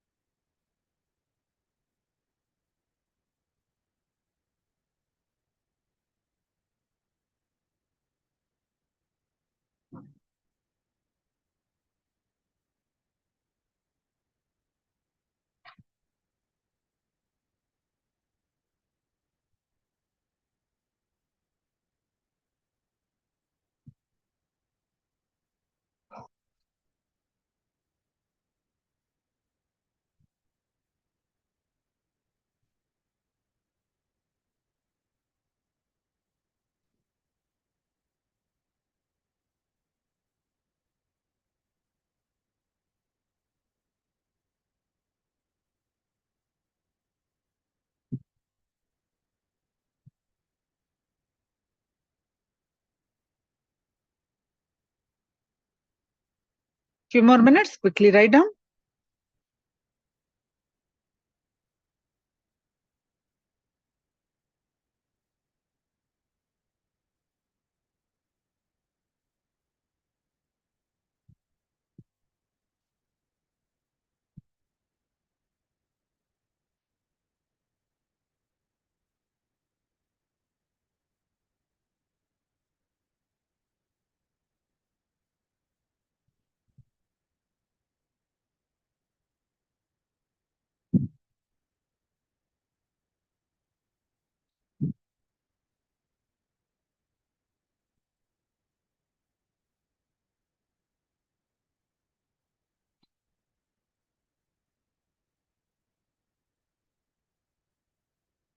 All right. So I know the list is endless. You can continue when you get a break time. So let's continue.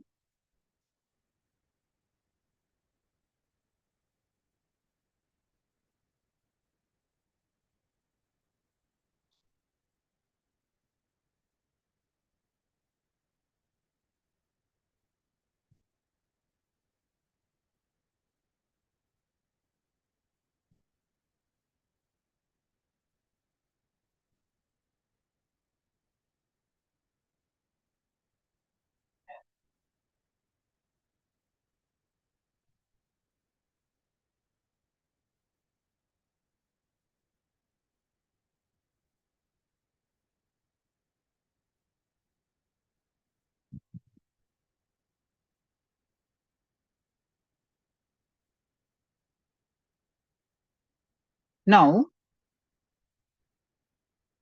we have learned that knowledge is of three types.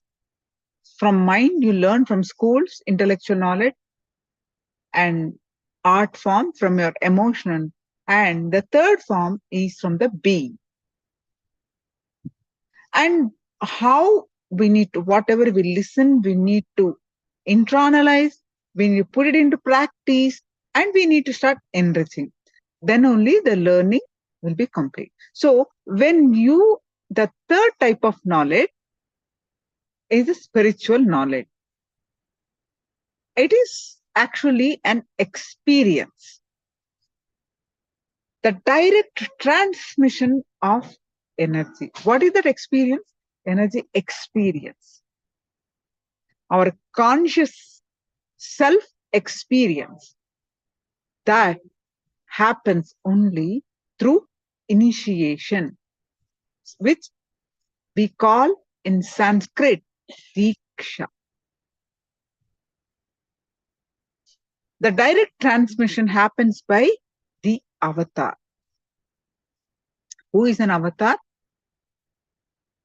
How he is going to transmit the knowledge or the energy expression? Who is an avatar? And what are his attributes? How do we recognize an avatar? What are the attributes? So let us learn. Today you are going to learn many basic fundamental concepts, which is the foundation for you to understand further.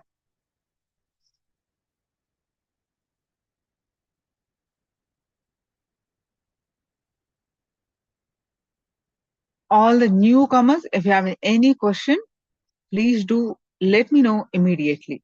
All right. So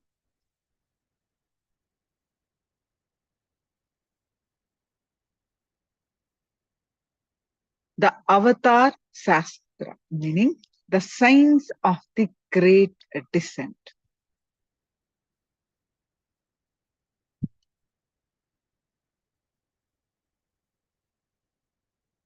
So understand, we just mentioned that we have come to this planet Earth not just to experience human experience. Whatever we go through life is not, it's all about.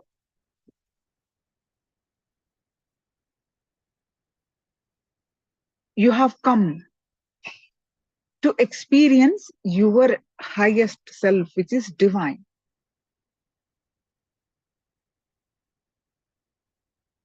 that happens through the initiation, Dīkṣā.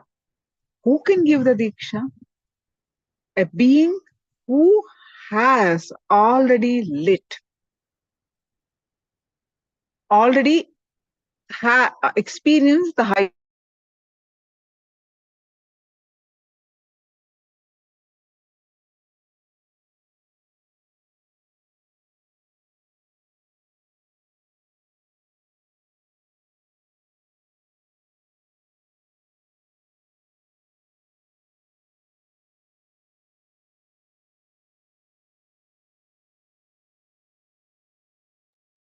on lighting any number of lamps. Same way, avatar who realized, expressed his highest self can initiate us. So let us understand in detail.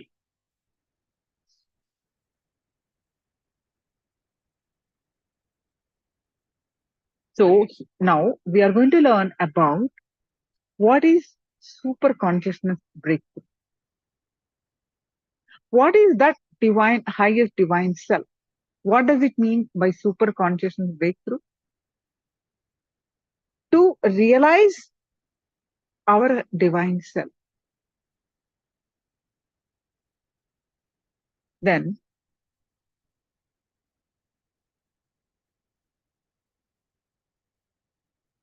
why an embodied avatar?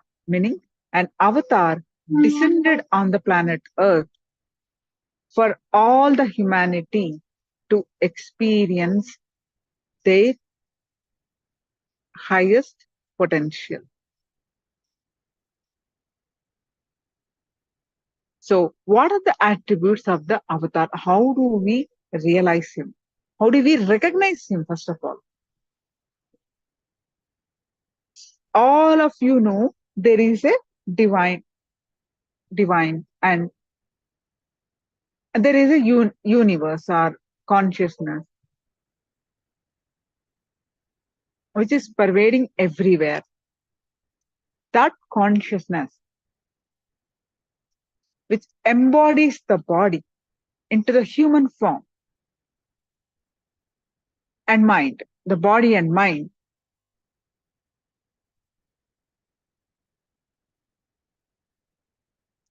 which has to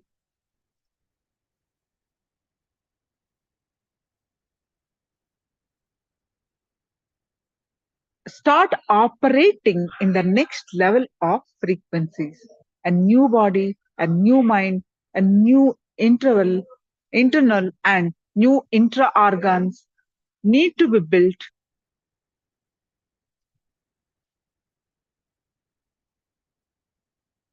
So you may ask, when is the need for super consciousness breakthrough?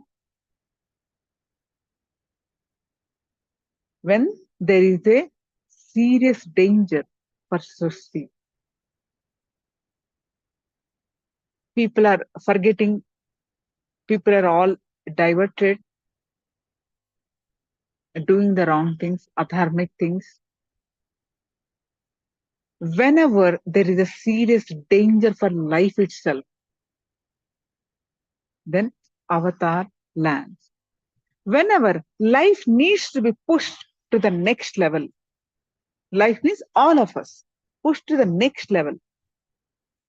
Whether the DNA needs to have a quantum jump,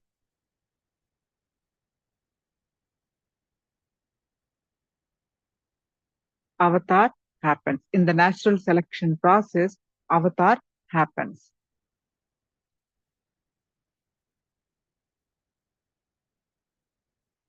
Swamiji explains the descent of the avatar with an analogy.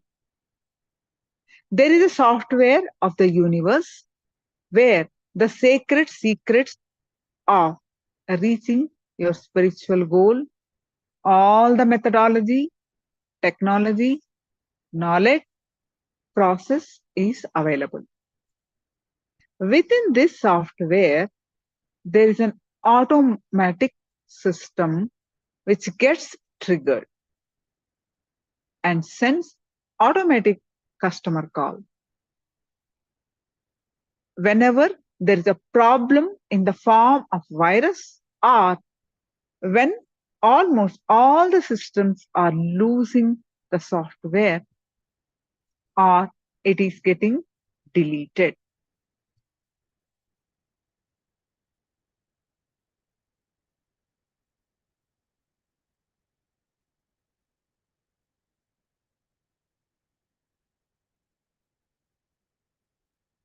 Are you all able to hear me? Are you able to listen to me? Sorry, I didn't check it before. Sorry. Yeah. All right.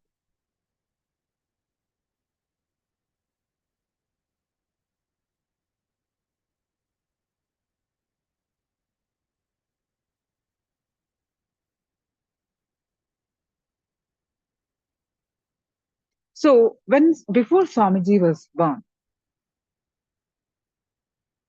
Swamiji was born or descended in Tiruvannamalai in South India. Before Swamiji descended on this planet Earth, there were several Mahapurushas, meaning the enlightened seers, sages, incarnations, including Bhagavan Ramana Maharshi, Seshadri Swamigal. So many enlightened beings were born, starting from Paramashiva in Tiruvannamalai. There is a blessing from Paramashiva, that Paramashiva is available in 3 forms in the Tiruvannamalai, as a big mountain, and as a Arunachaleshwara linga, and an unbroken lineage of enlightened masters. So in that order, Ramana Maharshi is also one of the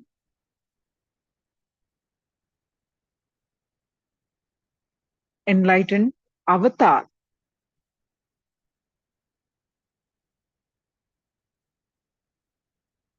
Are from the Tiruvannamalai. And Raja Mudaliar, who is biological maternal grandfather of Swamiji, he went to receive the blessings of Ramana Maharshi in 1940s. He went to Raja Mudaliar is Swamiji's grandfather. He went to receive the blessings to Ramana Maharshi, the great avatar from the Tiruvannamalai. And Bhagavan blessed him ceremoniously and declared that Paramashiva himself would become his family, would be born in his family. It's a prediction from Ramana Maharshi. Understand? There are many sages predicted Swamiji's birth much before.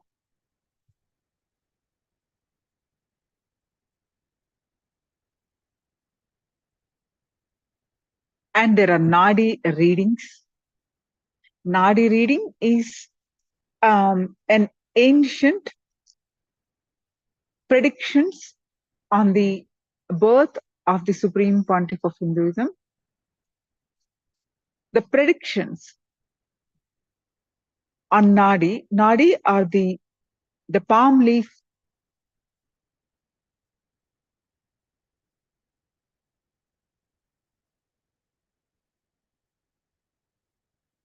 predictions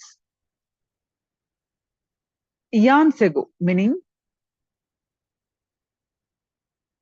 for so many thousands of years, the birth of a certain person is predicted.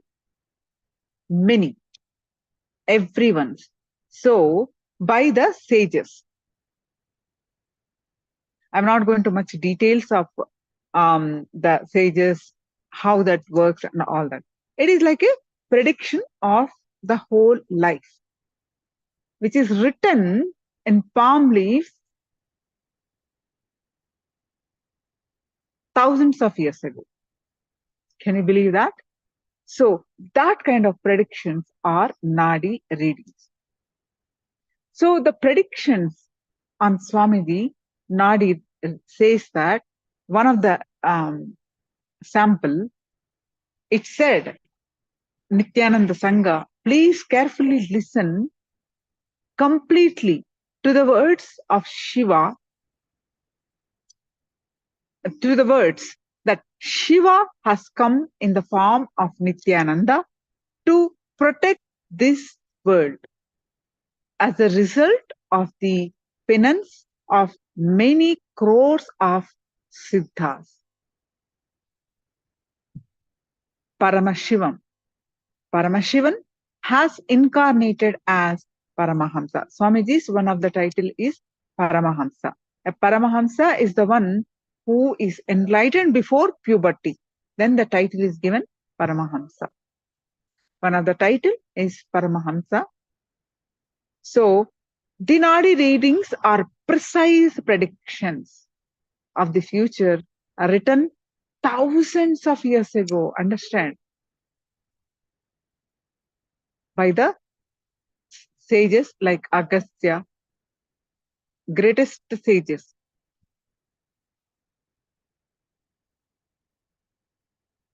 One of the Saptarishis, meaning the 7 great sages. All right. So let us. So Swamiji was born 3rd of January 1978 to answer the prayers of millions of the modern day. Paramashiva himself descended into the human form, leaving an undeniable record of his happening in the night sky. There were so many auspicious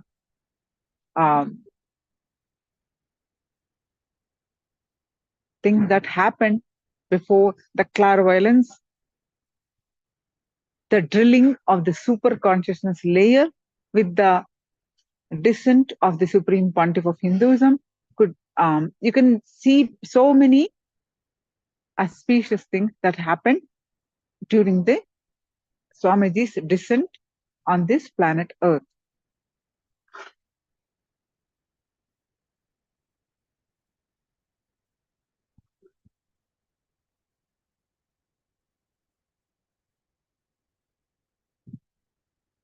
So there were many, Swamiji started expressing that how he is so totally different since birth.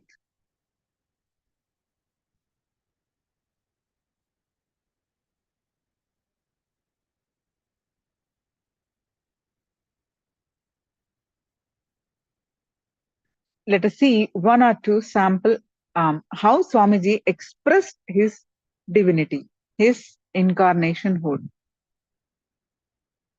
There is a science to recognize the next incarnation. It's a clear science. Even in Tibet Buddhism, they practice this science when somebody is birthed. For example, if Dalai Lama is birthed to the new Dalai Lama as a baby, they will show all the old items used by the earlier Dalai Lama mixed with the other items. This new Dalai Lama baby should pick up all the right items used by the earlier Dalai Lama, his previous incarnation. Only then they will recognize him as an incarnation. Same way, the gurus of the Supreme Pontiff of Hinduism, Swamiji, carried out this process on the divine avatar. They put in front of Swamiji a box full of dazzling jewelry, all kind of glittery gold items, and without hesitation, Swamiji immediately selected a Rudraksha mala. Rudraksha mala is a sacred bead a seed bead, a divine bead. Swamiji has selected that in spite of so many glittery jewelry was there.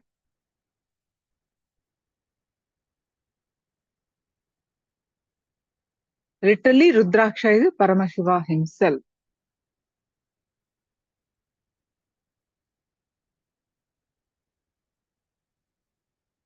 So now let us see some of the attributes of the avatar.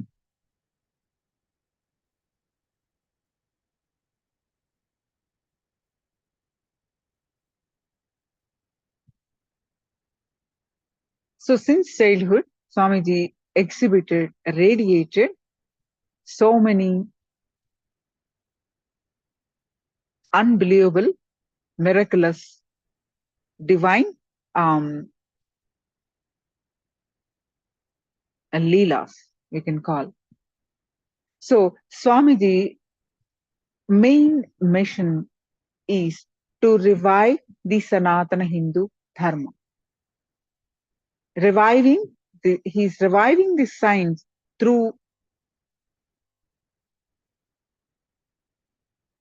3 methodologies to revive the conscious possibility for the world, for all beings, not just human beings. So, for the first training, evolving human beings in the science of living enlightenment, which we call Jivan Mukti, and reviving Varnashrama Dharma, we would all the art forms as a family they practice. They to revive that, practicing any one appropriate path of life. Like there's so many which are related to belonging to Sanatana Hindu Dharma, Swamiji has been reviving.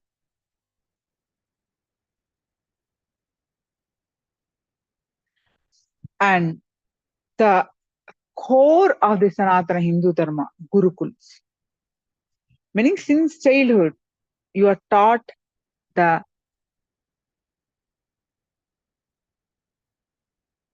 science of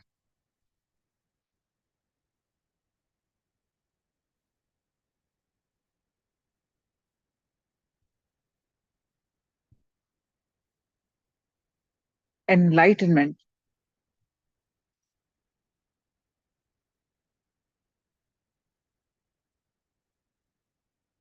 Swamiji has been reviving all the Gurukuls since childhood. The kids are taught what is actually the life, what all that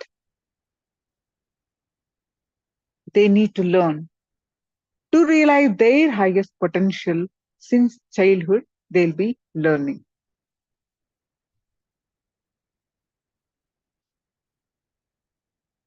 Reviving the temples, reviving the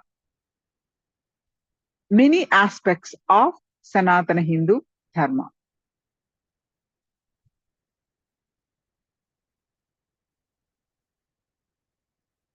You can learn about Swamiji's autobiography. We have a beautiful website. You can learn that. Now, let us understand how to recognize what are the aspects of the avatar. Some of the aspects I'm going to present to you now, which is Kalpataru. Meaning what? A wish fulfilling tree. Manifest your reality. You ask Swamiji all the boons and they become your reality. Then that is one of the attributes that Swamiji radiates. Then perpetual, second attribute is perpetual completion, enlightenment. The third attribute is healing.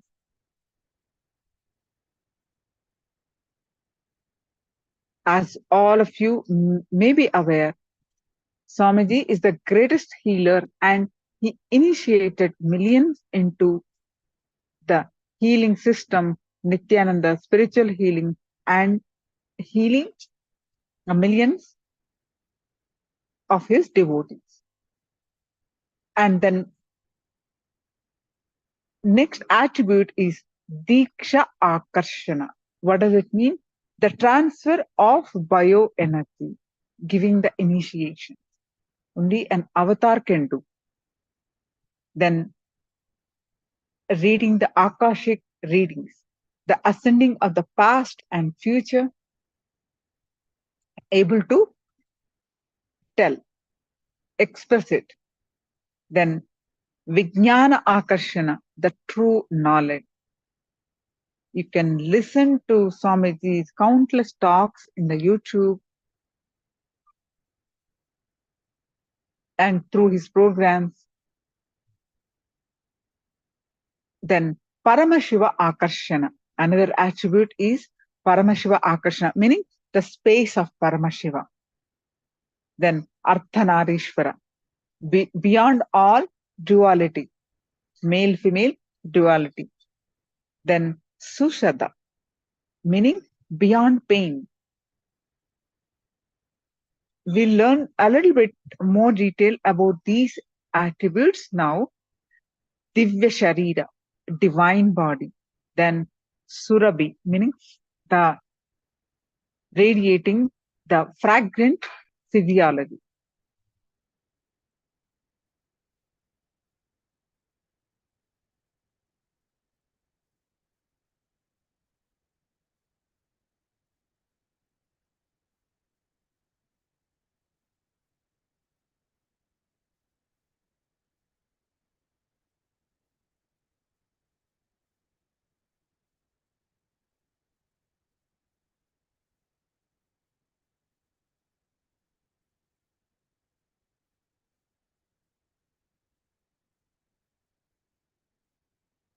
We'll be learning as we all these attributes of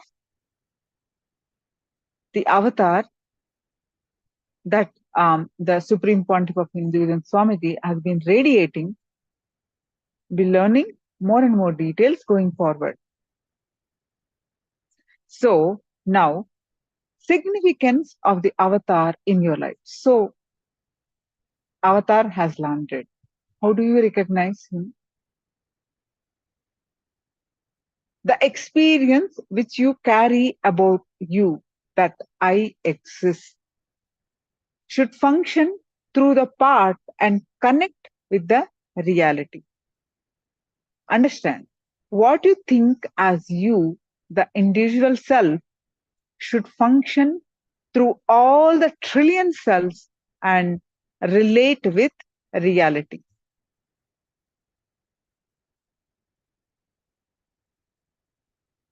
When the awakening happens, you exist in all the trillions of cells you have in your body.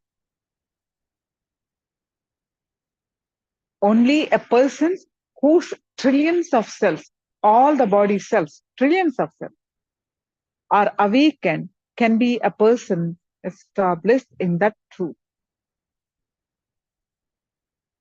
But without a master, without a guru, avatar, you can go on creating, you can go on achieve, but awakening of all trillions of cells is easiest only with the avatar.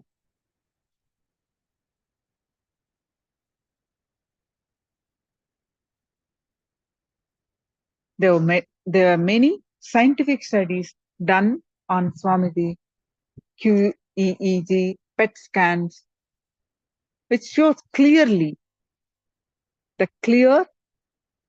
how Swamiji is in the altered states, like Turiya and Turiyatita, the higher states of consciousness, the states of restful awareness.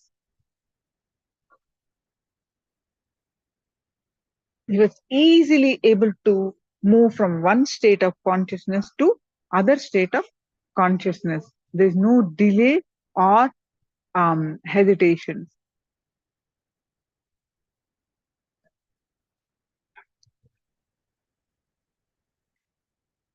It's a brief intro about Swamiji, how he's recognized as avatar. Now,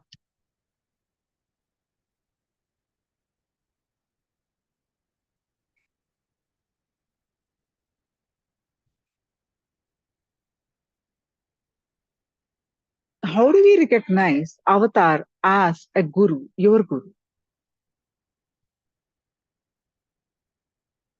So let us learn a little bit detail about how do I recognize the avatar as my guru.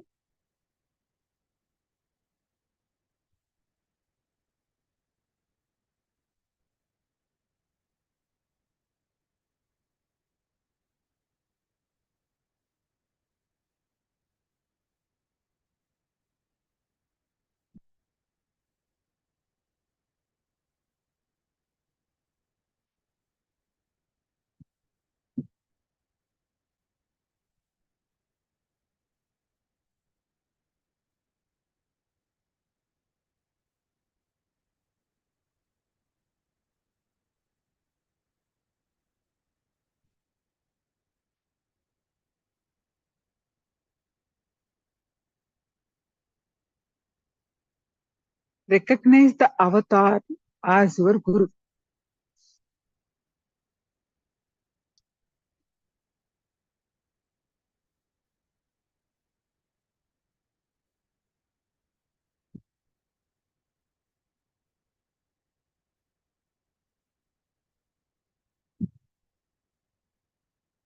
See, the advent of the avatar is the greatest happening in the universe. Every single being, every single individual consciousness, which is in the body, while he is in the body, while the avatar is in the body, is blessed. Because each has the possibility of meeting him. Every single being, which is even only able to get a glimpse of him, is even more blessed. Because upon death, just the power of that glimpse can push you past all your current sufferings to choose the life of seeking in the next birth. If you're able to interact with the avatar, live around him and imbibe him, you are truly the most blessed being of all on planet Earth. See, we have so much of suffering. I'm a poor person. We have some certain standard of how our life is measured, right? The society measures you with how much property you have, how much big circle of friends you have, so on and so forth. Certain things to measure how successful we are, isn't it? Our success is measured by what? The wealth that we accumulated, the big circle of friends that we have, a name and fame we have. All that is measured, isn't it? But understand, if we have the guru, you are the most blessed being of all on planet Earth. Because it is possible that you will finally realize this ultimate and become enlightened in this very life. So the purpose of Avatar's birth itself to give fulfillment to our seeking.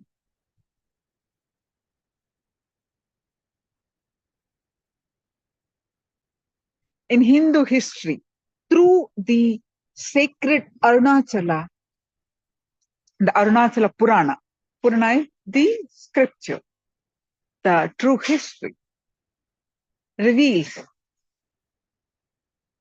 the primal Hindu god Paramashiva's threefold promise to humanity to continuously radiate his presence. In Arunachala, Paramashiva promised to the humanity to continuously radiate his presence from the three ways. One as the magnanimous, humongous mountain Arunachala. That whole hill is Paramashiva himself, and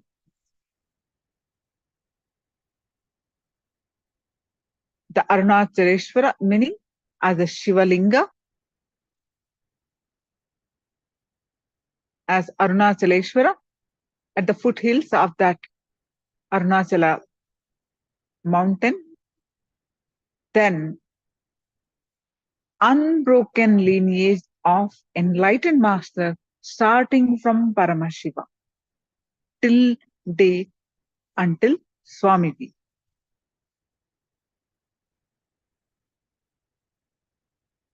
So the threefold promise as a sacred Arunachala mountain, that is first, and the second as the worshipable divine Shivalinga in the Arunachaleshwara temple, and as a living incarnation through an unbroken lineage of incarnations from this blessed land.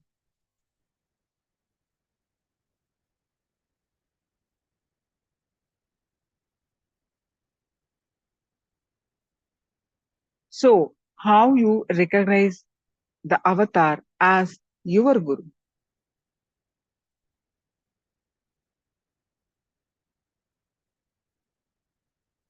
The avatar is Parabrahman, meaning the ultimate consciousness is the guru, meaning there is a scripture which says Durlabham, the Guru Gita, which is Paramashiva's Guru Gita, the significance and importance of the Guru. Durlabham Trishu Lokeshu Tatcharnasva Vadamyaham, meaning this knowledge is difficult to obtain, the knowledge of the Guru, in 3 words. Listen to it. Paramashiva says, I will reveal to you Brahman, meaning the Brahman is consciousness, is nothing other than the Guru. This is the truth. This is the truth. So, avatar is the Guru you seek. Guru is not different from the conscious self. Your highest self is Guru. Without doubt, this is the truth. This is the truth. So, wise men make an effort to seek him.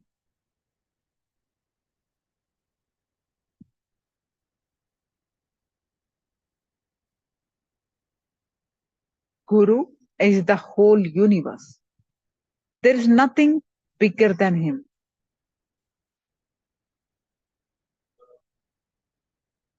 Guru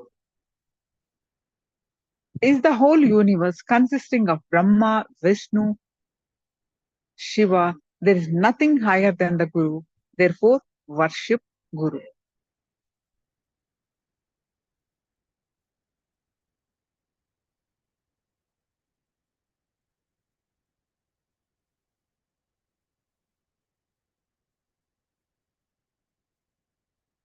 The highest wealth you can acquire while you are in the human body is the embodied states of consciousness called Bhava Samadhi.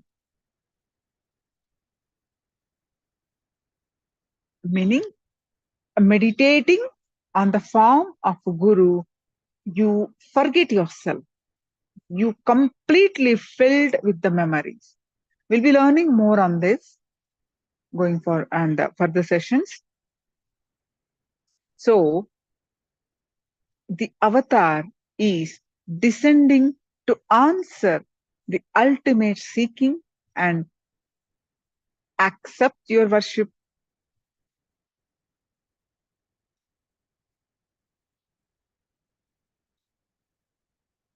To liberate you, to make you experience Him, make you experience your divine potential, your divine self.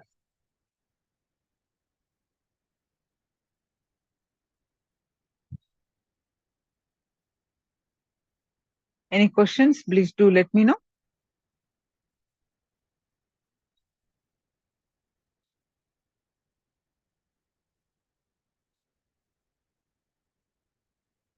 What did you understand so far? Can you all internalize? Whatever is understanding, start typing.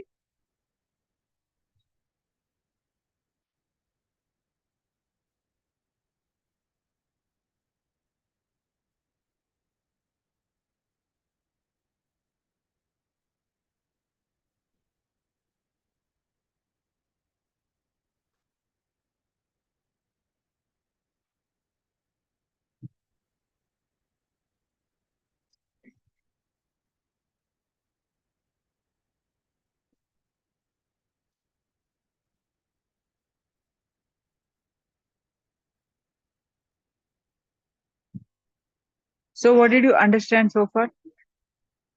Who is an avatar? In your own language, you can write.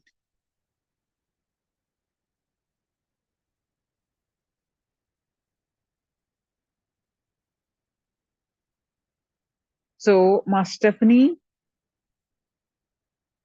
says Swamiji's birth was announced thousands of years ago. Wonderful. In sacred scriptures by sages.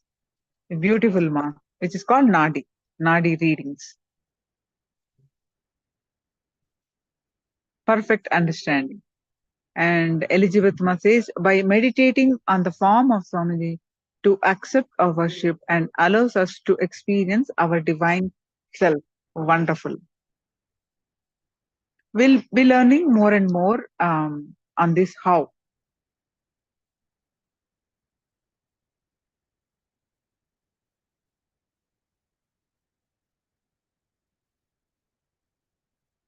Yes, several attributes, Dīkṣā, Akashic reading, highest state of consciousness, and all other. But wonderful, Ma, at least you remember the attributes. You can read Swamiji's website, his biography. There's so much autobiography of the avatar. There's a beautiful book. All are downloadable. You can download from our websites and you can read. This is like infinite knowledge is there, information is there about the so much of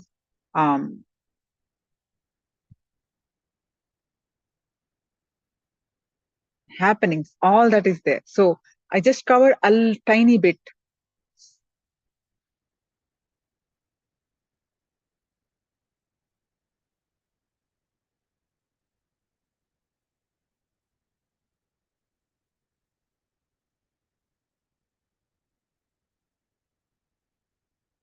So now let us understand. So where do we start? Now we understood, okay, what is Paramashivoham? What is Paramashivoham? And who is an avatar?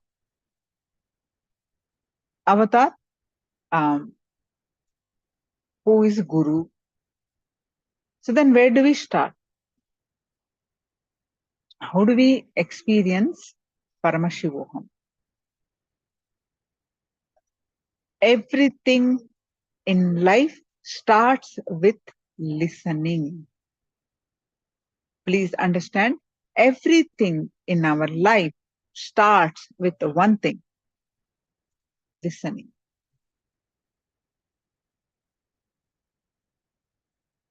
Listening, not only outside, listening to ourselves. Stephanie says he has several attributes. Okay, going to put the link of some. Yes, ma, I will put it.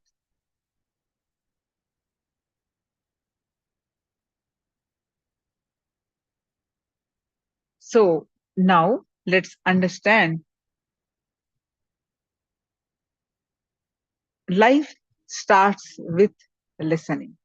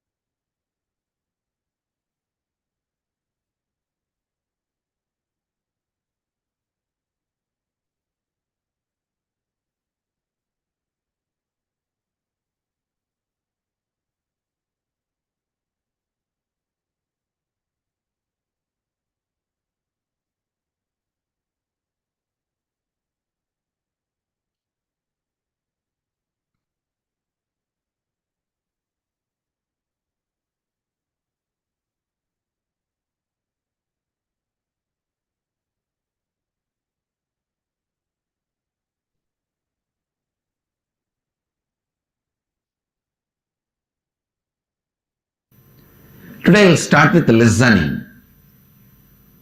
Please listen.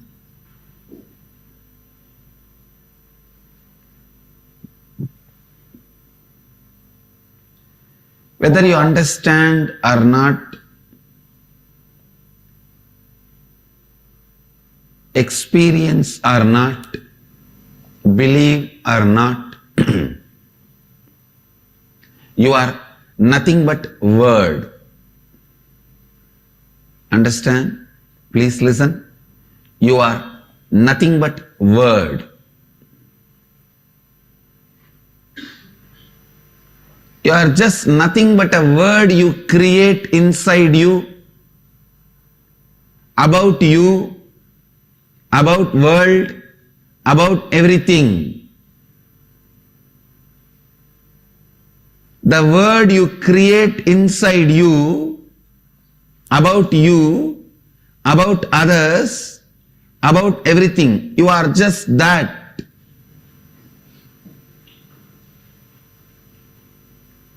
Please understand. The modern day psychologists, researchers, the field of mind and psychology, they are saying you observe, internalize only 2% of what is happening around you. If there are 100 informations, means visual, sound, if the 100 informations are happening around you, you internalize only 2. So please listen. The source of you is not what you hear, but what you listen.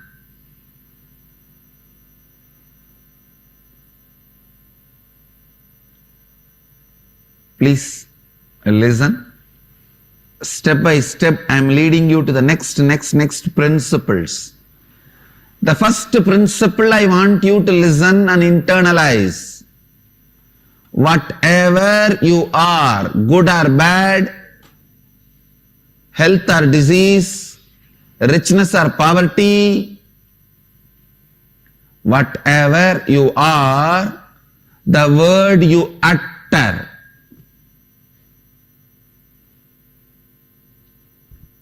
internally and outside, the words you utter, internally about you, externally towards others, the words you utter. The good news in this is any mess you created about you can be corrected. That's the good news. Because you just need to correct the word.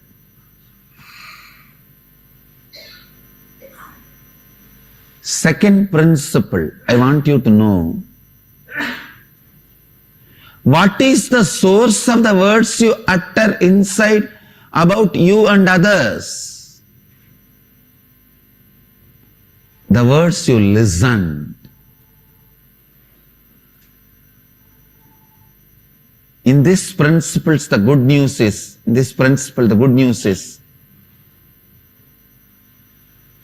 now you got the opportunity to listen to right words from the source of Nada Brahma for next 21 days.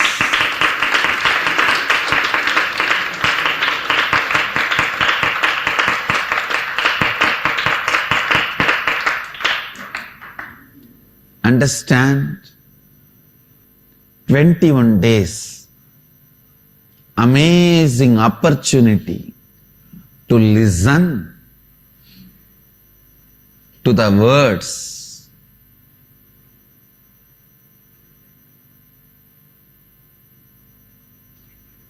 I am not interested in being arrogant, proud or humble. Please be very clear. I am not interested in being egoistic. That is a delusion. And I am not interested in being humble. That's an illusion. This being humble is the amazing methodology through which you are cheated. All these humble people are the most cunning. Really. Because this humbleness is the best way they can impress you. Then shave your head. See in your life, all these so-called humble people are the most manipulative people.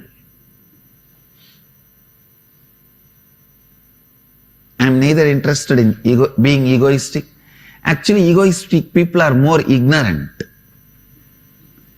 They are stupid. They are not manipulators. But humble people are very manipulative. They know how to present themselves to get what they want to get.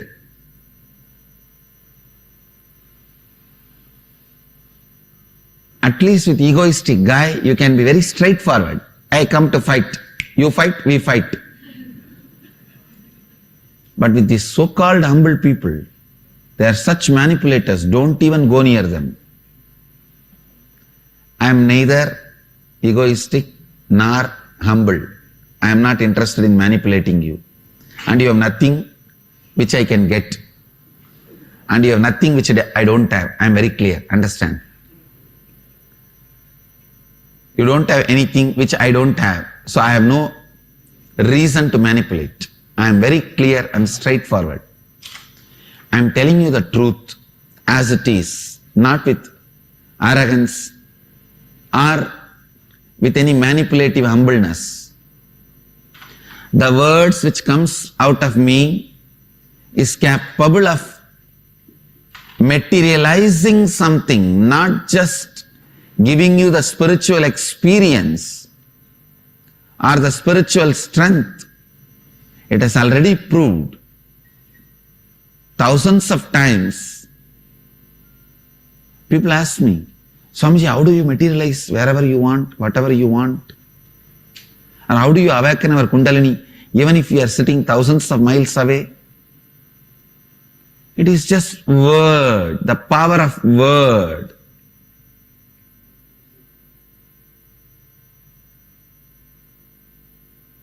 Just the power of word.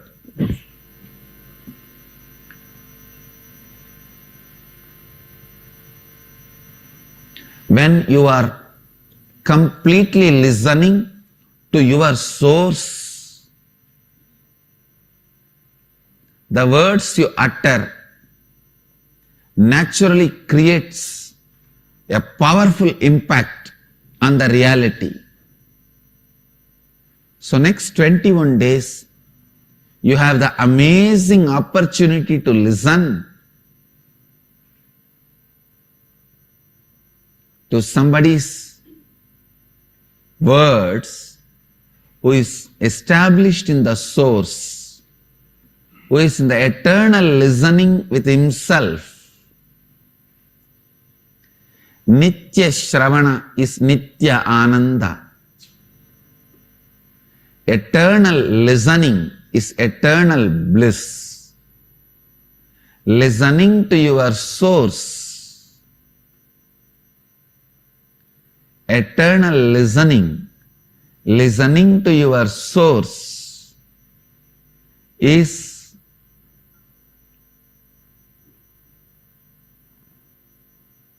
being in the bliss. Nitya Shravana is Nitya Ananda. Please understand, any one day, whether 2014 or 2015 or 2016 or 2020 or 2050 or in the next Janma 2200 or 2500, you have to align yourself to this eternal listening, because that is your original space. Why do you want to do in 2200? Why don't you do it in 2014? March 6th. That's all I am asking. Understand? You have to come back to your original space. You have to come back to your original space, I tell you. Listening is such a beautiful way of involving yourself with life. Participating with life without tiredness or boredom. The best way to participate with the life without tiredness or boredom is listening. I tell you, other than listening, any other participation will tire you and make you feel bored. Whether it is seeing or smelling or tasting or the touch pleasure, other than listening, everything can tire you and lead you to boredom. All the other senses can be closed. Eyes can never be closed, because God does not want you to stop listening even for a moment. That is why the system is created such a way. It is always open and available. Listen. Listen.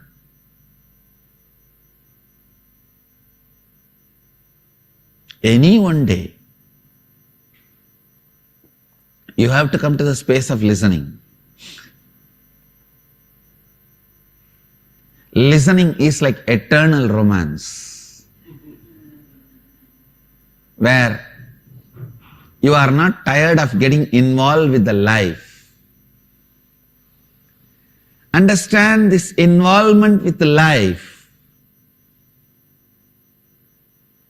Participating with the life. Participation with the life starts with listening. Nothing in the life can be achieved unless you participate. Listening is an amazing way to participate in the life. Especially when you get the opportunity to sit with the source for next 21 days, don't miss the great possibility of listening. Don't miss the great possibility of listening. Because the words you listened becomes the part of the words you utter towards you and others. The words you listen from an enlightened being, a living master, becomes the words you are going to use about you and others in your life. I'll give you the essence of the satsang in Hindi. आज हरिद्वार में हम पुनः वापस आ गए हैं। हिमराज और गंगा के सानिध्य में ये स्थान अद्भुत ही है। आज के सत्संग में हम अनुभव के बारे में बात करते हैं। अब और कुछ नहीं है, केवल शब्द है। जो शब्द अपने भीतर आप रखते हैं, दूसरों के लिए, स्वयं के प्रति उसे शब्द के अनुसार आप बनते हैं। विवेकानंद जी बहुत सुंदरता से कहते हैं, हमारे देश में अगर आप धनी भी बनना चाहते हैं तो आप एक वृक्ष के नीचे जाकर बैठते हैं। कृपया सुनिए, आप और कुछ भी नहीं है, केवल जो शब्द आप अपने बारे में और दूसरों के बारे में बनाते हैं, आप वही है। जब विवेकानंद जी कहते हैं कि कुछ भी चाहिए, आप एक वृक्ष या पर्वत के नीचे बैठ जाइए, वह सही का रहे हैं। मैं आपको इस विज्ञान को सिद्ध करके दिखा दूंगा। केवल मात्र अपने भीतर के शब्द को परिवर्तित करने से आप बाहर की परिस्थिति पर ईश्वरत्व प्राप्त कर सकते हैं। प्रत्येक बात आपके भीतर निर्मित शब्द से ही आरंभ होती है। जो कुछ भी आपने बाहर से सुना है, उसी के द्वारा आपके भीतर का शब्द बनता है। आप जो कुछ भी भीतर निर्मित करते हैं, वो बाहर से सुना हुआ होता है। हर वस्तु का स्रोत है। आपके भीतर जो शब्द आप रखते हैं और आपके भीतर के शब्द का स्रोत है।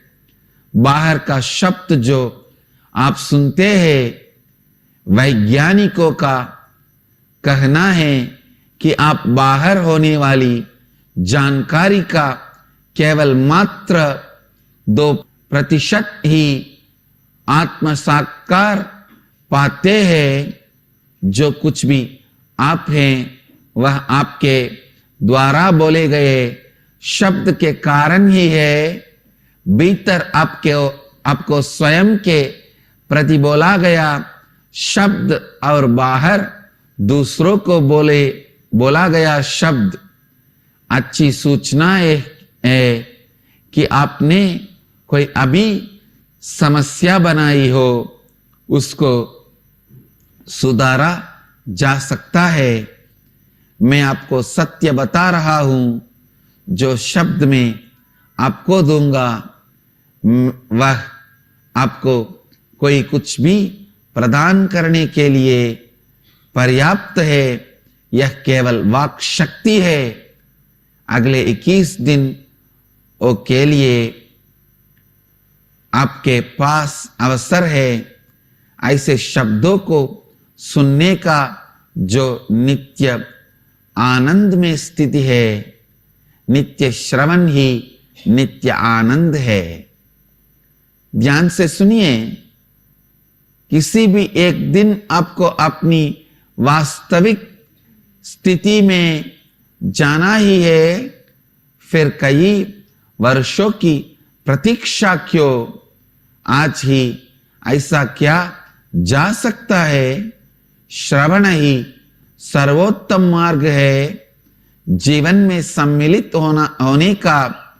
केवल श्रवण द्वारा आप कभी भी बोरे नहीं होंगे। श्रवण ऐसा है जैसे कि शाश्वत प्रेम, जीवन के साथ सम्मिलित होना, जीवन के साथ सम्मिलित होना श्रवण के द्वारा ही आरंभ होता है। Understand? The words you listen becomes the source of the words you utter towards you and others. And especially the words you listen from the source of the source becomes the source of the words you utter towards you and others. You have the opportunity for next 21 days.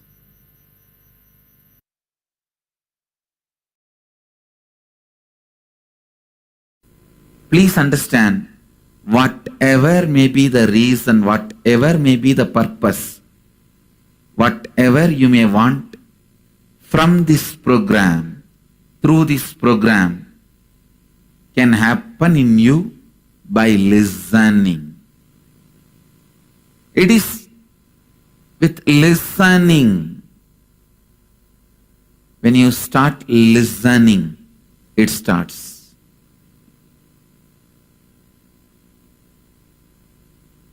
When I say listening, I don't mean just hearing. The default hearing, which all of us have. Let me define this default hearing and listening. Default hearing means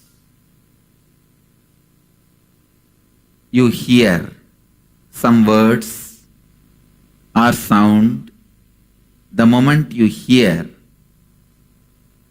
some of your past incompletions stored in you, past memories, emotions, hangovers gets triggered in you. When that gets triggered, you are just lost. You are just lost in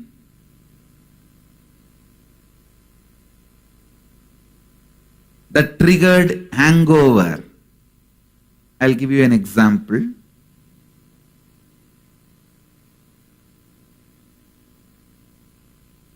When you were 10, you went for a beach walk. There you saw few people attacking one person and finally that fellow is dead. You saw literally a murder in front of your eyes. Naturally you will run away from that place.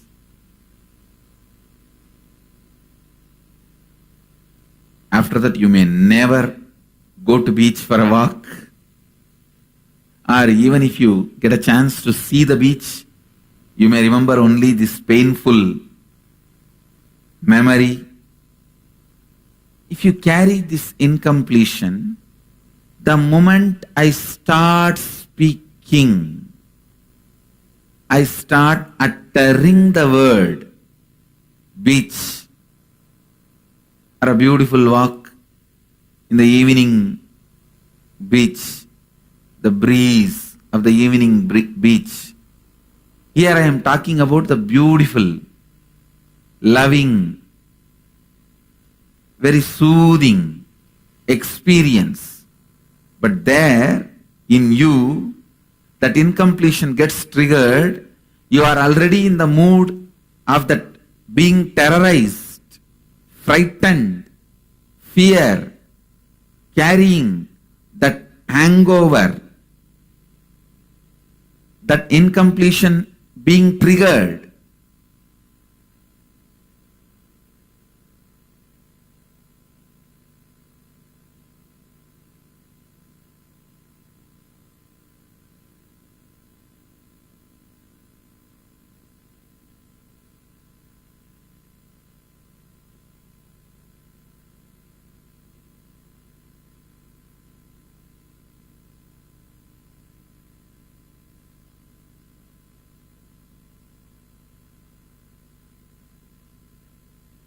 understand, hearing and incompletions getting triggered and getting lost in those incompletions. Hearing, incompletions getting triggered and getting lost in those incompletions.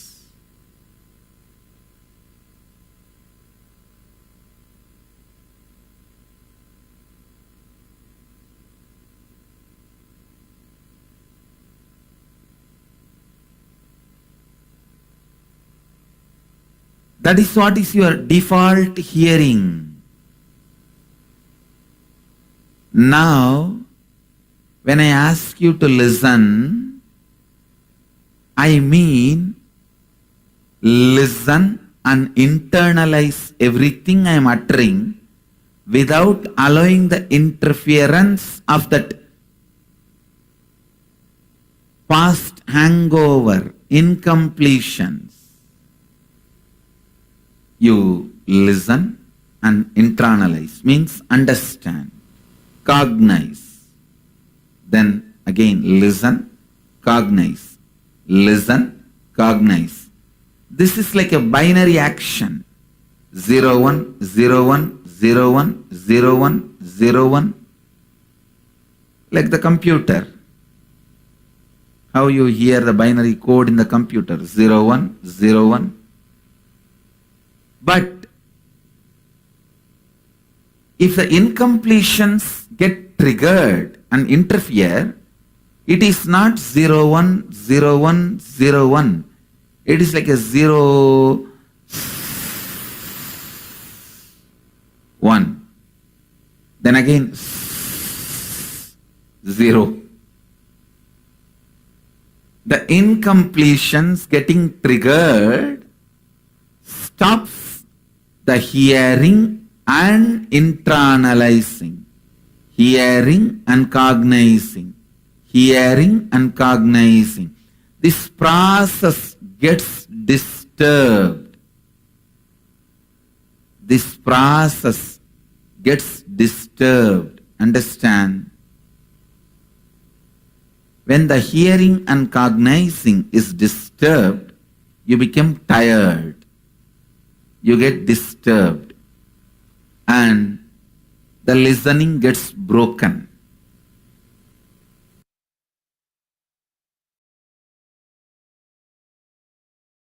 Understand? Today I wanted to expand on the power of listening and how it is directly connected to ability to handle sufferings. Ability to handle reality.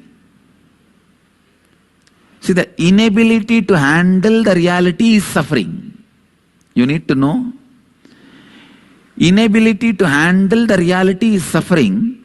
The moment you have the ability to handle the reality, it is no more suffering.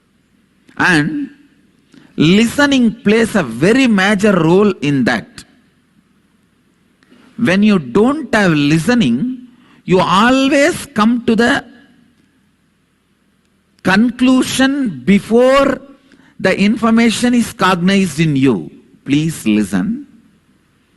The moment you start talking to somebody, when you don't have listening, you start coming to your own conclusions either by rejecting that person or by taking that person as a big threat. Both will lead you to suffering. If you take some joker as a villain, you will be suffering unnecessarily. If you take the villain as a joker, you are neglecting the great problems and big sufferings going to come. To gauge a villain as a villain, a comedian as a comedian, you need listening. Please understand. It is listening which is important to see the guy who is in front of your life, he is going to be a comedian or a villain. or your friend. Just because it's a close person's opinion, I don't take that as 100% truth. Just because it is opponent's opinion, I don't take that very lightly. In every moment, I put my listening and separate the comedians, villains, and heroes. Heroes, let them be encouraged to support. Comedians, laugh at them.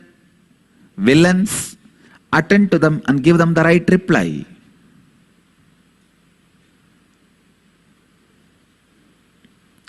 Please understand, listening is survival need. Listening is survival need. If you just have listening towards your mind, it cannot cause any more suffering to you. Your mind is also one of the close attendants you have. Because of your confidence over that guy tries to give you all false information and exploits you. I have seen this happening. I have seen this happening. It is not that he is a criminal, but he does not have listening. People ask me, how can we get to the space of pure listening?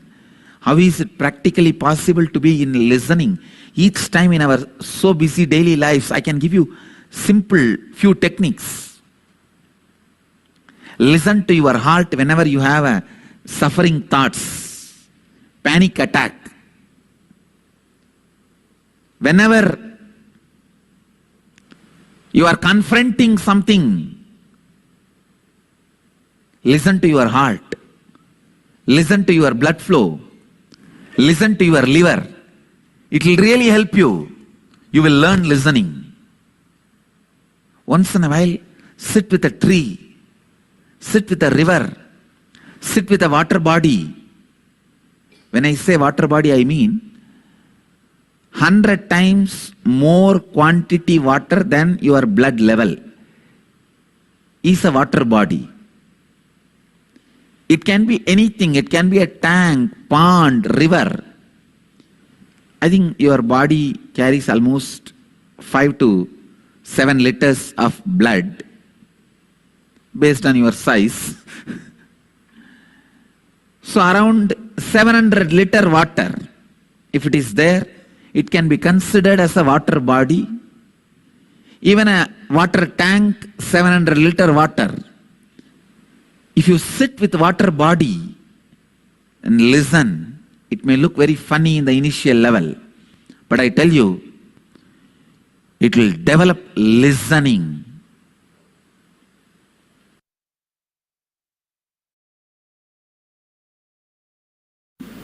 So understand, for the next 21 days, constantly remind yourself to practice this only one thing, listening. How many of you are ready to commit that you will be in the listening? Great. I need only this one commitment from you. Listening. How many of you did not raise the hand? Raise the hand now. No, there are many hands did not go up. I just wanted to know.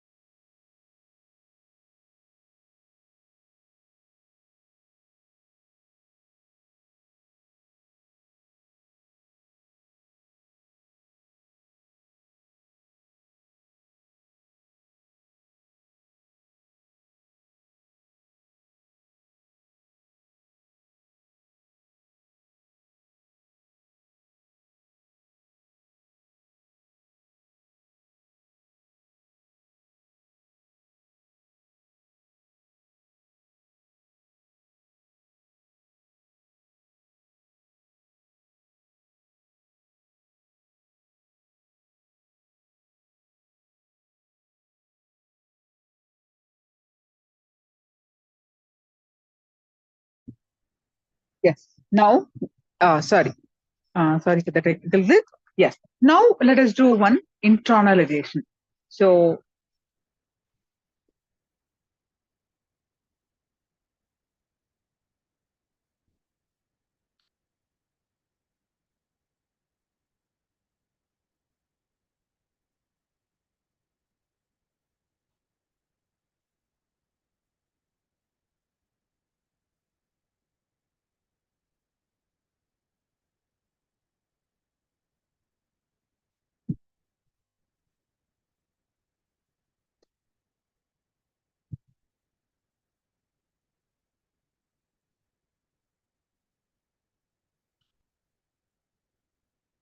I'm going to project the slide for the internalization.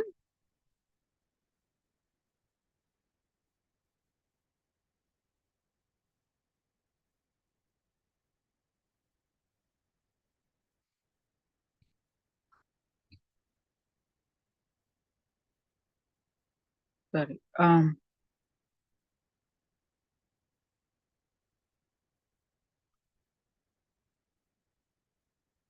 Okay, so you can have this.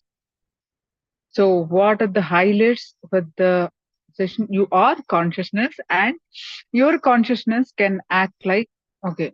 So this one is for the previous session. Now, one moment. So what did you can actually start typing what you understood about the, yeah, listen to yourself. This is the one.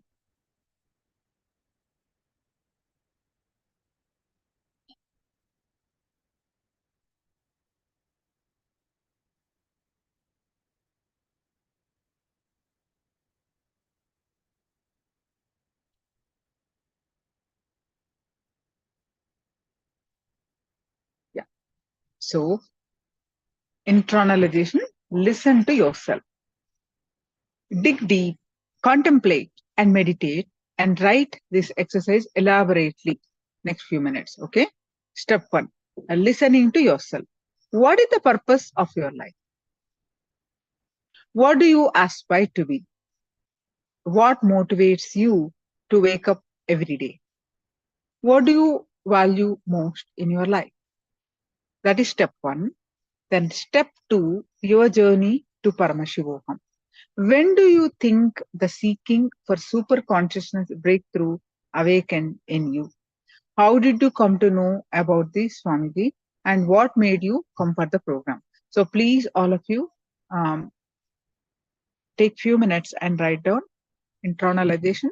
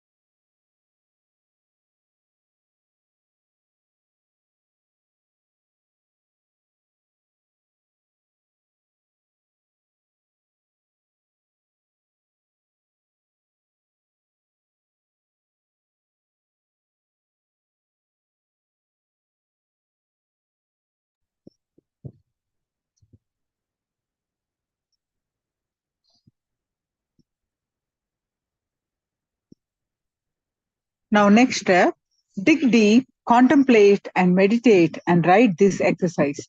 Next step, step 3, what are you seeking from life? How do you plan to achieve what you aspire to? All your actions in life align to this? Then next step 4 is, what are you seeking from Paramashivoham program? What is your reason to attend this program? What do you expect? Please quickly write down.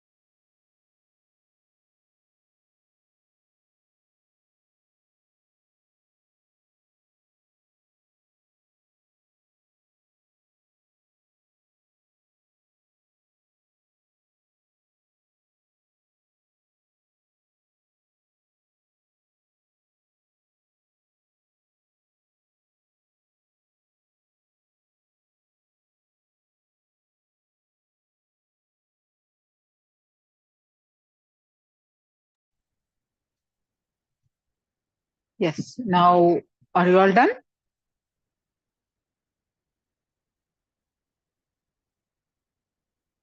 Are you all done?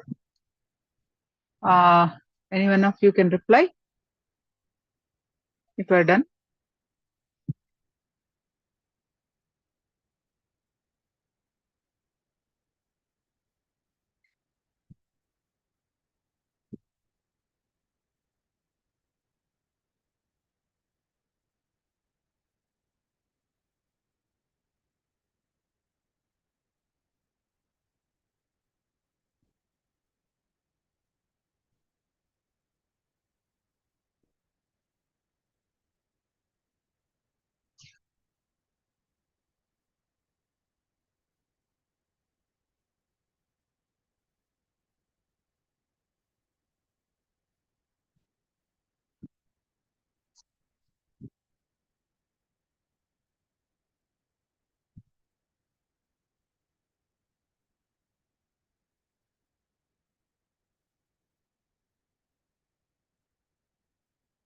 Yes. Now,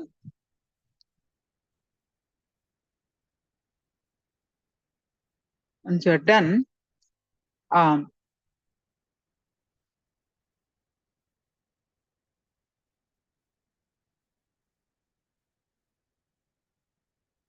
there are some tips. Tip 1, be present all 21 days, be involved. Meaning, whatever you listen, you internalize and ask questions. Okay, so be involved. Then, when a participant sits in the breathing space of the avatar, who is established in the highest realization, they draw in his knowledge and wisdom beyond the dimension of words. Non-verbal understandings as well as verbal instruction is transmitted. The act of sitting is named as a physical happening, but what takes place spiritually is beyond words.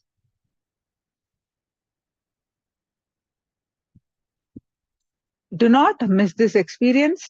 We are blessed with this opportunity, as every moment the Master Presence is there for the full 21 days. Even now, don't think Swamiji presence is not there. His presence is there. So do every exercise. You are not being ranked here. Okay, you're not going to get marks, or you're not going to be ranked here. These are designed by Swamiji to guide you to your breakthroughs.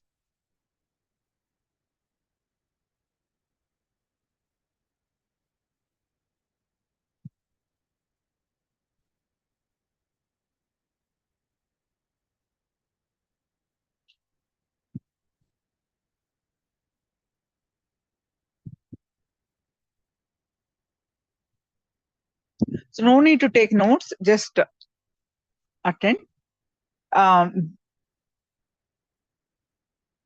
Analyzing for the sake of internalizing, the truth is internalizing. Take a few minutes recollecting, writing elaborately, not like college notes, but that is internalizing. Whatever you heard, just write it again. Understanding again is internalizing.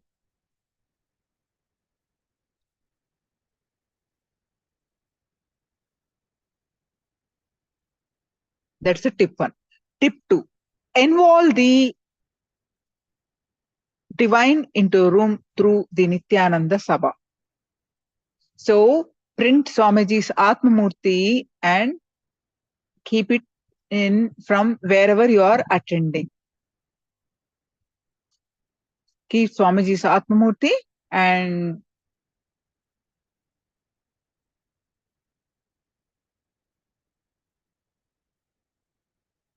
as you see in the picture, you can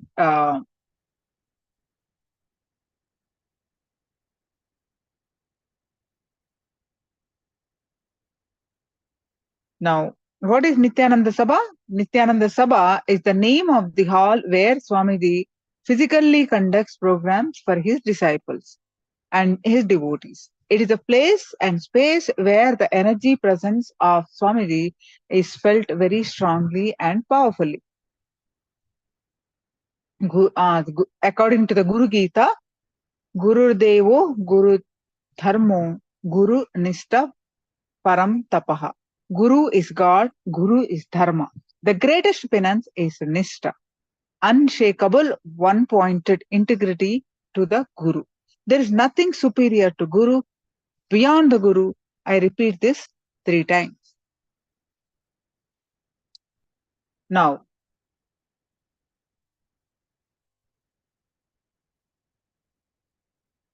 so treat the room that you are sitting as Nityananda Sabha. I am sitting with you in that room personally. From morning till night, throughout the time, be available in Nityananda Sabha. I am making the room in which you are sitting now and attending the program as my energy field now. In each of your rooms, I am sitting and declaring that room as my energy field. Make yourself available. This whole program, precisely all the programs, time, be in that room. Be available and go through the instructions and intensity and Tyaga. All that great things happen with Tyaga. Sacrifice. All the ultimate things manifest with Tyaga.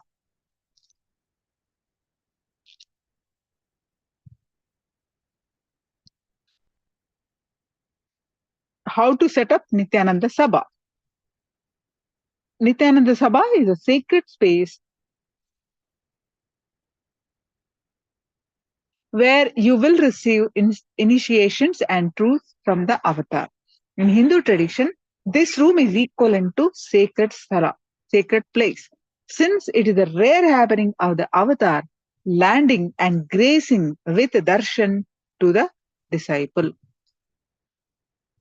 So decorate the chair with the beautiful cloth, flowers and fragrance. Place the Atma Murti on the chair. Now, when you place, the moment you place that, literally Swamiji is sitting with you.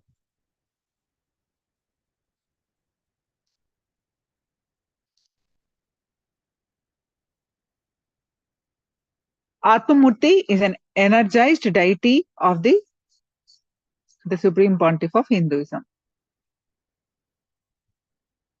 So he is only to you.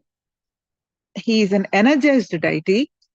It is just for you to relate with, to connect with. It is literally Swamiji available 24/7 in the form of Atma Murti.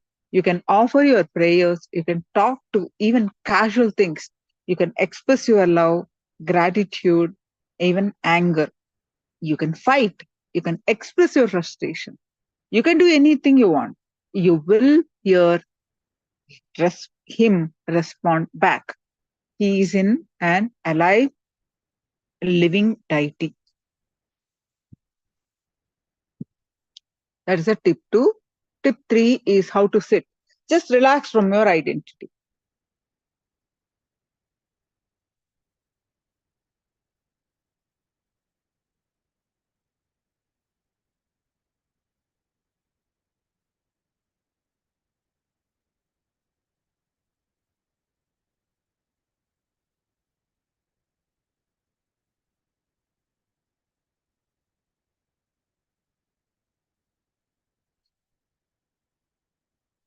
So now tip 4, highly recommended visual audio setup.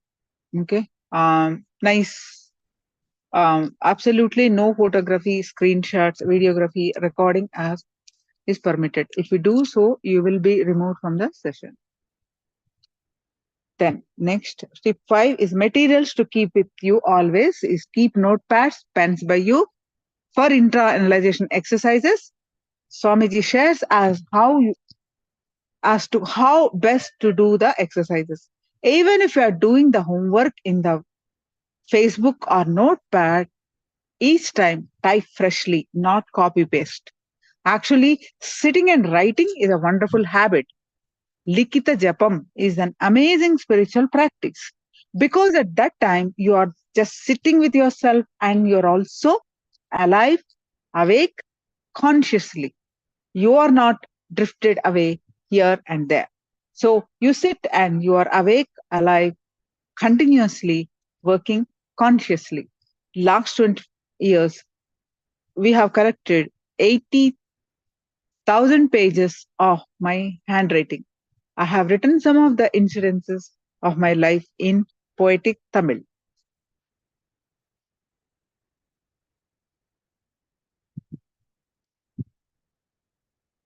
Tip 6. Be dressed in a super conscious breakthrough. Dress 4. So literally it's a celebration. So as per the Hindu tradition, look at your best in traditional Indian clothing. Saris are chudidars for men and kurtas are dhoti for men. Vibhuti kumkum on your forehead. Jewelry if you wish to elaborate. Tip 7. Don't miss Nayana Dīkṣā, meaning don't miss the darshans. What is Nayana Dīkṣā? Nayana Dīkṣā is when you are sitting with the divine himself. Paramashiva's living manifestation that has happened for giving super conscious breakthrough. Not only you are seeing the divine is also seeing you. When you see me, you are doing the best thing you can do to you. When I see you, cosmos is declaring the best thing it can do to you. So how to get the best yourself from Nayana Dīkṣā? Be in absolute awareness, avoiding any restlessness or movement. Avoid walking around and be on camera continuously. Tip 8. Detox is a must with yoga and Jala Aushadha. During the program, you will experience a rare, the yoga program, Dvitiya Vinyasakrama.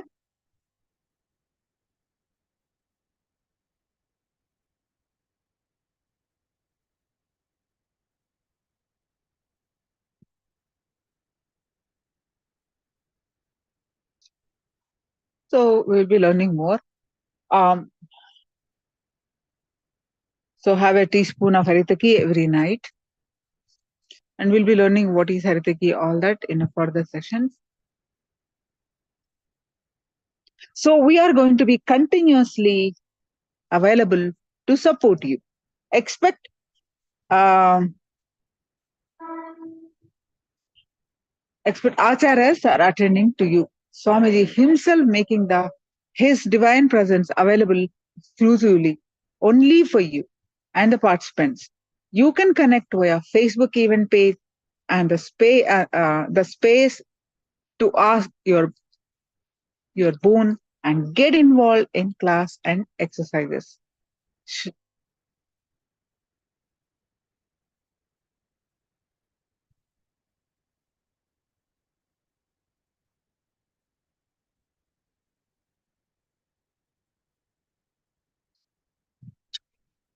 All right, so are you all done?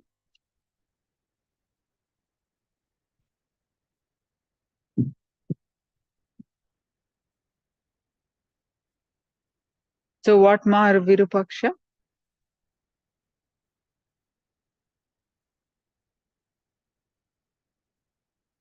So ma, give the gist.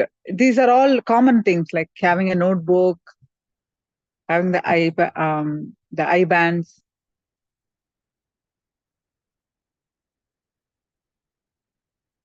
Yes, ma.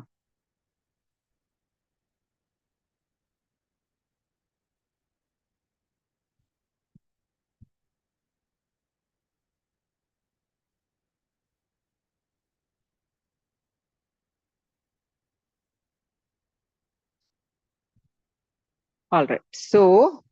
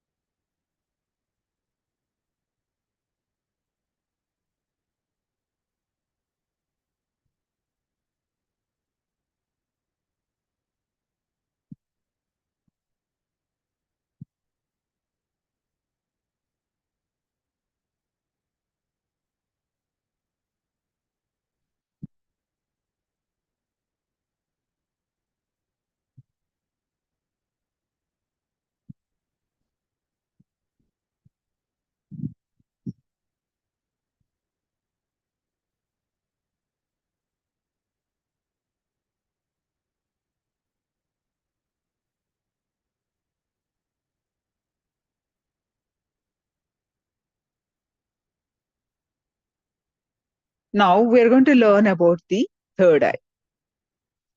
All base concepts we are going to learn today. So another cognition that we are going to learn is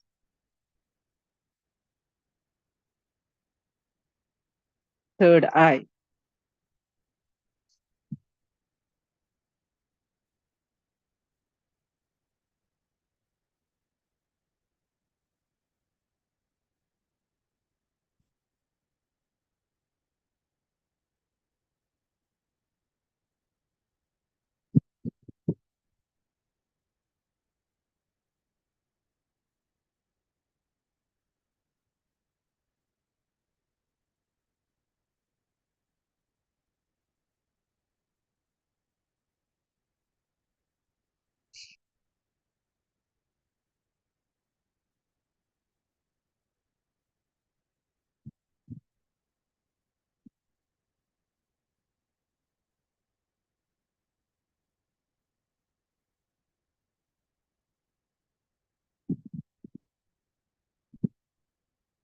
So I'm going to project the slides now.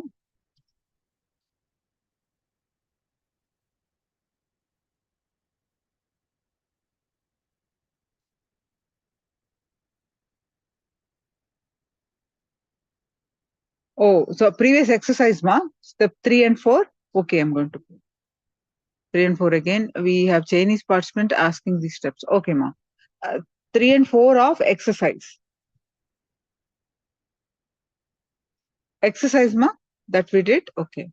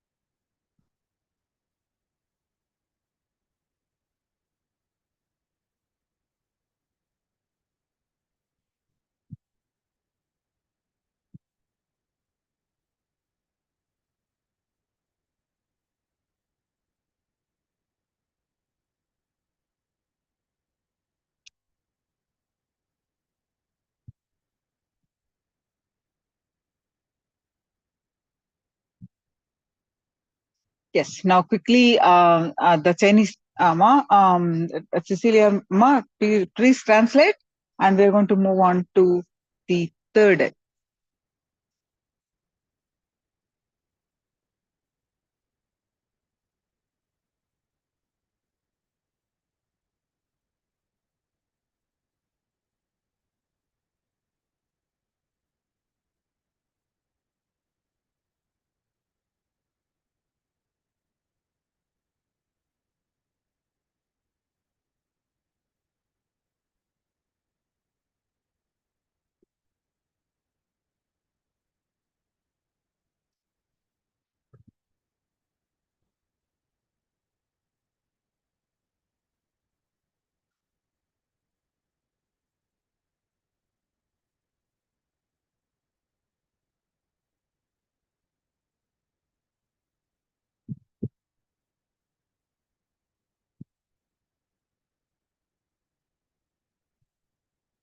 Yes.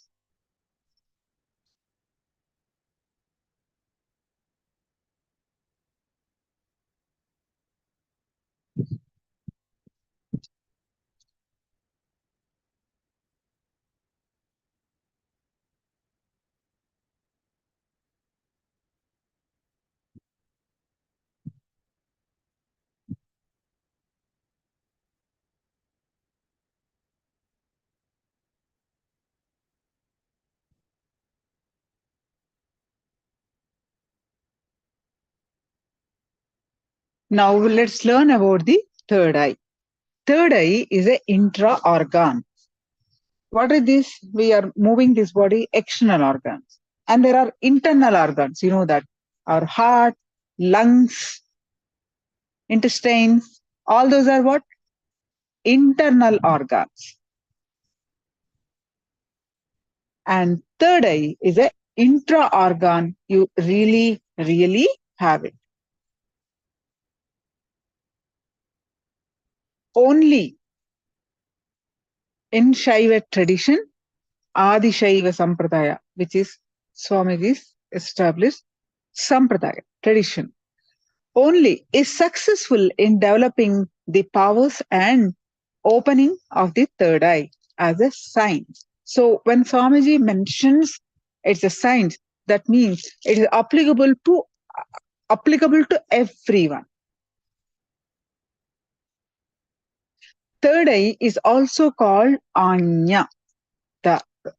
In Sanskrit, it's means command. Anya means command. It's a seat of will. So this is the location between the eyebrows toward the center of the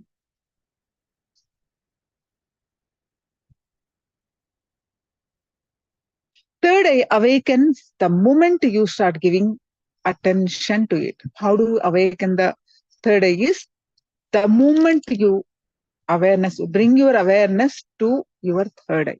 So each power manifestation you are practicing. So third eye awakens the moment you start giving attention to it. Third eye is browsing center.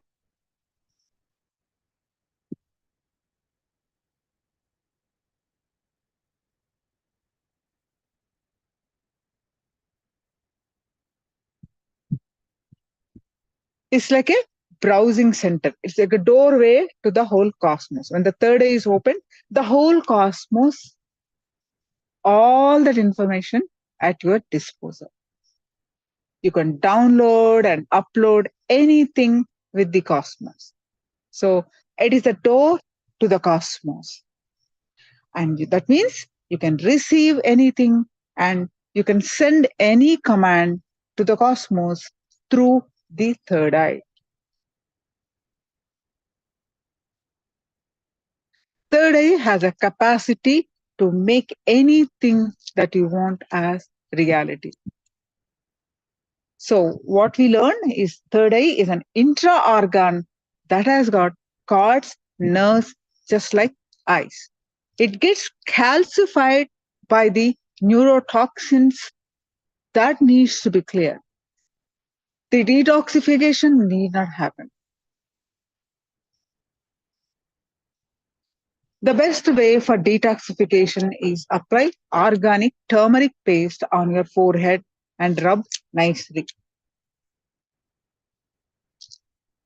This power of activating the third eye will help you to achieve health.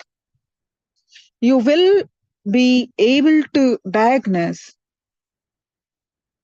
and you will be able to just command your body to get back to your health. The third eye is the seat of willpower. The third eye is blocked by your decision to be comfortable.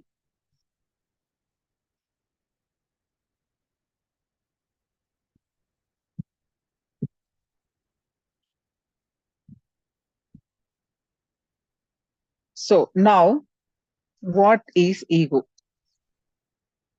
Most of us think that ego is what? Some inflated idea about ourselves. Ego means that we need to have an inflated idea about ourselves, and this is not true. Ego is any idea of ourselves that is different from reality.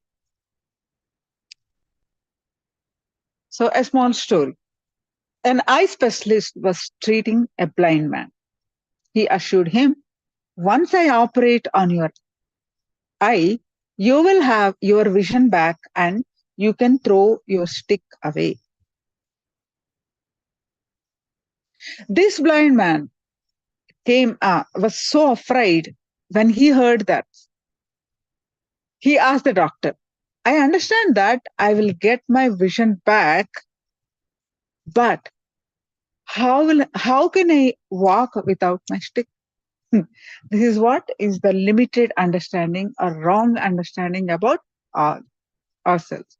The man was so used to walking with the stick that he could not understand that by getting his vision, he can throw away the stick. So he's holding on to that limited, inadequate cognition of himself, that he cannot imagine life without even after he gets his eye. This is how we all live our life. Ego is an inadequate cognition of ourselves. Whatever your understanding is inadequate, insufficient, that is an ego. Then you already have a inadequate cognition and you holding on to that continuously. You holding on to that continuously, that I am only right. Ego is an inadequate cognition of ourselves, and arrogance is holding on to that limited identity, even though you know that something bigger is available. You're holding on to the wrong cognition or inadequate cognition, holding on to that, and you think that is only right. So when you have ego and arrogance, this chakra is blocked. Ego and identity are very closely related to each other. Now, when I ask you a question, who are you? You will have a lot of explanation, right? I'm an engineer, I'm a lawyer, I'm a short, I'm tall, I'm fair, I'm married. So many identifications you have about you.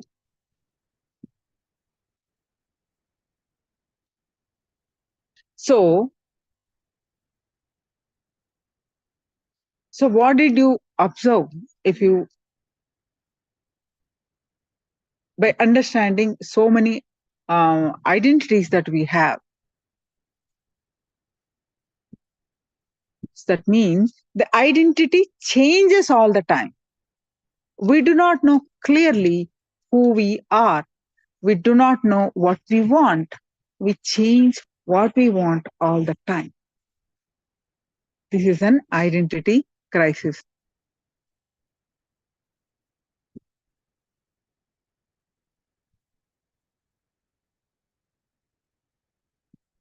So now understand, how do we awaken our third eye? First step to awaken the third eye is bring restful awareness to your third eye.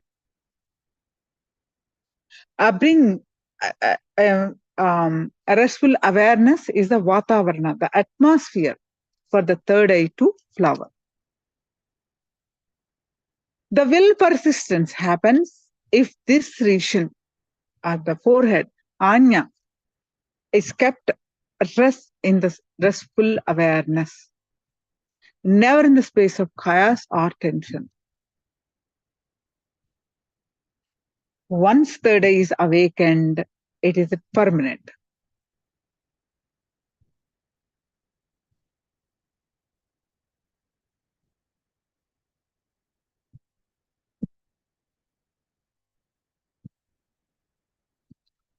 And all the time being powerful, reading the scriptures,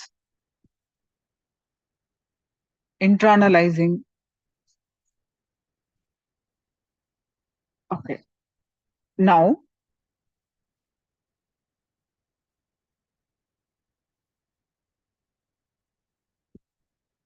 once the third eye is awakened, you get a breakthrough for your consciousness.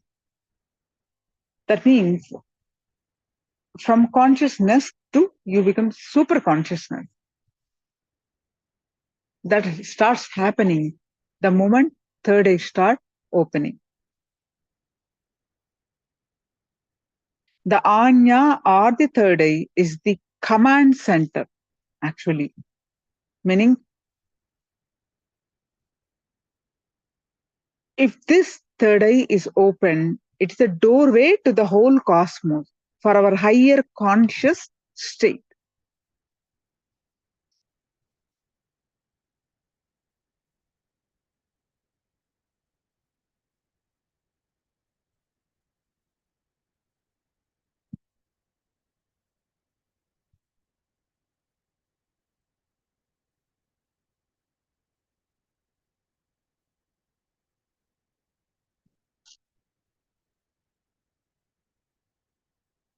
So once the third eye is open, not only you will be able to read without seeing the eyes, but there's so many other benefits like your intuitive power increases.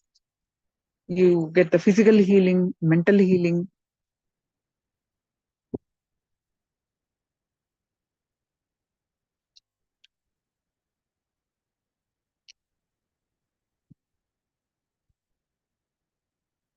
So scientific research.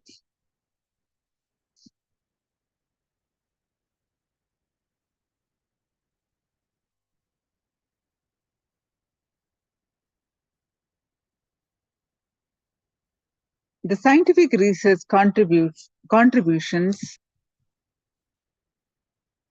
It said that third eye science is for everyone. That's why it is called science.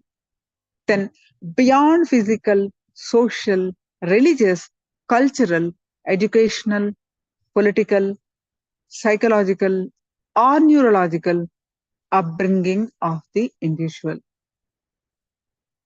Univocally established, irrespective of any idea about you or others, any reasons, physical, social, any reasons. Third eye science is for everyone. So the powers of the third eye, awakening the third eye, are now just day-to-day regular lifestyle happening.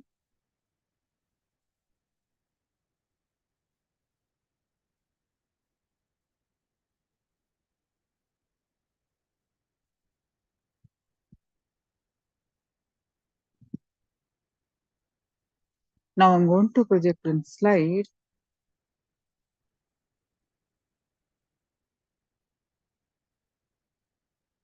Where you can see Swamiji's. The doctors say Swamiji is in complete control of his brain waves. When doing daily activities, there was an experiment done on Swamiji using QEEG and PET scans. When doing the daily activities, high activity is measured in the brain where third eye is located. Then when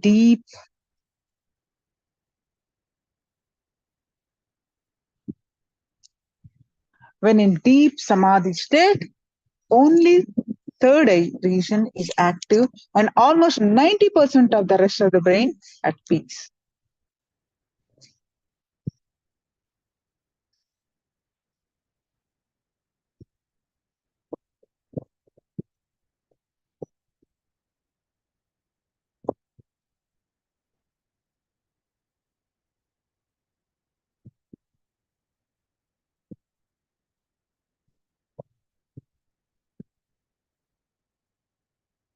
So study measures and compare metabolic cell activity of the brain in conscious and meditative and open of third eye states and using the positron emission tomography, the PET scans.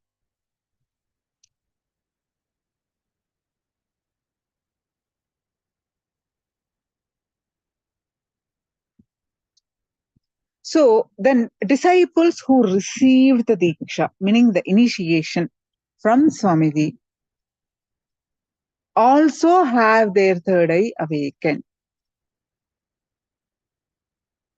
So using the various methodologies like QEEG and electrocardiogram cardiography, all that results and observations are that spiritual healers have the same brain activity like Swamiji as that of when they are healing, only when they are healing, in comparison to non-initiated members.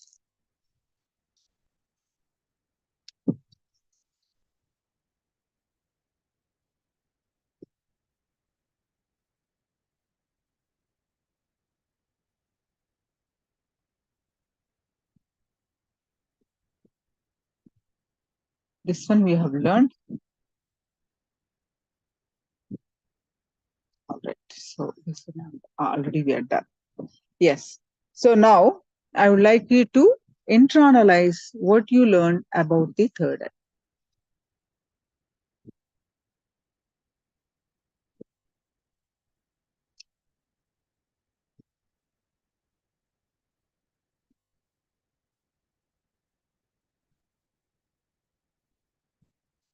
What you learn about the third eye. Just internalize.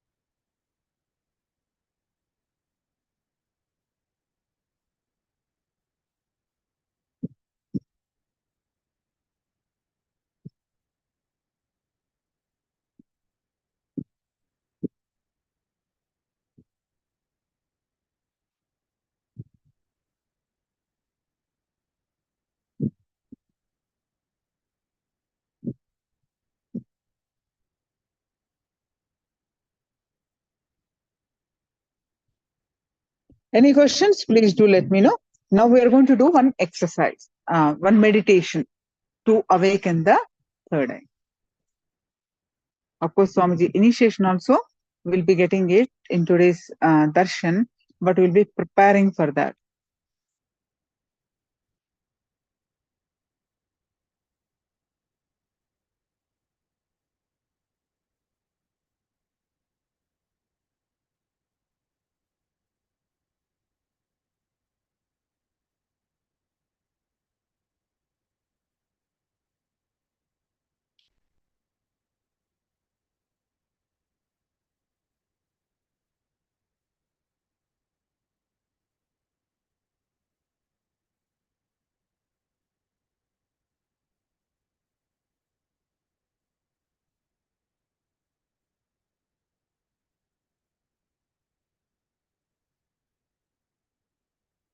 So now I'm going to explain to you about this meditation. This is called Trinetra Tadaka.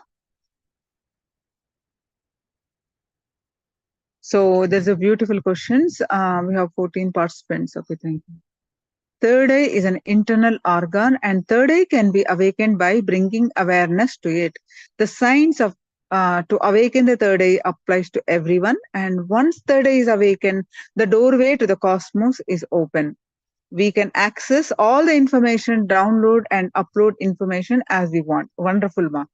Then Stephanie posted, is food habits affects third eye awaken? Yes.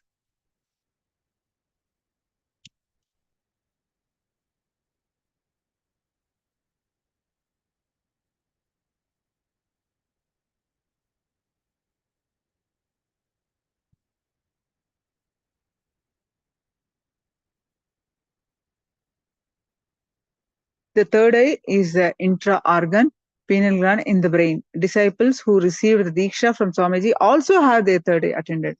Wonderful, Ma Elizabeth. And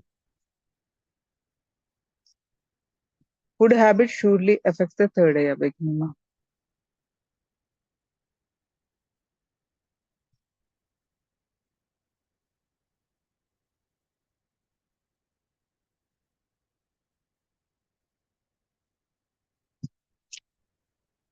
Thank you all for posting. Now let's move on to the meditation.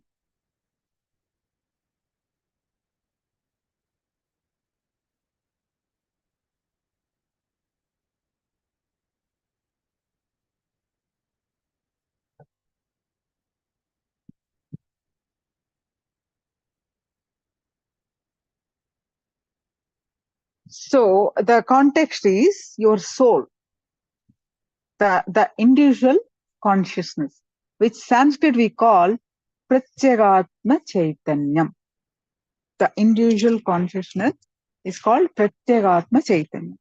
Is the connection between the pure superconsciousness and Paramashiva and your body. Guru can change that programming and give you the best possible conscious frequency connection between you and your body through Shaktipata. We'll be learning about Shaktipata in the upcoming session. Today only. All you need for superconscious breakthrough is to detoxify your intra-organ, the Anya Chakra, the third eye, and the psychological mental setup. Not only physically, you cleanse up the mental setup also, we need to decalcify.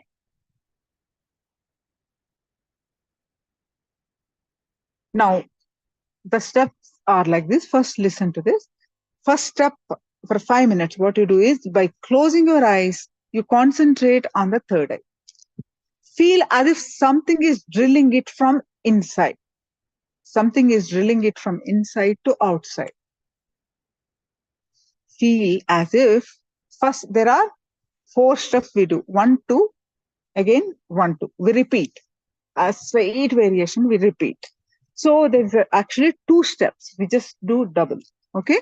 So the first step is just visualize all. You have to close your eyes and visualize all your attention, restful awareness to your third eye. Then if something is drilling from inside, that's what you need to visualize.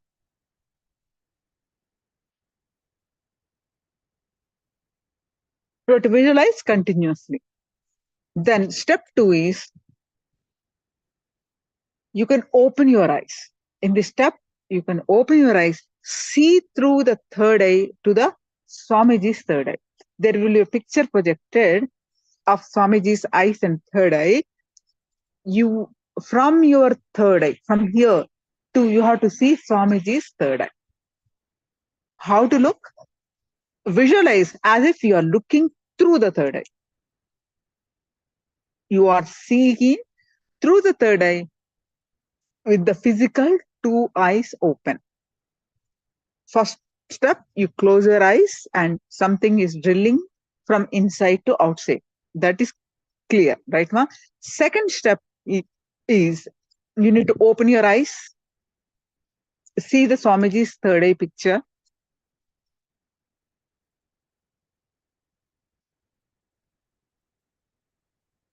So in this step, visualize as if you are looking through the third eye.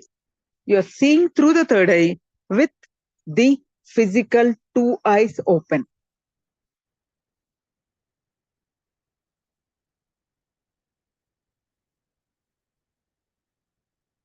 So then third step, fourth step, literally a slight different, but it's practically the same.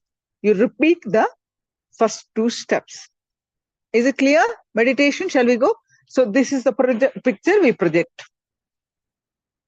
So this is for the second step. Any questions? Please do let me know. We are going to do the meditation now.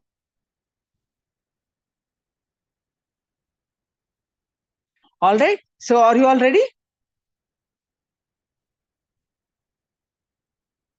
It's called Trinetra Tadak meditation, the awakening of the third eye meditation.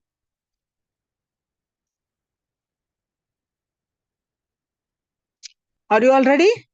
With your eye band, sit straight, with your head neck back, straight line, and close your eyes and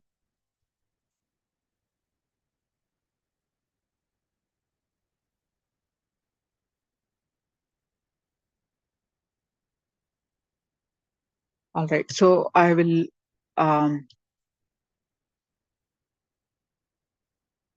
All of you are ready?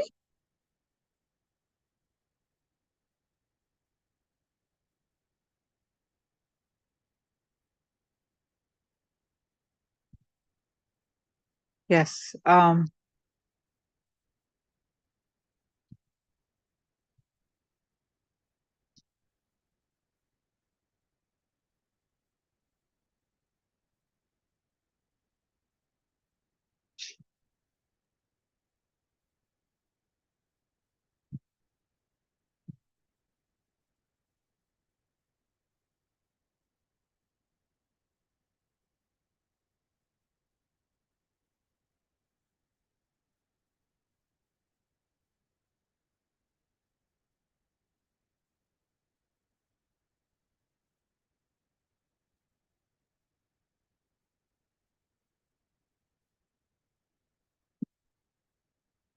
Yes. Let us start.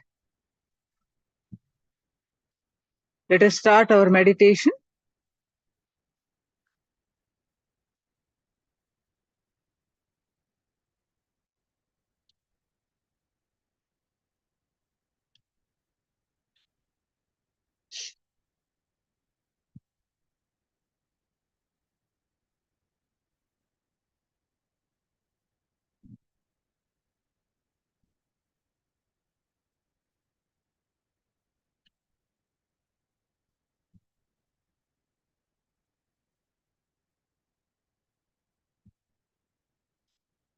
Now, close your eyes.